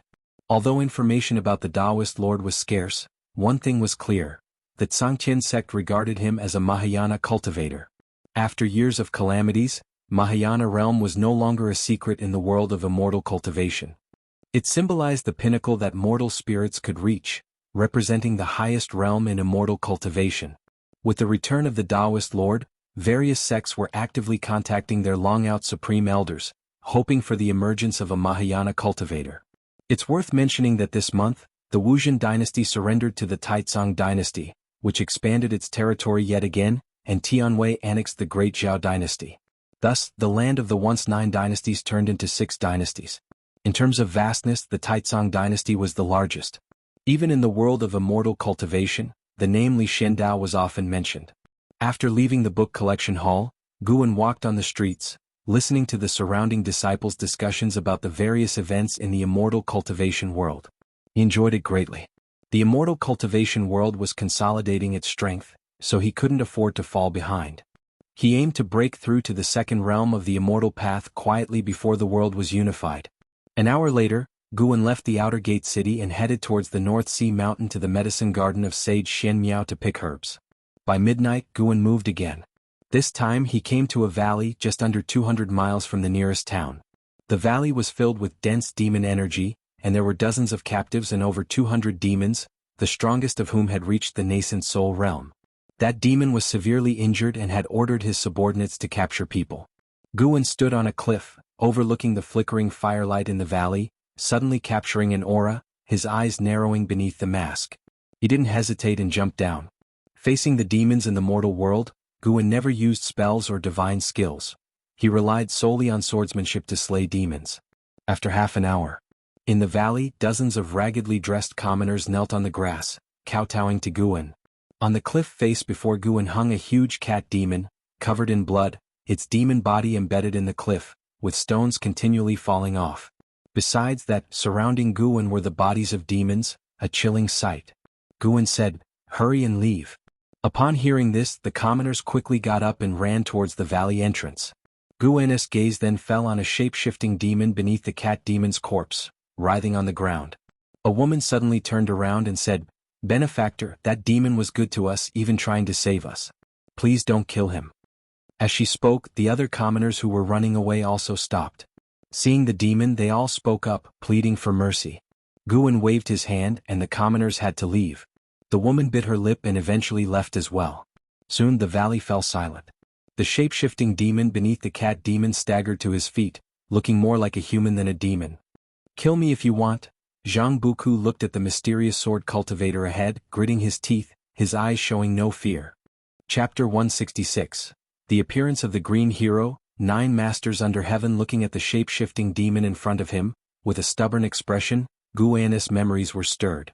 He recalled scenes of his time with his eldest senior brother, Zhang Chuanqiu. In his memory, Zhang Chuanqiu aged from youth to old age, representing the life of Zhang Chuanqiu. This shape-shifting demon was Zhang Chunqia's son, Zhang Buku. When they first met, Zhang Buku was just a boy, but now he had grown up. Seeing Zhang Buku in such a miserable state now, his eldest senior brother would surely feel heartbroken, wouldn't he? Guan thought so, and his thoughts began to drift. Zhang Buku's injuries were not inflicted by him. Before he intervened, Zhang Buku was being bullied by demons. When he killed the demons earlier, Zhang Buku pounced on him, but he kicked him to the ground. Zhang Buku could barely stand up until all the demons were dead. According to the words of those commoners, Zhang Buku had indeed not committed any evil deeds. But why did this kid have an attitude of seeking death? Guan raised the Qinghong sword in his hand, pointing at him and asked, "Do you really want to die?" Zhang Buku did not hesitate, his face twisted in rage, and he lunged directly at Guan. Guan held the sword in a reverse grip, pressing the hilt against Zhang Buku's chest. His upper body leaned back, making Zhang Buku unable to reach him. Before Zhang Buku could change his move, Guan took off his mask and placed it on Zhang Buku's face. Zhang Buku instinctively retreated, then took off the mask, glaring furiously at Guan. As he was about to throw the mask at Guan, his eyes widened and he looked astonished. "Go, martial uncle?" Zhang Buku cautiously asked. Guan wasn't afraid of revealing his identity, because although the strength he displayed when slaying demons was strong, it was far from his true cultivation level. And only this way would Zhang Buku stop his attack. Guan asked with a smile, "Do you still remember me?" Zhang Buku wiped the blood off his face, excitedly replying, "Of course I remember. You even gave me a spirit energy elixir, how could I forget?" Guan sheathed his sword, then took out some healing medicine and handed it to him, instructing him to heal first. Jiang Buku did not refuse. He took the elixir and sat down to meditate, healing his injuries while watching Guan collect demon treasures. An hour later the two of them came to a small river. Jiang Buku squatted down, beginning to wash his face and clean his wounds in the process. After he finished cleaning, he turned to look at Guan, who had put the mask back on, and asked, "Martial Uncle Gu, why are you dressed like this?" He was no longer the ignorant boy of the past. After wandering the immortal cultivation world for so long, he was well aware of the supreme sect's status. Within the Taizong dynasty, wherever the disciples of the supreme sect went, they were always honored. Guan replied, "In an era of chaos caused by demons, although I have the heart to save the suffering, I also fear trouble. That's why I wear a mask, not wanting to be recognized." Jiang Buku suddenly understood. He remembered his father's evaluation of martial Uncle Gu. Cowardly, cautious, yet possessing a warm heart. "Be sure not to tell anyone about what I did," Guan added. Jiang Buku chuckled, "Don't worry, I'm very tight-lipped. Besides, martial Uncle Gu just saved my life. How could I ever harm you?" Guan patted his head and asked, "Why were you mingling with those demons?" Upon hearing this, Jiang Buku's smile instantly froze and he lowered his head. The night wind was hot, and Guan looked at Jiang Buku's back, sighing in his heart. There was no need to ask. Guan could guess his predicament. The union of human and demon, born in a human environment, but as he grew up, his demon energy increased. Humans would not tolerate him, and his views had been shaped by Zhang Chuanqiu. How could he integrate into the demon clan? Guan had previously heard those demons mocking him for his impure blood, which showed that the demon clan did not accept him either. "I recently acquired a cultivation technique, said to be from the Thousand Autumn Pavilion. As I am from a righteous path sect, I cannot cultivate it, so I might as well pass it on to you," Guan suddenly said, then took out a secret book from his storage bag. It was titled Demon Shadow Divine Skill. In reality, it was the cultivation technique for the 9 extremes yin-yang body. Upon hearing this, Jiang Buku could not help but raise his head to look. Staring at Guan's outstretched hand, he felt a bit dazed. At 66 years old, only this martial Uncle Gu had cared for him without expecting anything in return. He stood up, hesitating. Guan directly stuffed the secret book into his arms, saying, "Take it, and remember, do not tell anyone that I gave it to you." Jiang Buku took a deep breath. He raised his eyes to look at Guan and asked, "Martial Uncle Gu, do you think I am human or demon? Why can't either humans or demons accept me?" Guan asked in surprise, "Who said neither can accept you?" "I accept you. Does it matter whether you are human or demon? Buku, the suffering you are enduring now may be due to a troubled world. Think of those people trapped in the valleys, how many can control their own fate? You can cultivate, which already surpasses 90% of living beings." Jiang Buku fell into a trance, thinking about those who were suffering. "What matters is not the identity you were born with, but the existence you want to become in this life," Guan said earnestly. Jiang Buku took a deep breath and said, "Thank you, martial Uncle Gu, for your guidance." Guan feared that Jiang Buku might seek death, so he continued, "When your father was young, he always said how wonderful it would be if his spirit root qualification weren't poor. He also wanted to explore the world, to travel across Great Jiang north and south, to reach the highest point and ask the heavens if there really were immortals. What you possess now is something your father could not touch in his entire life. Cultivate well, and immortal cultivation will guide you to find the meaning of life." Jiang Buku's maximum lifespan was 2,300 years. Even with half demon blood, it proved that his qualification was not poor. After saying this, Guan patted Jiang Buku's shoulder and then left behind a storage bag before leaving. Jiang Buku hurriedly asked, "Martial Uncle Gu, where are you going?" "To save those who, like you, are suffering." Guan waved his hand without looking back. Jiang Buku watched his back, his eyes full of admiration. He understood the background of martial Uncle Gu, who had no parents, born as a house servant, while he at least had his father accompany him to adulthood. Martial Uncle Gu was so carefree, so why should he lament and blame himself? When he noticed the storage bag on the ground, Jiang Buku couldn't help but pick it up. Just as he was about to call out to martial Uncle Gu, he could no longer see his figure. He probed the storage bag with his divine sense, and immediately a complicated expression appeared on his face. Inside were all the demon treasures left behind by the earlier demons. He held the storage bag tightly, lowered his head, and tears streamed down his cheeks. As he cried, his mouth began to smile. "I will cultivate well, martial Uncle Gu. One day I will repay you and make you proud." A year passed by quickly. During this year, great cultivators gradually returned from overseas, and each great cultivator's life deeds were promoted by his sect, spreading throughout the world, inspiring all cultivators with boundless enthusiasm. The great calamity of demons was terrifying, but just like Pananus' book Shattering Void, the human race with their perseverance would surely endure all calamities. Over the past year, Guan had led a fulfilling life. In the time not spent picking medicinal herbs, he went down the mountain to save the suffering. If he encountered bullied demons, he would also help them. Gradually, a legend arose among the people about a swordsman, who is now called the Green Hero.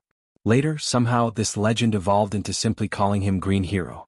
In the Mystic Valley, in front of the pavilion, Guan was sparring in swordsmanship with Chu Jingfeng. Yilan watched from the side. Eventually, Guan barely defeated Chu Jingfeng. He wiped the sweat from his forehead, lamenting, "Without using spiritual power, it is truly difficult to win against Brother Chu relying solely on swordsmanship." Chu Jingfeng panted heavily and smiled, "Your swordsmanship is excellent. I don't mind losing." Though he lost, he wasn't discouraged because Guan's victory wasn't easy. Afterward, he took his leave, not wanting to disturb Guan and Yilan. Guan took Yilan upstairs. Once inside, Guan went to wash his face first. Yilan closed the door, walked to the desk and began to speak. "Recently, more and more demons are appearing at the borders of the 5 dynasties. There's even a great demon in the Mystic Heart realm. It seems that the death of the 6-headed sea dragon did not deter the demon land. Over the year, the Qintang dynasty had merged into the Great Jiang dynasty, and the world was short of another dynasty. I have received information that there are 72 great demon kings in the demon land, and the 6-headed sea dragon was just one of them. When the true great calamity of demons arrives, I don't know how the human race will resist. I think relying solely on the 9 great cultivators in the world is far from enough," Yilan said, full of worry. The title of 9 great cultivators was a name proclaimed by the Supreme Sect, including the Taoist Lord of Tsangtian Sect, the Taoist of Immortality of 3 Pure Ones Mountain, and the Sword Venerable Fudao of the Supreme Sect. With the title 9 Great Cultivators spreading, the Immortal Cultivation world's morale was greatly boosted, and the Supreme Sect was frequently mentioned as a result. LV Badian had thoroughly studied the techniques Guan had taught him. Guan turned and smiled. "The strength of the Immortal Cultivation world is at least continuously improving, which is a good thing. As long as there is hope, it is fine." Yilan added, "It is said that above the 72 great demon kings, there are even more terrifying existences. It is unknown what the demons in the demon land are planning. Don't think about those things. You and I cannot change the grand trend of the world. All we can do is go with the flow and survive." Guan comforted her. Yilan nodded, saying, "If the great Jiang does fall, brother, let's go south and head to the sea. I've been making preparations. Although the ocean is dangerous, at least it's a way out. If we can find a small island to live on in the future, even if it's only for 10 or 20 years, it wouldn't be a wasted life." Guan smiled and asked, "What kind of life would that be? Just the 2 of us? Wouldn't that be boring?" "How could it be boring? We would work at sunrise and rest at sunset. I have many ways to amuse you." Yilan raised her eyebrows at Guan as she spoke, her gaze truly making Guan's imagination run wild. Guan gave a mock cough and said, "If it really comes to that, then it can only be so." After hearing this, Yilan became excited and started talking about the resources she had been preparing. Watching her smile, Guan thought to himself, "You can rest assured, sister, I will not let you wander aimlessly." Guan's lifespan had already exceeded 9,300,000 years, getting closer to the 10 million mark. This year, if he made an effort, there's a chance he could accumulate a lifespan of 10 million years by the end of the year. For his sister, he had to test the edge of the great calamity of demons. You're tuning in to the Han Li's Wuxia Adventures YouTube channel. We're so grateful for your support, and don't forget to subscribe to join us on this incredible journey through captivating stories. Your generosity through donations truly makes a world of difference, as it's the primary source of revenue that allows me to expand and enhance this channel for you. Thank you from the bottom of my heart for being a part of this adventure.